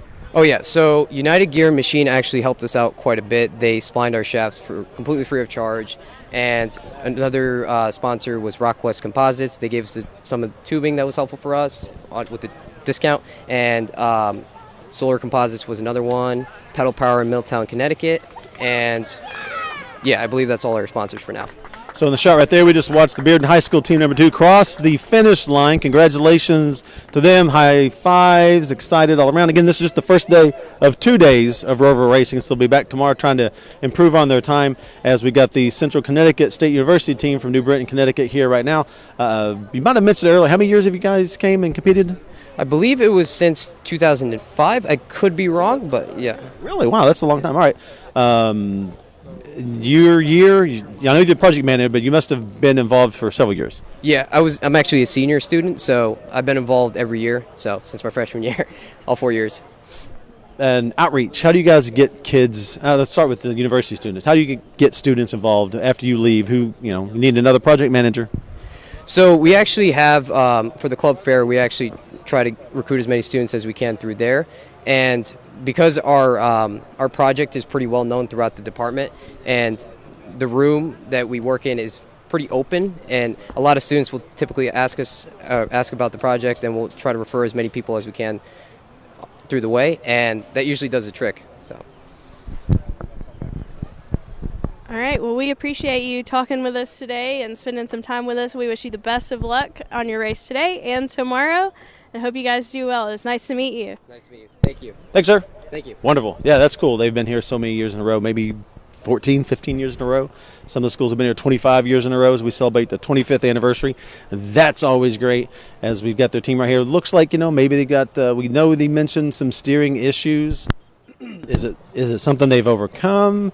Are they going to pull off the course? Looks like they maybe just continue to push their way along, but hit the pit and get that fixed for tomorrow. And another fun day of Rover racing here at the U.S. Basin Rocket Center in Huntsville, Alabama, North Alabama, just outside of Tennessee. If you're around, come and join us. We're here all day today, all day tomorrow. And if you can't get here, you can follow us on social media platforms. We're everywhere. We're YouTube, we're NASA.gov, live, and you can just really find us anywhere. Hashtag Roverchallenge or at Roverchallenge on all the platforms. So we're going to throw it back down to the start line and see who we got up next.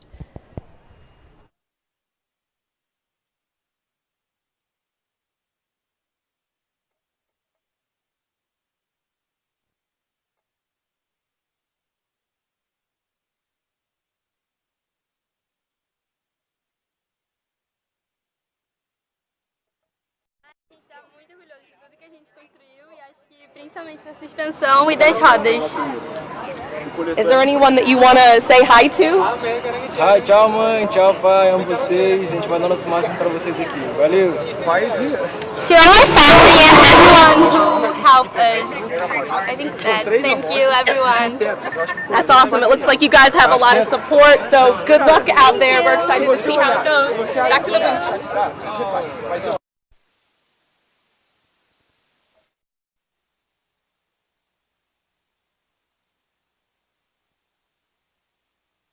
Hey, welcome back, everyone. We're here in the broadcast booth getting ready to interview some of our esteemed colleagues and friends and drivers and Rover drivers and engineers who've made helping make Rover Challenge happen. So quickly, Tony, I'll let you take it off right here.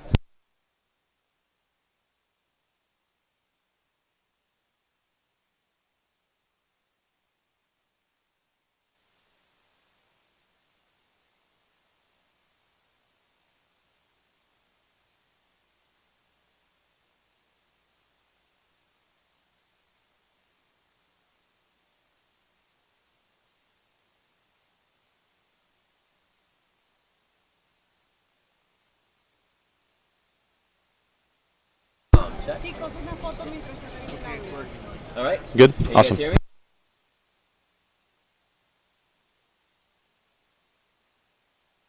How about this one? There we go. Here, Tony, use my mic. All right, so I'm here at Rover Challenge. One of the great stories that we like sharing here is the longevity of generation to generation of the work that we do. And so I'm going to go in Spanish and English here, pero aquí estoy con Manuel de Perú. ¿Le gustaría decir su historia en estando aquí en el Rover Challenge? Ya, para mí es muy satisfactorio estar acá en Huntsville después de 30 años. Estuve en el año 1988 en un seminario en Chattanooga, Tennessee, auspiciado por la Universidad de Tennessee. Y bueno, me fue muy grato estar allá y aparte cuando nosotros estuvimos en ese grupo, vinimos acá a Huntsville en un full day, una visita que ahora la estoy repitiendo después de 30 años. Es una historia para mí maravillosa el volver a estar acá en la NASA después de 30 años, en esa época como en un estudio y ahora como profesor e investigador de la Universidad Nacional de Ingeniería de Lima, Perú, y con todo el grupo que están participando en el Roverchallenge.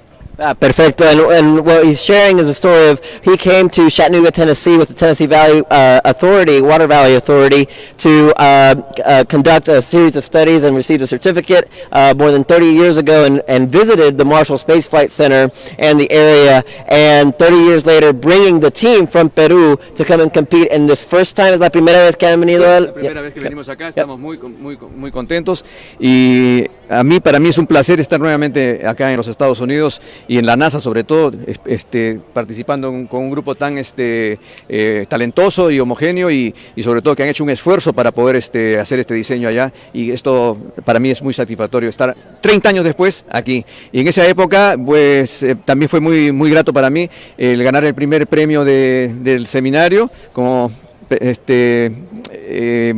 debido a pues, una serie de esfuerzos también que hicimos ahí, y eso mereció que el alcalde de Chattanooga me diera el certificado de Honorary Citizen. El lunes voy a ir a Chattanooga, voy a ir a visitar a muchos amigos allá y hacer una reunión ahí, muy grato. So 30 years ago, as a part of the Tennessee Valley Authority, received high honors for his work in engineering at the time, and received an honorary citizenship, if you will, of the city of Chattanooga. And all of the students now here in their first time here with the Rover Challenge are citizens in this never-ending effort in exploring deep space here with NASA and the NASA Rover Challenge. So just a tremendous effort and a tremendous importance of mentorship and continuing the next generation. So muchas gracias por estar con nosotros. Y felicidades a cada uno de ustedes estar aquí en el NASA Rover Challenge. Thank you guys. Appreciate it. Thank you. All right, and as we continue here, we're seeing the Rovers continuing on their mission and completion as we see right near the finish line. Yeah, we'll see. Do a quick mic check. This one working? 1, 2. Getting any audio on this one? All right, so. Good. Yeah. Hey, thanks. Great interview, Tony. We appreciate it as always. I know you're going to be around the rest of the day and the weekend to help us. Indeed. Thank you, sir. All right. So yes, Team 82 on the course now. One of our teams, again, international participants from Brazil. This is Alpha Team. Had a chance to get some information from them. This is the first time that they're here for Rover Challenge, so it's always good to have new teams come and participate. I look forward to having them be here next year. You can see they're tackling the first challenge right now, the one of the sample challenges. It's a rock, a gravel, and a sand collection opportunity for them. And so you see the Brazil flag on the back of their Rover right there. Get a chance to look like the wheels are made out of rubber with some kind of tread on the outside of the wheels. Everybody's got their safety helmets on. It'll be exciting to maybe have one of them join us here in a little bit from the Team 82 Brazil team. But just like everyone, it's exciting to have them here because they're getting a chance to participate not only Rover Challenge, but just experience the area, Huntsville and NASA and the Space and Rocket Center. I'm sure it's an exciting time for them as they successfully completed that challenge and they moved on. And joined us here in the broadcast booth right now is one of our colleagues. Excited to have Kim Henry joining us. Kim, what do you think? Well, I'm so excited to be here today, Chris. This is my first time back here on the commentating booth watching the Rover Challenge. So what a great front row seat to see these students in action. Awesome opportunity that NASA does with our universities and our schools, so our students can learn how to apply, science, technology, engineering, and math to things that we're going to accomplish here soon. Getting to the moon, right? That's where we're aimed for. So. Yep. And speaking of that, students that are trying to help accomplish those goals, I believe we have someone at the start-finish line right now. Ladies and gentlemen, we are here with lovely Professional University, all the way from India to the Space and Rocket Center. And up front, I'll let you introduce yourself. Yeah, my name is Harsimran Kaur and I'm from Punjab, India. And I'm pursuing the Bachelor of Computer Application from lovely Professional University. And it's this time we are excited for this Rover Challenge. I'm really glad to selected for this Rover Challenge. So that's it. Thank you. Oh, thank you. We're so happy that you were selected for this. And sir, what is your name? And I understand you would like to thank some people from back home. My name is Rohit Manik Patil, and I would like to thank all the people who were associated with this Rover Challenge, and we would like to thank Infrazone application for sponsoring us, and also like to thank our parents, our university, and the whole public who were supporting us from India. So yeah, surely thank you so much.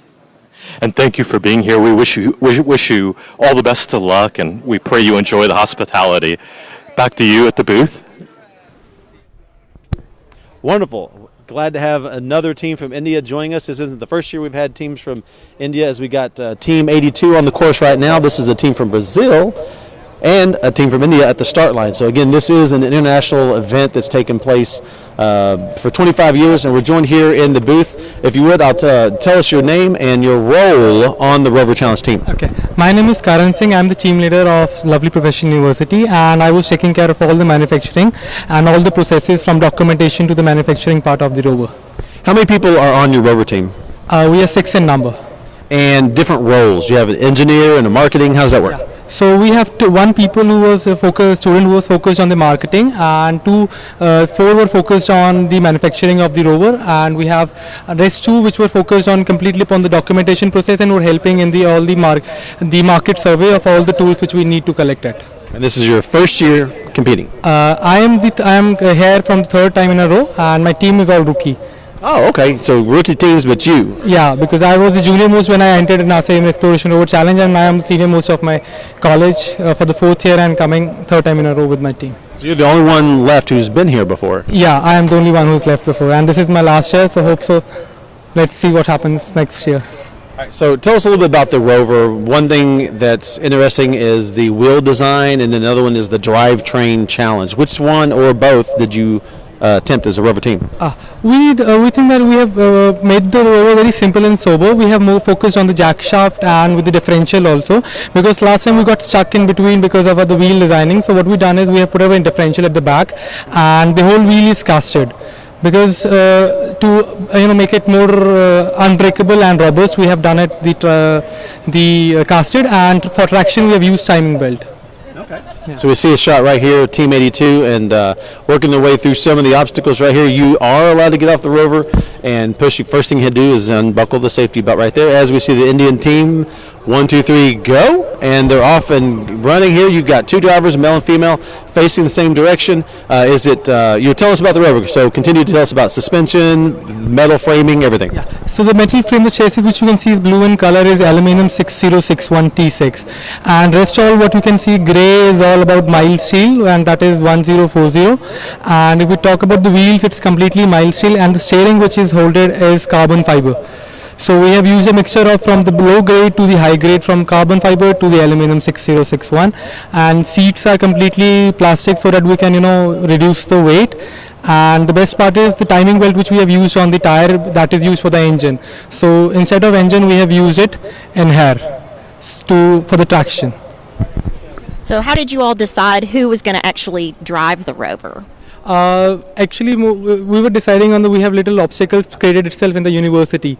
So we used to race, and different people students get chance to do it, and whatever performs the best. So with that, depending on that, we just chose these two for the race. And you mentioned earlier you've been doing this for a while, so you had the sage wisdom to give the team. Do you have any mentors or sponsors that helped you all out during this process? Yeah, we have a team advisor, Mr. Mandeep Singh. He couldn't come to here because of some medical issues, and we are thankful to our sponsors. Like I would like to thank InfraZone. It's a web developer company. Along with that, we would like to thank DHL and MHP Boilers for sponsoring us, along with the college. College helped us for that. A lot of people to thank. Yeah. So where are you studying? I'm studying mechanical engineering. I'm pursuing my 4th year there. And how about other members of your team? Most of us are from mechanical or aerospace engineering. Okay, so you're familiar with SolidWorks and MATLAB and some of the other... Yeah, we are aware with the SolidWorks, MATLAB, Solid Edge, all those software which are used. We have been working with that. Our Rover is designed in SolidWorks 2018. Okay, and that's a difference. So mechanical engineering students, we had another university earlier, they were computer science engineering students, so they didn't have that experience with MATLAB and SolidWorks. But so what are some of the tactics and strategies that were a little out of the field for you that you had to learn that weren't necessarily mechanical engineering based? Usually it was nothing more than what we feel is a mechanical. The strategies which we have used is like market survey, the marketing, the sponsorship, all those were a new thing which we learned it, and it was something new for the mechanical engineers to go to the market and say we need a sponsor. Okay. So yes, fundraising, marketing. We're talking about the weight of the Rover. You said it's lightweight. So what are you weighing in at? It was around 80 kg. Okay. Yeah. So last time it was 20 kg more, so we try to reduce it about 20 kg, but it still needs to be more. So we will try our best to reduce it more next time. All right, and then the seat placement and design for the Rover drivers as we watch them almost get up that Martian beat right there. Now, let's keep my fingers crossed. It's a different from last year, actually different from the past several years. There's a little bit of a downslope going into that high Martian butte, so you can get some momentum to carry them up. But we're talking about the driver arrangement and the fact that, actually we'll do that in a second. Let's go to the start-finish line. I believe we have another team ready to go.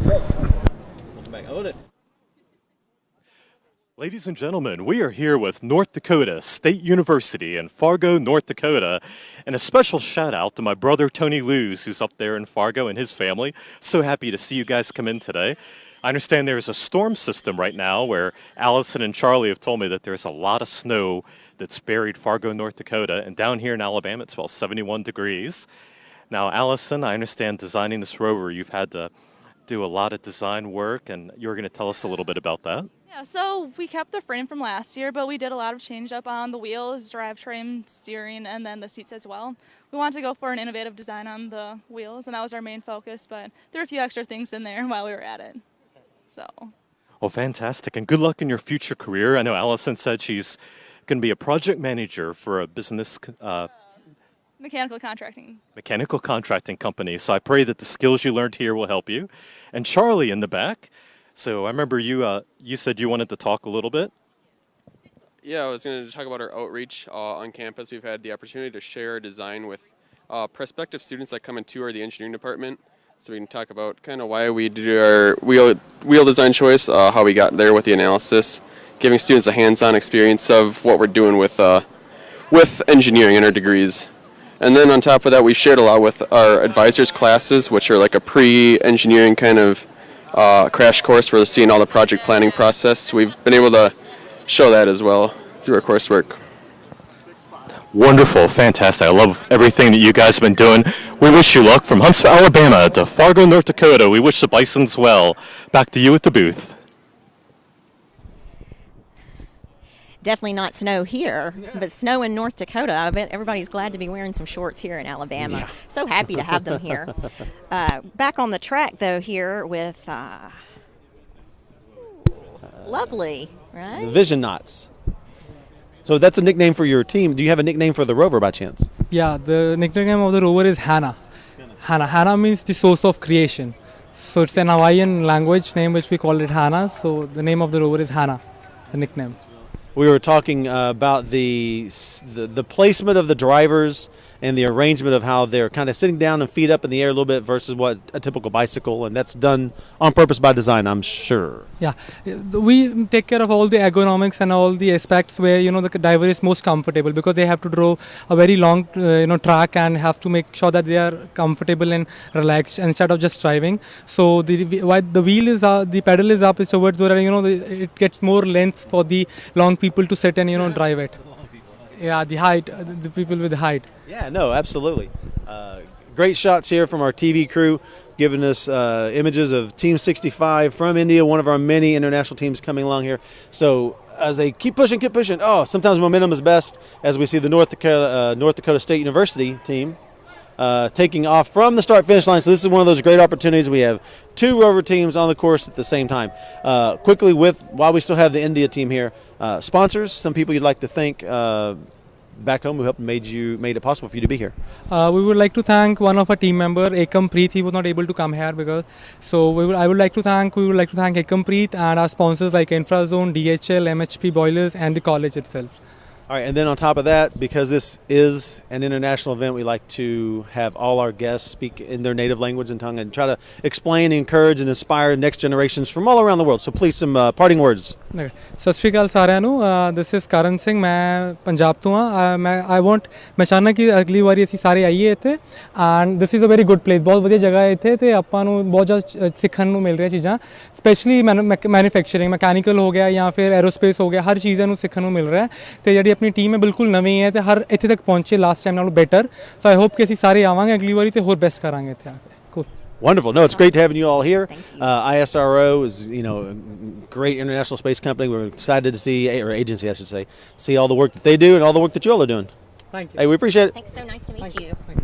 All right. So, two Rovers on the course, North Dakota State University, and our team from India right there. You can see them on the right, other team on the left. It's great to have two shots showing just the range of scope and scale and size of Rovers and the design challenges and the way things are different, the way the drivers sit differently.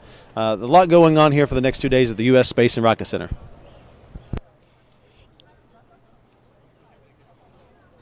So here at the broadcast booth, we're joined by one of the teams from North Dakota State University.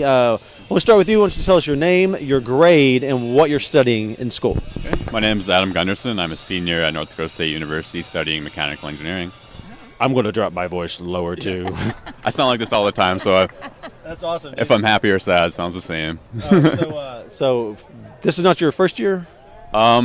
This is our team's first year being here, but our school has participated in the past few years. So okay, that's what I thought. So you're all rookies on the team? Yep. Did you reach out and find some of the veterans from past years? Yep. There are a few of our classmates of ours. Charlie, one of our team members, his roommate, was on the past team, and one of my friends was on it the past year too. So cool. We got to reach out to them, got some good advice. They left behind kind of a how-to manual or kind of their suggestions for what we should do this year. So we tried to follow that as best we could. All right, so one question I like asking about returning teams is you've got this new Rover that you've designed. I assume it's not the old Rover from years past. Where's the old Rovers? We reused the frame. Okay. So last year they spent a good amount of time redoing the frame out of aluminum versus the previous year was steel. So they spent a fair amount of time and money redoing that. So we decided to keep that and go with new wheels, new seats, new drivetrain, kind of stick with the frame since that was Tell us a little bit about those wheels, right? So they're bent aluminum.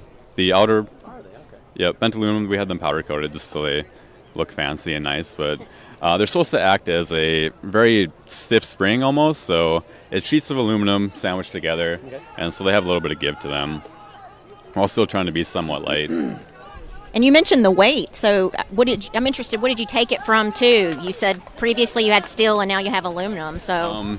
2 years ago the frame was steel, so this past year was aluminum, and then our year was aluminum. So this year we weighed in at 240 pounds, and I think last year they were at 220, so we did go up in weight a little bit. All right, so stay here with us in the booth, and we're going to go back to the starting line and meet our next team. Awesome.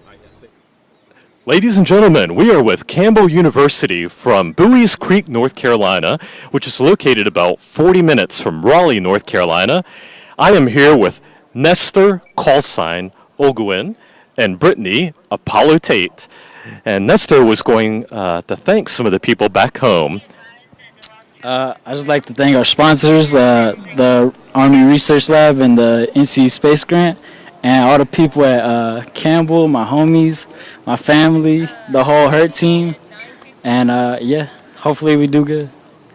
We pray you do good too, and we are full of gratitude that you're out here today to enjoy this race. And Brittany, you were telling me that you had a number of obstacles and difficulties to overcome just to be here today. Would you like to tell us a little bit more? Yes, so one of our obstacles was our drivetrain and our steering, but we think we've got it now, and we're hoping to finish this race.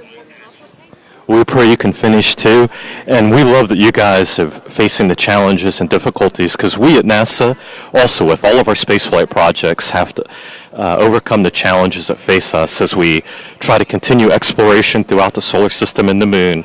So we wish you a lot of luck, and wish luck to the people designing our future lunar lander. Back to you at the booth, please. All right, thanks so much, Paul. Looking at North Dakota still on the track. And you were talking about the wheels. You're really proud of those. Tell me about it again. Oh, so we made them out of formed aluminum. It's aluminum sheets. You know, we stuck them together, welded the outsides of it. Then we used actually PVC in the small pockets that aren't filled with aluminum, so just to give it a little bit more rigidity. Looks like it's doing great on the course.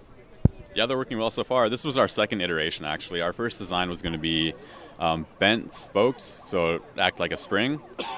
But that, you know, unfortunately, it's pretty difficult to manufacture with the resources we had, so we ended up going with this design, which was kind of our, you know, second prototype. We made two. Ended up going with this one. It seemed to work better. Well, that's so important when you are designing and building something. You have to try it out, do the prototype, see how it works, and then sometimes it's an iterative process where you change as you go along, right? Yeah. I mean, that's the same case, too, for our steering. We originally planned not to touch our steering, but, you know, we had some failures in testing, so we ended up redoing that a couple different times as well. The Rover, you said 240. It looks light to me, to be honest with you. It looks like it wouldn't weigh 240. I'm surprised. Yeah. I think the frame is a bit over-designed. It's pretty strong. I mean, it would take, you know, quite a lot to do any sort of plastic deformation to that aluminum. So I think, you know, going forward, definitely a little bit lighter of a frame.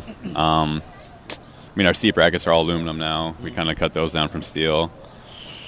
Maybe the suspension components could be, you know, lightweighted a bit. I mean, this shot right here, you know, it looks light, looks thin, but I guess it's the horizontal framing that's adding the weight. Yeah, it's pretty long. I'm not exactly sure what the you know, the unfolded length is, but it's probably about 7 feet, so it's a pretty big rover.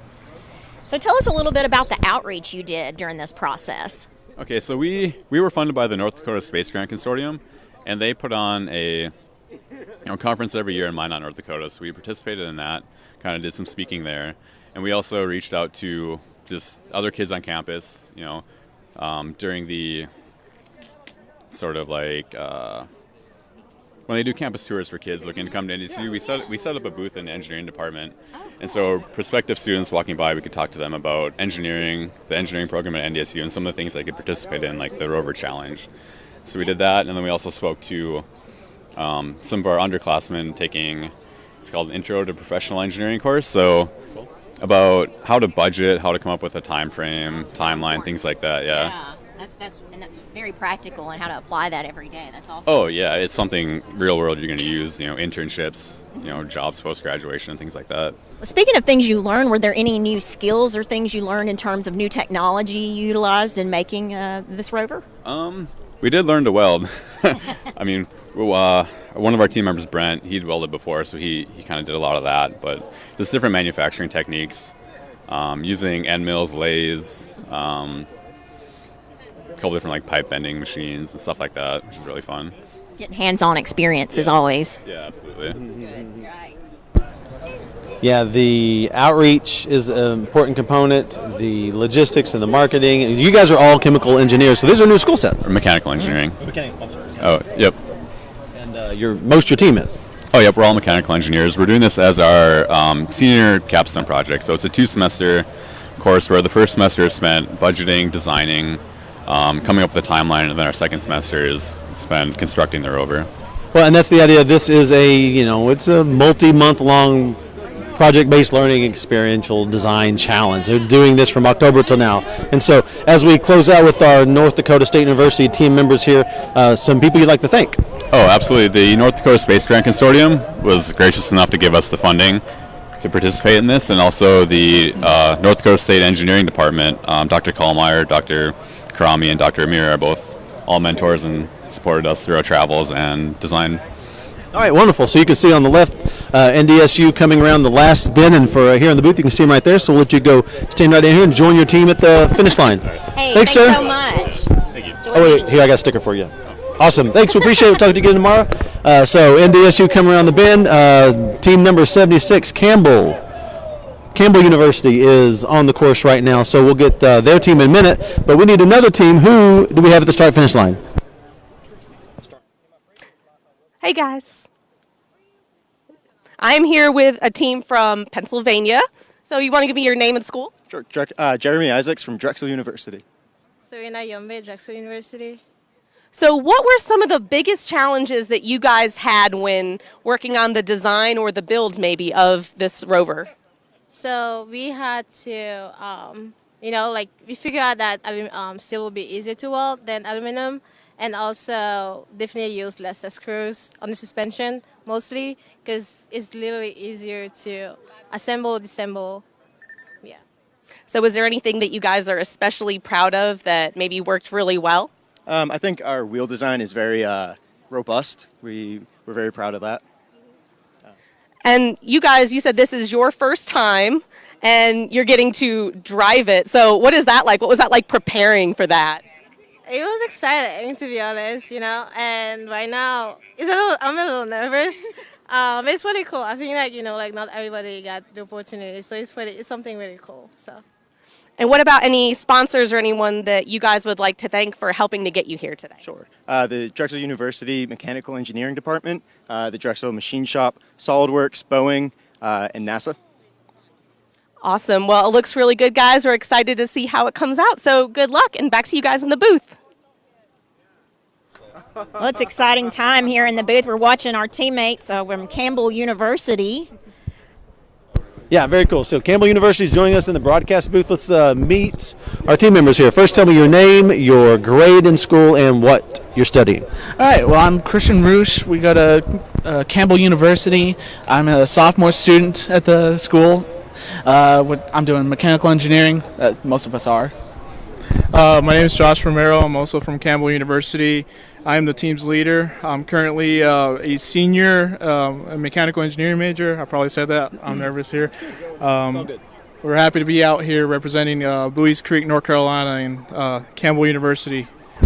So you're happy to be here, but great funny story about these guys. They were here last year. They just didn't bring a rover last year. Yeah, so we were as a new engineering school, we were looking for stuff to do, and one of the cool things came out to be the Human Exploration Rover Challenge out here in Huntsville, Alabama. So we sent 4 of us, including myself and our faculty advisor, Dr. Reinerson, to scope out things, and we said to ourselves, with the blessing of the dean and our sponsors, that we will make it happen, and here we are today with 2 teams.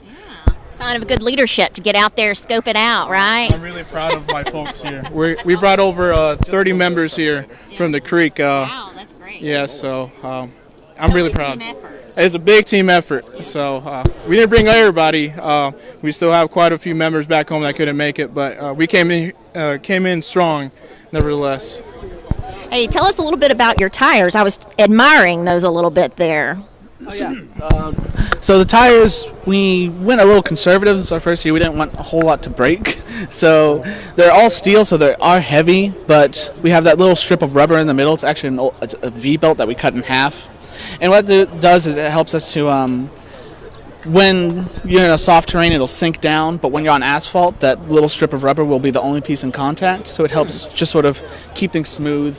give you the 1 point rather than something bogging down. Now we talk about that is surface area, especially a wider wheelbase will help you get over some of the obstacles, especially like the big rocks, like the huge rocks, versus something small like a 10-speed bicycle tire is going to get stuck in between those big rocks. So it's good you're taking that in consideration. That's one of those things you learned from last year, huh? Sneaky. Yeah, that was one of the biggest things I saw was the wood pieces with the little slits in there with the gaps. Yeah. And if your wheel was too narrow, it would sink in, and you'd have to have a lot of torque. And if your gearing was off, well, you're going to be there pushing. So that's one thing I learned from scoping things out last year that we really applied with our 6-inch wide metal wheels. Yeah. So you guys came in full force. First year, 2 teams, right? Yes. Is this the first team on the course? Yes, this is Team 76, which is Team 1. Okay. All right, and so let's see how they're doing so far. So far, so good, right? So good. Moving. That's promising. We said to ourselves, as long as we could get one of them out here, we would have made the effort, not gone to waste. So we're here to learn from our mistakes, if anything. Being your first year, how did you decide who was going to drive your 2, inaugural Rovers that you have? That was a funny story. So we decided literally the day of the deadline, hours before NASA required us to put in the final roster. People just wanted to really drive, and we voted on it. So voted. All right, very democratic. It's a little too nice to each other. We have over 30 members, still growing strong, so we had to vote. Yeah, no, that's awesome. You mentioned there are people back home that are watching. Anybody you want to thank specifically? First off, I would like to thank our dean, Dr. Carpenter. Without her, she wouldn't have been able to make the efforts go through with funding and the partnerships with our sponsors, such as North Carolina Space Grant and the U.S. Army Research Lab, and then obviously the blessings of our institution back home. Alongside with our faculty advisor, Dr. Lee Reinerson, which he's here with us, but his effort really made the push to get us here. So Absolutely, always good to have that leadership. Yeah, so you see the shot right now, Team 76 coming down the course. A lot of different aspects of this Rover we can talk about. We talked a little bit about the wheels, the chassis, the metal. It's a heavy Rover, so maybe won't win the lightweight award, but is there a certain award also that you're trying to target?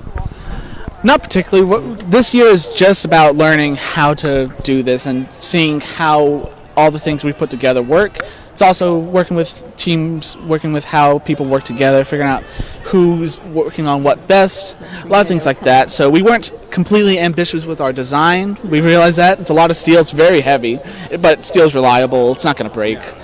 That's fine. And so we see right here, you can see them coming around the end. So we're going to let you all go down to the finish line and greet your team. Thanks. We'll talk to you all tomorrow. Yeah, thank you. And we're going to go to the start-finish line Maybe we'll see you again. and meet the next team.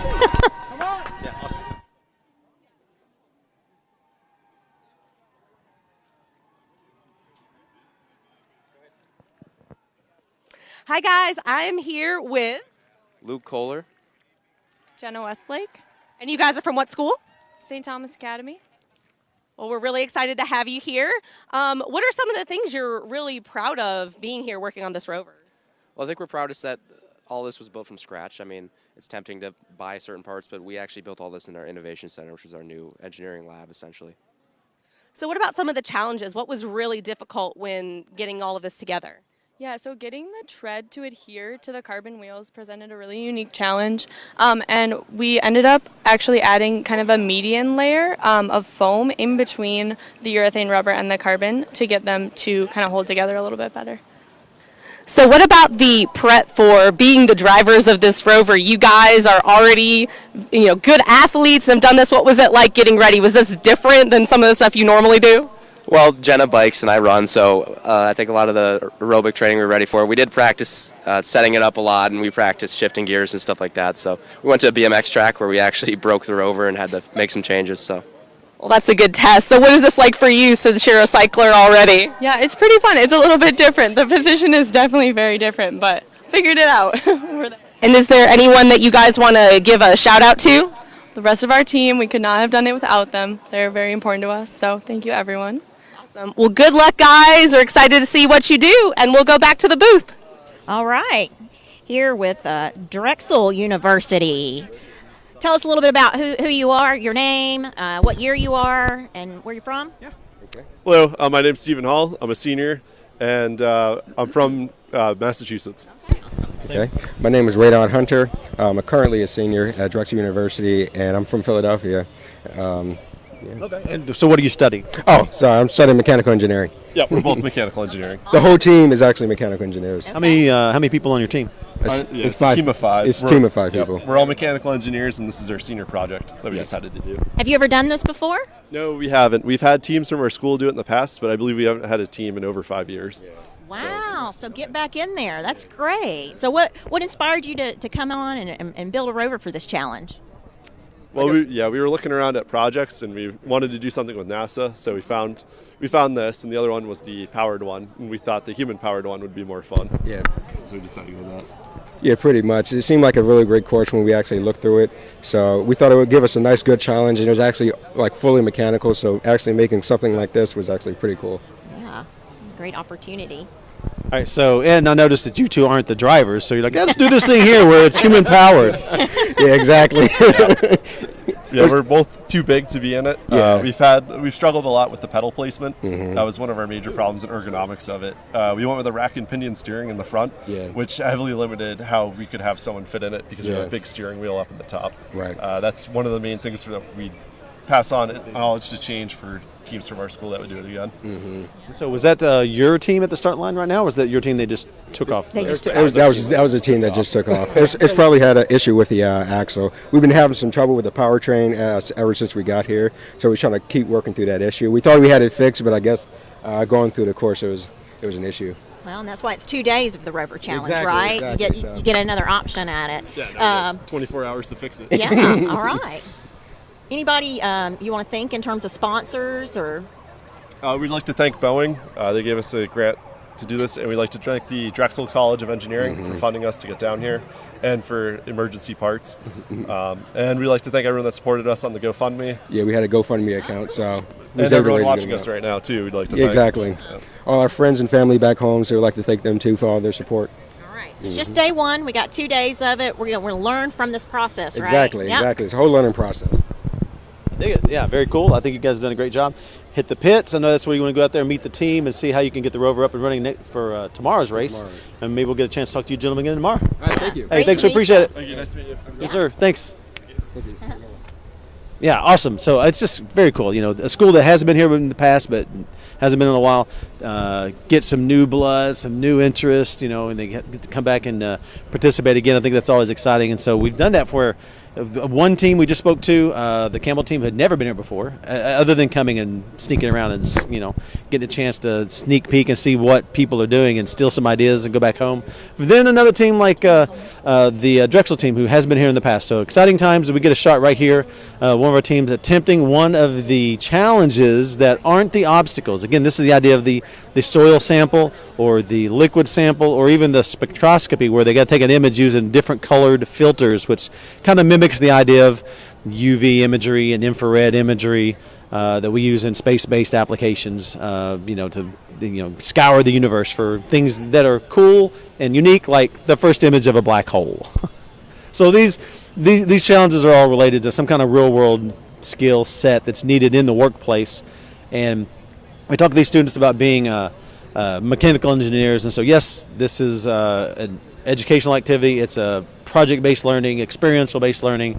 This is also workforce development. We've been stressing that, you know, over the day, and tomorrow these kids are going to go in the workforce, and they're taking the skills they learn in the classroom and practice them here as we get a chance to see Team 100 on the course right now, doing a pretty good job so far, moving right along. This is the St. Thomas Academy Experimental Vehicle Team from Minnesota, another team that made a long drive down, just like the North Dakota State University team. They go down the hill, they get up and over. There. Yeah, right over the Martian Butte. That used to be one of the toughest obstacles here when we first added the Martian components or the Martian elements, and it was because you had to get some speed to get up that 4-foot incline.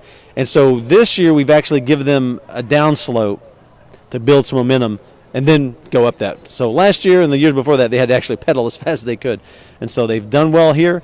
There's a leaderboard that you can follow and see who's done well so far. Follow us on social media platforms on it could be Facebook and Twitter. You can tweet a question. You can leave a comment on Facebook. Our social media team is award-winning. They're constantly online and like to engage in our audience. This is a way that we engage, inspire, people to get involved and do different STEM activities. Not only this is one activity of many. Last week, Kim, we were at student launch. Right. A couple weekends before that, we had some first robotics activities taking place here in Huntsville, and this is just some of the things that we do here at Marshall. They've got the lunar robotics competition takes place at Kennedy Space Center, and they got competitions, national airspace scholar programs and high school airspace scholar programs that take place at the Johnson Space Center, and all these together at all the different centers across the agency, across the nation, combines what we call the pipeline. Right. We want to get these kids involved in something at a young age, and then keep them involved from middle school, high school, college, and then get them in internships, and then get them in the workforce. Right. Well, it means so much more when you get hands-on, right? I mean, it's one thing to study something in a textbook, but if, you practically have to come together and make a rover and think about, the materials you need, that's a whole different experience. And that's, that's what we want in terms of our engineers in the future. We're always solving problems, right? We're always coming together to figure out, what's the next step? How are we going to get to the moon and onto Mars? And, we're always wanting to, encourage that next generation, because always good ideas coming in. Now, it looks like, are they going to do the task?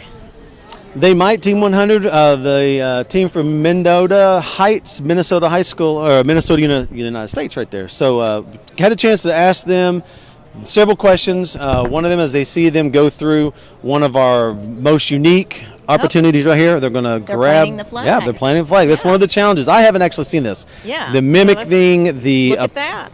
Mimicking the Apollo 11, and this is the Apollo 11 anniversary, mimicking all the astronauts who landed on the moon, planting the flags. You have to take a picture. The picture actually has to have the rover and the flag and the driver all in one image, and so that's a task. If you do that completely, you earn some more points. Yeah, I've seen them do that. We've at least seen them do 2 of the tasks so far. Yeah, the soil sample, the liquid sample, the spectroscopy, where you take an image using red, different colored filters.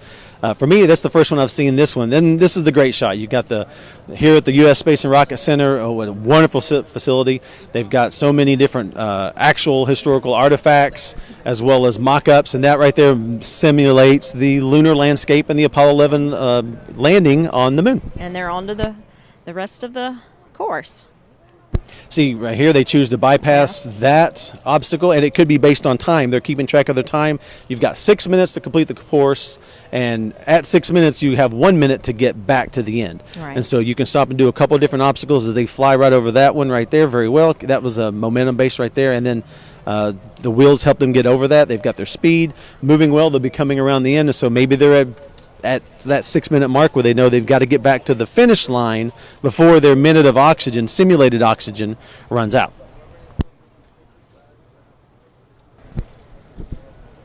Had a chance to ask the team, so who are some of the people that I'd like to thank? Because again, these kids spend all their year working and designing and building and fabricating and manufacturing, but it takes time to get some money and some resources. They wanted to thank the St. Thomas Academy, had a chance to thank Power Systems Research, and a company called Express Composites. And I imagine that might have to do with, as you see, they got some carbon fiber wheels. We've heard that a lot. The last couple years, a lot of the wheels were 3D printed, 3D manufactured, additive manufacturing. Today I've heard a lot of teams using carbon fiber wheels. They're doing really well, too. Yeah, it's their first year, and they've done well. Congratulations, Team 100 crosses the finish line right there. Quickly, it seemed to me. I saw them complete a couple challenges. As we get that great overhead shot right here, you can see the Saturn V rockets in the distance, the shuttle mock-up order on the left side there, so it gives I call that the shuttle Pathfinder. And just a great opportunity to talk science, talk engineering, and we were talking earlier about inspiring the next generation of students. As we got a lull, we don't have any teams at the start-finish line. And it's not just the internship opportunities for colleges, it's high school. It starts really young. In fact, I saw this today. Oh, look at there. If I can get a shot back to yeah. you. So I saw this little tiny thing, like, gosh, are they really starting this young? And I thought, wow, that's extra special to you, right? Well, yeah, because we do start young around here. In fact, I was going to make a quick announcement that my wife and I are expecting our first child.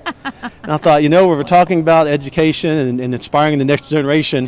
We're going to start early right here. And so it doesn't have to wait till high school. There are middle school components. We heard some of the students earlier talk about First Robotics League. They have a middle school robotics league. So, kids who are in 5th and 6th grade can get involved. And again, it's the pipeline opportunity. Yes, absolutely. That opportunity to really get that hands-on experience. And places like the Space and Rocket Center, helps, with that. I know my daughter's class came here recently, and I think they're actually planning to come again. And it just gets you excited to kind of get that hands-on and listen to what's going on currently, and then see how you can be a part of the solution and how you can experience space and be a part of it. Yeah, lots of different opportunities. Feel free to reach out to us again on social media platforms, NASA.gov. There's lots of activities at centers and visitor complexes and museums and visitor centers that you can get involved with. And you mentioned the U.S. Space and Rocket Center. That's one of the major, one of our sponsors. Obviously, we're here at their facility just outside of NASA Marshall Space Flight Center. This is our official visitor center, and it's not just the Marshall team, the NASA Marshall team. NASA, we have representatives from NASA headquarters here, and obviously the U.S. Space and Rocket Center representatives.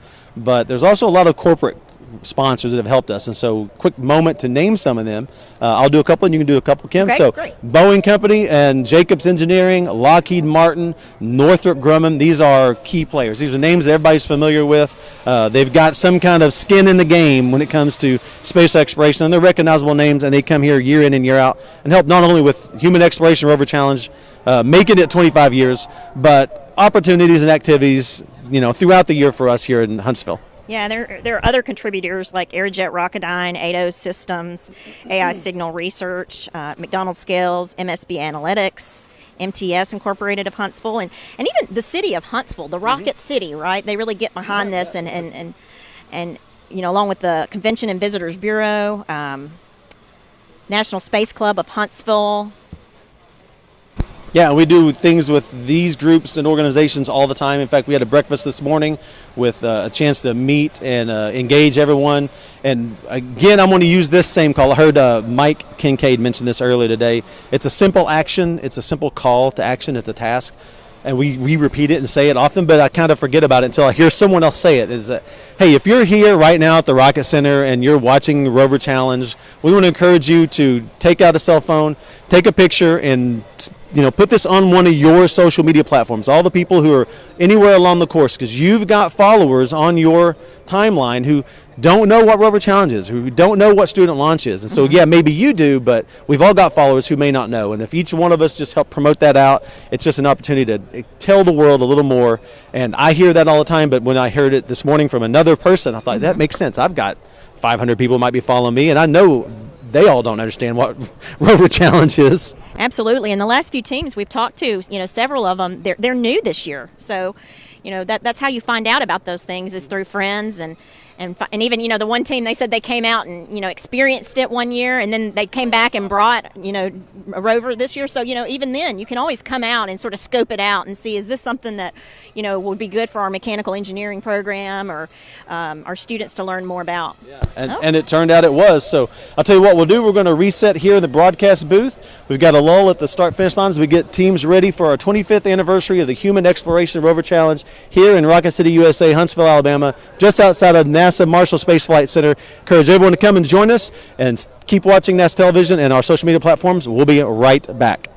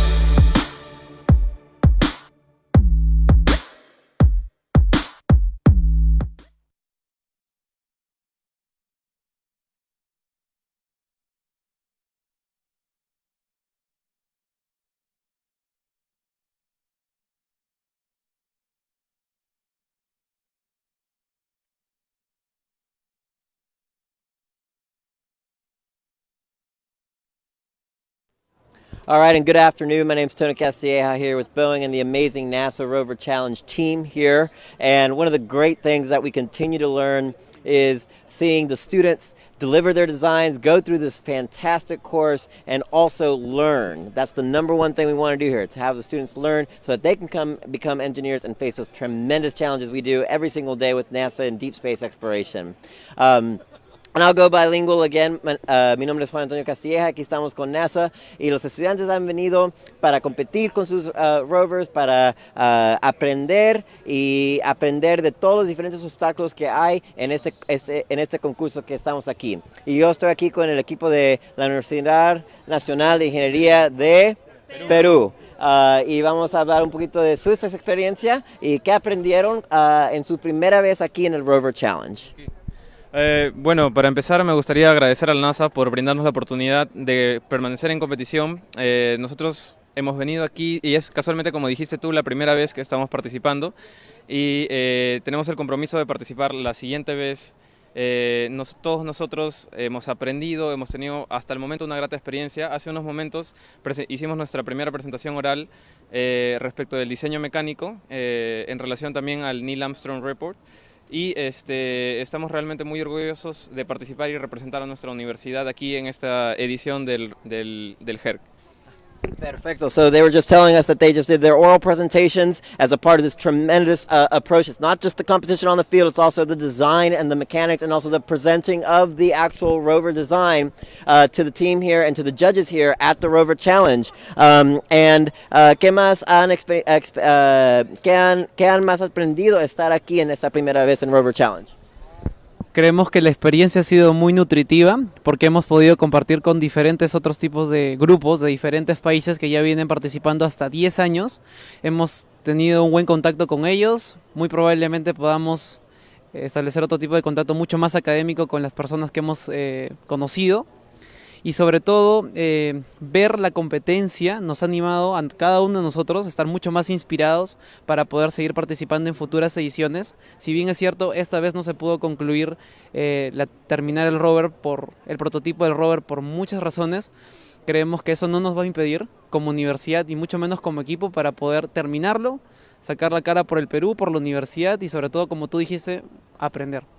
Perfecto, and it's such a true story here. As a first-time competition, a first-time team here for Peru, one of the biggest things they've learned is meeting mentors, meeting individuals that they may have never met in their lives, but because of the NASA Rover Challenge, they've established networks in mentorship and in science and engineering. And although their rover wasn't here, what they were able to do is to establish and to set the precedents to continue to be inspired, continue to learn, and continue to deliver, and get back out on that Rover Challenge and continue to deliver a rover that will truly be indicative of the pride of a nation, of Peru, and of the caliber that they are seeing here from around the world here at the NASA Rover Challenge.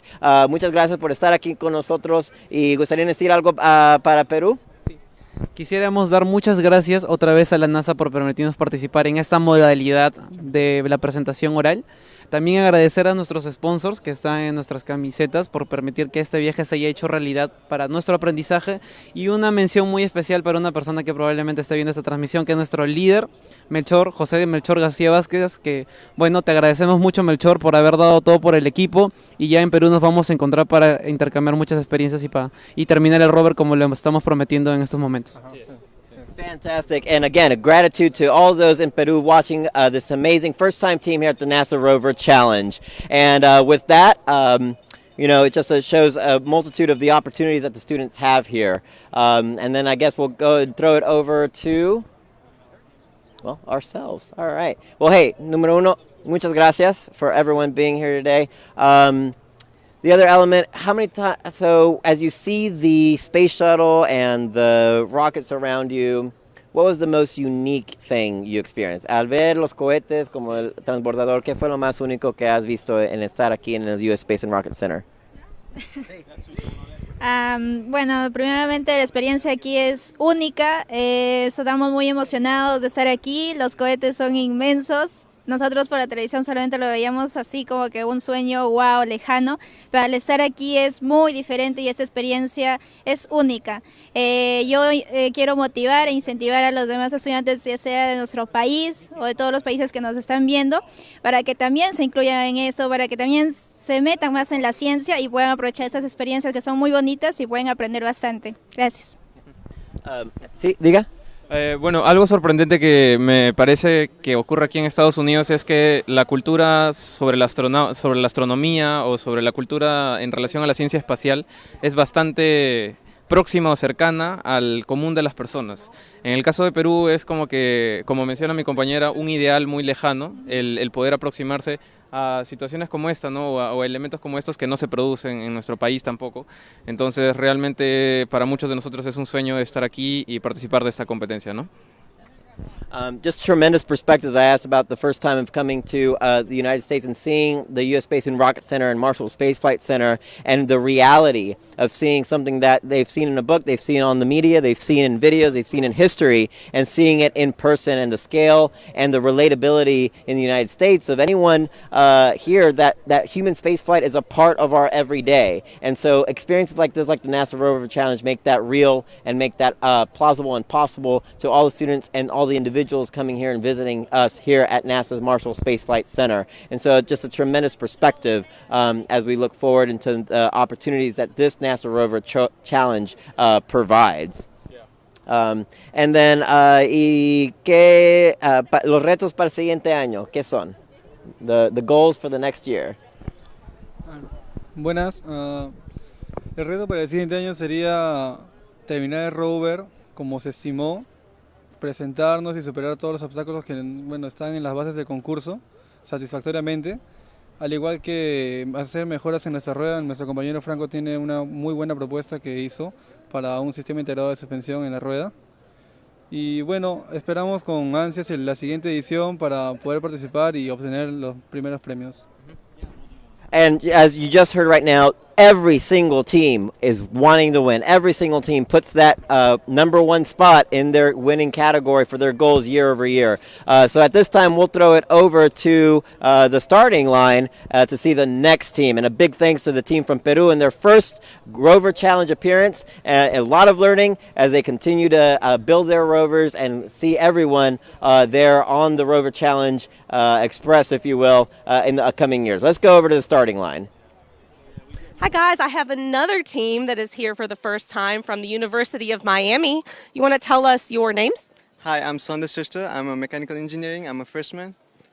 I'm Alana Prasad. I'm a junior majoring mechanical engineering. All right, well that's great. Mechanical engineering. Did this feel like it was kind of right up your alley then? Yeah. What was some of the stuff that you were most proud of? I'm looking at these wheels, these big wheels. They look like they're really solid. What about those? Yeah, so the wheels were made by one of the members of our team that's actually in architecture. We wanted to make them big because we thought with the different terrains it'd be a lot sturdier than having thinner wheels. And we made sure to put like tread and fiberglass resin all over it so that it would be a lot more thicker and sturdier to go over. So is there anyone that you want to say hi to back at home or any sponsors you guys had? Yeah, I want to say hi to our advisor, our admin president Jonathan, and our group members and my family. Also, thank you to Marisol and Kelly for helping us out, and to my parents as well. Well, that's great. We're so glad to have you guys here. Welcome to Huntsville, and we hope that everything goes well out there. Back to you guys in the booth. Awesome, thanks. We appreciate having the University of Miami team joining us here at the United States Space and Rocket Center for the 25th anniversary of the Human Exploration Rover Challenge, formerly known as the Moon Buggy Race. Started in 1994, just a couple teams, as I'm joined here in the broadcast booth by my friend and former colleague and still friend, Bob Musgrove, and we'll get to you in just a second. I was talking about the Apollo anniversary and the Rover Challenge anniversary. When it started in 1994, like 6 teams, 7 teams, single digits, and now we're up to literally triple digits, 111 teams on the roster today. As we see the University of Miami team right here from the start-finish line getting a good start. These big, huge wheels right here. We'll have one of their team members join us and talk a little bit about their Rover, how they've trained, what they're working on, why they decided to use these big, huge wheels versus small ones. And so great opportunity right here. You can see some of our volunteers in the blue T-shirts cheering them along. It's one great thing about Rover Challenge, the camaraderie. Everybody's here to cheer and encourage and inspire. And Bob, those words go right along with STEM education, encourage and inspire. That's right. I mean, that is our job. That is our mission. What we're trying to do is inspire, educate, engage, and hopefully employ some of the students that participate in events just like this. Absolutely employ. I mentioned this earlier. This is we talked about the pipeline, and this is workforce development. And so to get into all that, tell us a little bit about your role, your title, why you're here, what's going on. All right. Well, I'm the acting manager for the Office of STEM Engagement here at Marshall Space Flight Center. I was the manager at Johnson Space Center, so I've got some good experience there that hopefully I'm bringing to the office here. But I can tell you that after seeing something like this, I am so impressed. This has to be the biggest student challenge that NASA operates, and it happens right here at Marshall Space Flight Center. How cool is that? Yeah, no, that's great for us. I worked at the Johnson Space Center. Bob was my boss for several years when I was in the education office, and I left education, came into the newsroom for a while, and it was great to see the things we did at the Johnson Space Center. And now I'm back here at Marshall experiencing this, and you're right. I worked at Kennedy before I came to Johnson, and the scope and scale and size of events from center to center is awesome, just like the scope, scale, and size of rovers are awesome from one team to the other, like the team we have right now. Let's go meet the team at the start-finish line.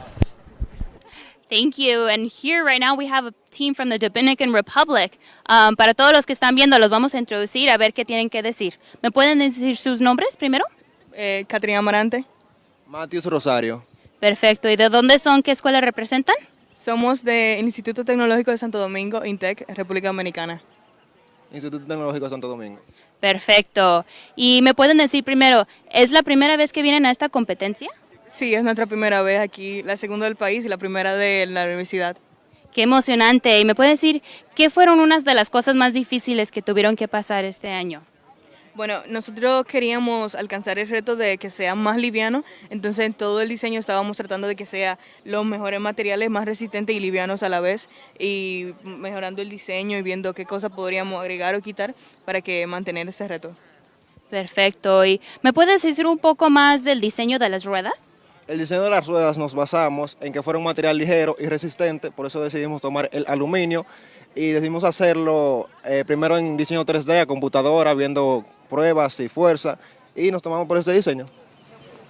Perfecto. Y para venir a esta competencia, obvio tuvieron que tener un poco de ayuda, entonces ¿me pueden decir un poco de quién los patrocinó? Sí, tenemos varios patrocinadores, por ejemplo, Club Más, Press, Peace River Engineering Society, and he will tell the other ones, like ETED, Fañosuna, Tidelsa, Sidasa, and a lot more.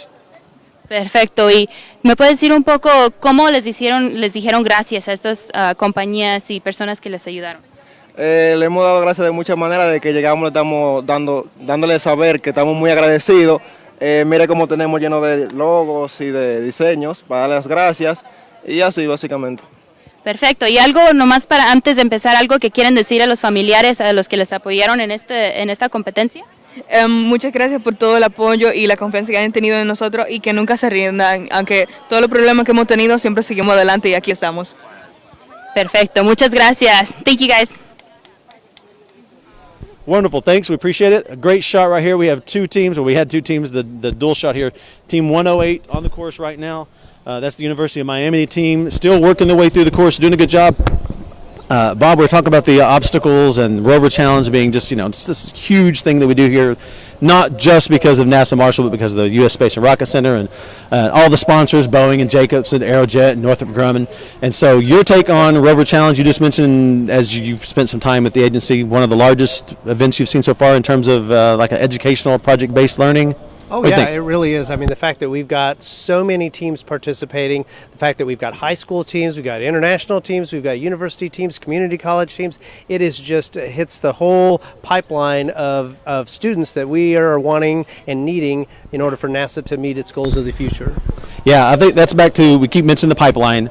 And again, encouraging everybody to get involved. You don't have to wait. I didn't know this when I was younger. I didn't realize that there were opportunities that you could get involved with in middle school and high school. I just assumed it was an internship kind of deal. You had to get a degree in aerospace science. And that's the other thing.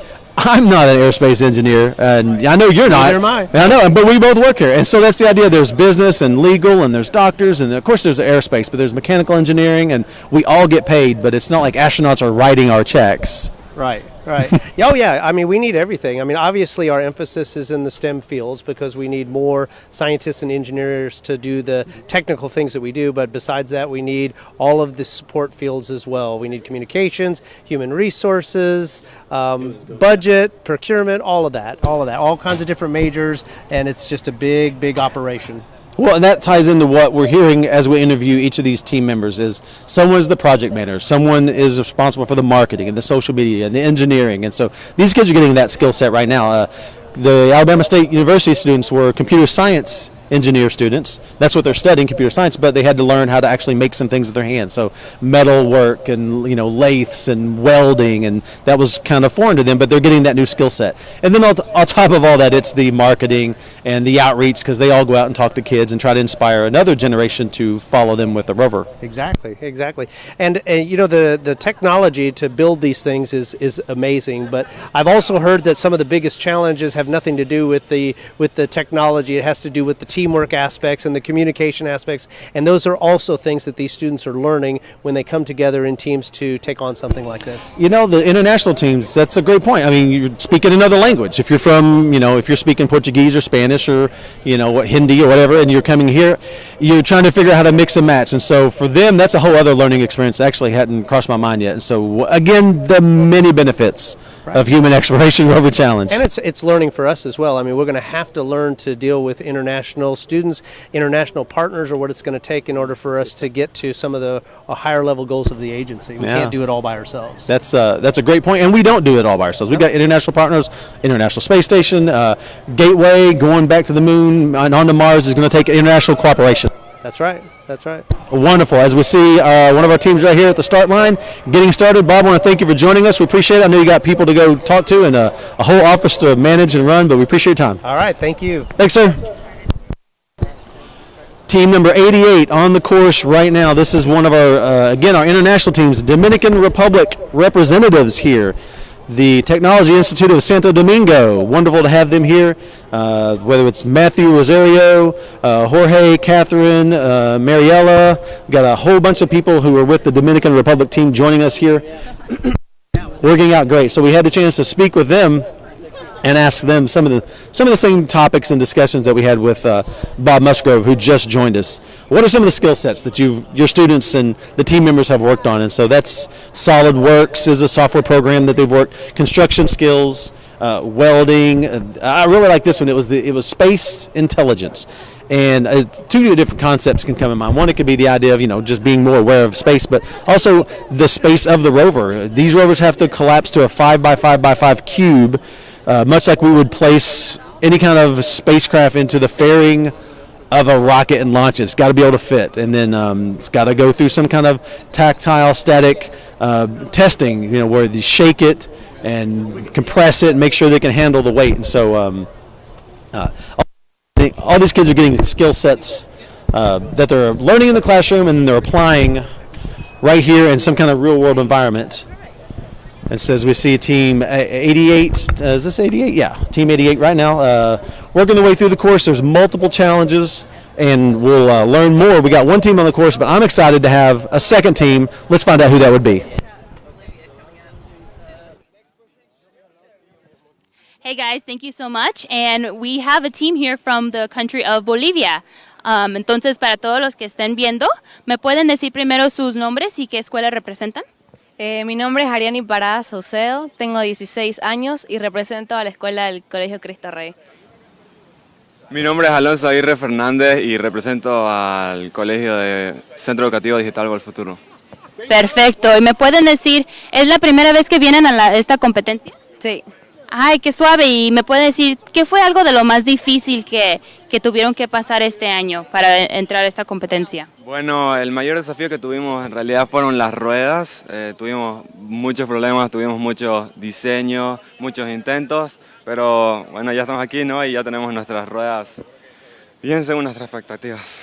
Llegaron hasta aquí, estoy segura que van a llegar más lejos. ¿Y me pueden decir un poco más de qué compañías o personas los ayudaron, que los patrocinaron para llegar aquí? Bueno, queremos agradecer a YPFB, a Tecna y al Centro de Planificación del Ministerio. Perfecto. Y una última cosa, un saludo o algo que quieran decir a los familiares, a todas esas personas ahí en sus casas que les ayudaron. Sí, bueno, quería mandar un saludo a toda mi familia que me está viendo y a todos mis amigos, ¿no? Perfecto. Muchas gracias. Mucha suerte. Van a llegar muy lejos. Thank you, guys.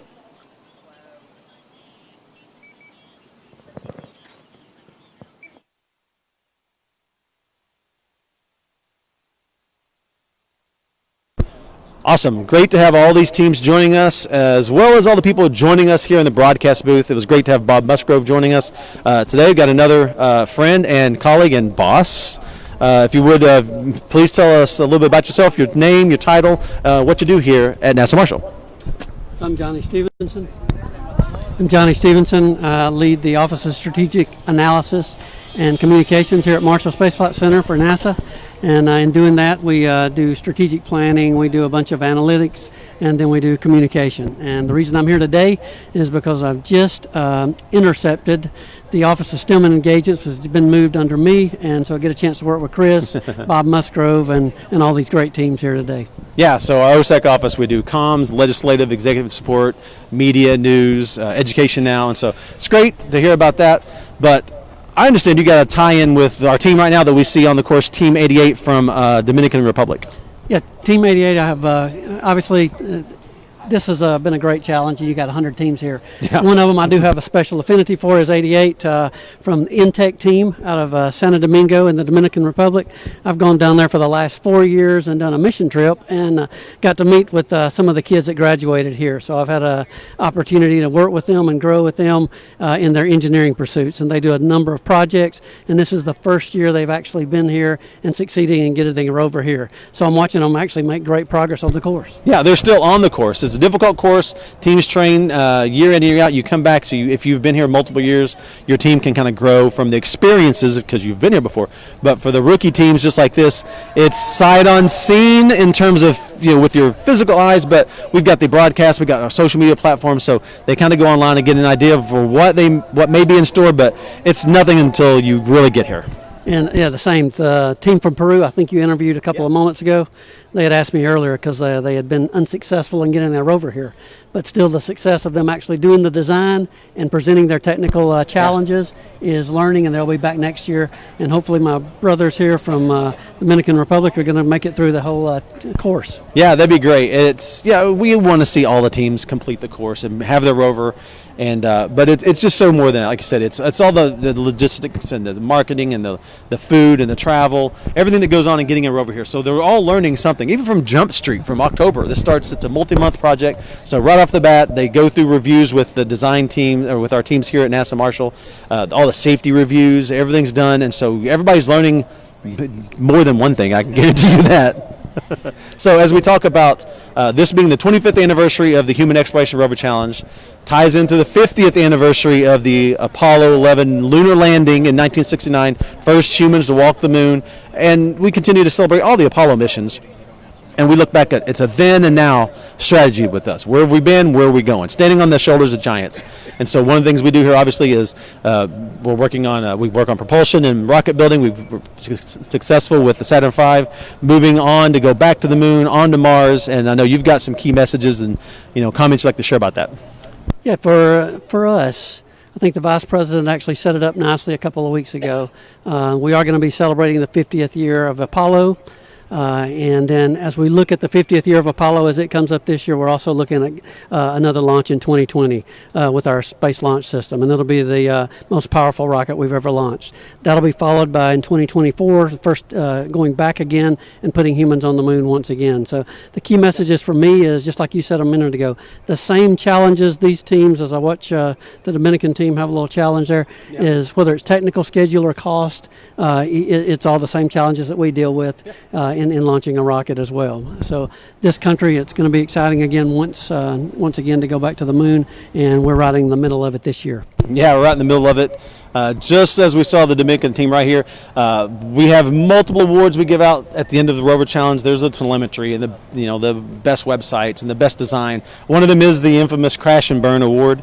Everything. This is the reason why safety is so important. Seat belts and the safety helmets and all that. It's kind of fun to see, but we always want to make sure that everybody takes safety as the number one precaution. And then it's a learning experience. Perfect opportunity. Day one of Rover competition. Now you know what it's like to hit that transverse incline. So tomorrow they probably take a different approach as we see one of our Bolivia teams again continuing the international element of what goes on here. We got one team from Dominican Republic, another team from Bolivia at the start line. Doesn't get much better than that. Oh no, perfect. Hey, the three things I've told every team, if I could do here as I wrap up, is I told everything there's life vision, and there's inspiration, there's dedication.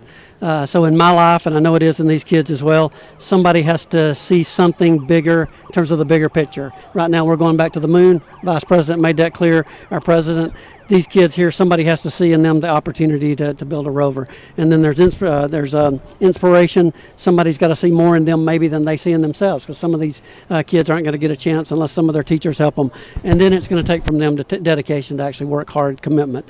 And for them, that's what we're seeing today, is a bunch of kids that's really committed to doing great things and helping us in space. Yeah, it takes more than one people. You can have that desire, but you need everybody to get together. So the teachers, we don't thank everybody who helps them. It's the family, the teachers, the community. They didn't travel from Bolivia or didn't travel from Dominican Republic on their own. So everyone who's helped make this possible, we thank everybody and continue, to be excited for another 25 years. Absolutely. Hey, I appreciate you. Thank your time for joining us and all your leadership. Thanks. All right, so Team 78 on the course now, as well as Team 88 doing a great job having international representation. Saw them right there, Team 78 swing by and get a chance to tackle one of the challenges, the soil sample challenge. As let's see, Team 78 is a team from Bolivia. And great wheel design, great rover design, exciting to see. You can see the flag on the back of their rover. One of the challenges is if teams choose, if they want to tackle, they don't have to tackle the independent challenges, but they can. The flag planting challenge, which I dig that one. You get out, plant the flag at the lunar scape, kind of take a picture and mimic the Apollo 11 lunar landing, which again ties back into our 50th anniversary. And so I'm joined here in the broadcast booth by our good friend and colleague Tony. I believe maybe you have some comments to share about the Bolivia team? Yeah, it's a tremendous team that we actually at Boeing, one of our own employees, Juan Poma, helps to mentor teams in the country of Bolivia. And as we see the Bolivian team continue to make progress on the field, what we're seeing, that there they go, pedaling hard. It is a tough challenge as they get through that first hill. And we'll bring over the team members from Bolivia just a little bit to explain a little bit about their design as they move forward. And you can see there, try and try again. That's the number one element of human spaceflight. And these kids are really learning that as we go through here. And I am here with the Bolivia team, number 78, from Centro Educativo Digital Bolfuturo, and I'll go a little bit bilingual here at the NASA Rover Challenge. So again, on behalf of all of us, welcome to team number 78. Bienvenidos al NASA Rover Challenge. It's a pleasure to be here once again, and we are really excited for what the kids has. Por lo que los chicos han logrado. Sorry for the excitement. No, así estamos bien. El lenguaje de la ingeniería no tiene ni en inglés ni en español. Y también aquí estamos honrados con el embajador de Bolivia en los Estados Unidos. Bienvenidos a Huntsville, Alabama y al NASA Rover Challenge. Bueno, gracias, felicidades, esto es un evento maravilloso, we're so happy to be here, we're honored to have Bolivia participating, and of course congratulations for having so much effort to give these kids, I mean, encouraging them, to participate in this such a wonderful event. Huh? And as we see the rover continue to make progress over the course, díganos cómo fue que llegaron aquí a Huntsville, Alabama, el equipo, la inspiración y la dificultad en diseñar este rover para este evento. Claro, el año pasado fue la primera participación que nosotros apoyamos a un grupo de universitarios y este grupo de estudiantes que ellos hacen un poco de homeschooling y reciben tutorías con los mismos chicos universitarios comenzaron a tener curiosidad de cómo ellos podían participar. Y bueno, como la invitación es totalmente abierta que la NASA da, entonces se los animó a que ellos puedan postular. Fueron aceptados y comenzaron a recibir tutorías específicas, ¿no? De toda la parte de mecánica, de toda la parte de soldadura, de toda la parte inclusive de diseño industrial. Aprendieron a manejar el SolidWorks, aprendieron a la parte de edición de videos, de no hacer el programa completo que la NASA desafía a través de este proyecto. Y bueno, aquí están los chicos con su juguete, le digo, ¿no? Con su creación. Y cuando vemos este vehículo en la NASA proveendo estas oportunidades, embajador, ¿qué es su mensaje en lo que es la NASA para estos estudiantes y la importancia de estas relaciones entre Bolivia y los Estados Unidos para inspirar a estos estudiantes para la ingeniería? Bueno, en principio decirte que tenemos 3 equipos de Bolivia acá. Nuestro estado ha dado todo el apoyo, el presidente Morales ha puesto una voluntad increíble para que ellos estén aquí presentes y estamos aprendiendo todas las cosas que tenemos que mejorar para el próximo año. Pero además queremos alentar a toda nuestra comunidad latinoamericana a que estén aquí, pues porque esta es la verdadera prioridad. Entonces vamos a estar atentos a cómo nos va, felicitarlos a ellos que son los que ponen todo el esfuerzo y nosotros que por supuesto vamos a estar apoyando como país, como estado, para que podamos estar, teniendo esta satisfacción con estos chicos. Fantastic. On behalf of the Bol Futuro team, the ambassador here joining us today, we'll go back to the start line for the next team on the NASA Rover Challenge. Here right now we actually have a team from Puerto Rico. So, para todos los que están viendo Puerto Rico, bienvenidos. ¿Me pueden decir sus nombres y qué escuela representan? Mi nombre es Grecia y él es Orleán y nosotros representamos a la Escuela de Bellas Artes de Humacao. Perfecto. Escuela de Bellas Artes, una escuela que se enfoca mucho en los artes, pero ustedes tienen un proyecto de ingeniería. ¿Me pueden decir un poco de cómo integraron este proyecto con la escuela? Pues, por ejemplo, en la rueda usamos el departamento de artes visuales para que nos ayudara a pintarlas y pues por eso es que tenemos la bandera de Puerto Rico en cada una de las ruedas.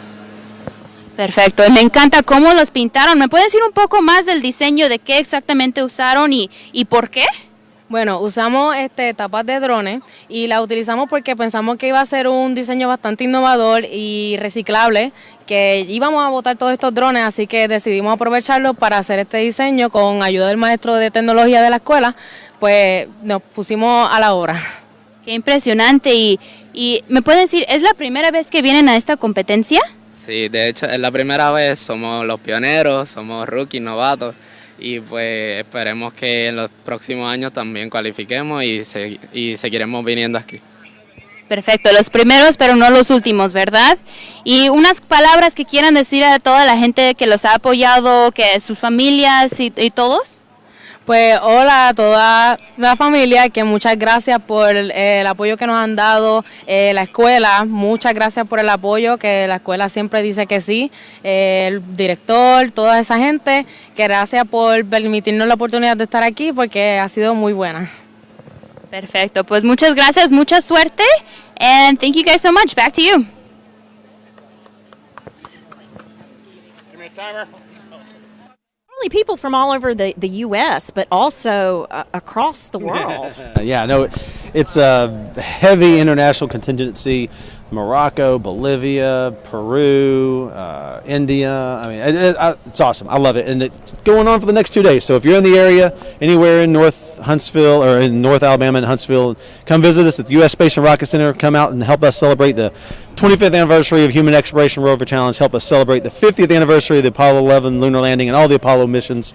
And just help us celebrate back to the moon on to Mars. And we were talking about with Puerto Rico in particular when we first started. They've been here since the beginning, right? Yeah, we've always had I'm pretty confident we've always had a representative team from Puerto Rico since 1994, which is the first year of this great event. As you see the shot, great shots right here, Boeing in space content in the background.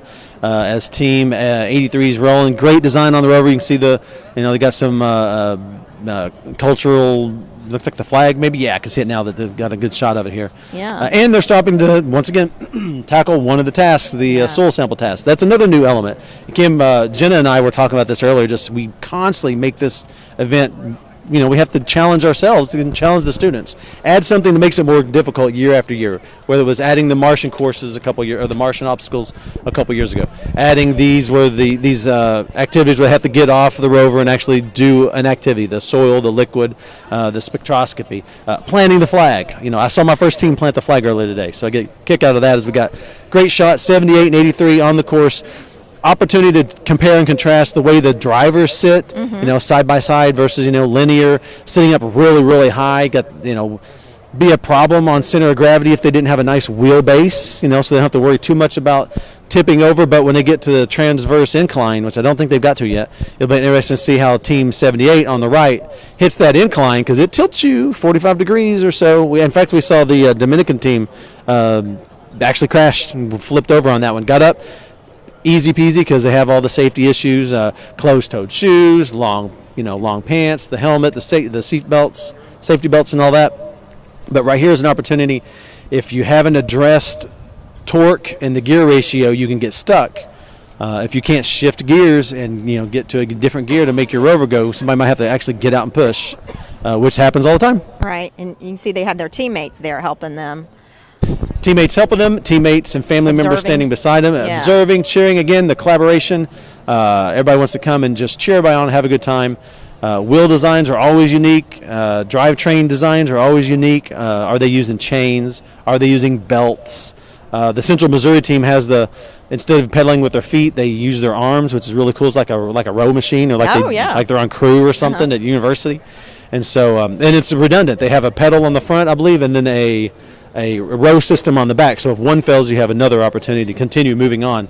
The Bolivia team here, you got the shocks, you can see, give them a little bit of cushion. Got the fenders. Every rover has to have fenders. And a male and a female team member, right? Yep. Male and female. All these prerequisites were established well before the competition started back in October. Everybody gets a handbook and a guidebook to go through, as we see great shots again of rovers left and rovers right. So everybody knows, and they play by all the same rules. And yes, there's first place, second place, third place for university, high school teams, but there's so many awards we give out, and tonight is a dinner to celebrate and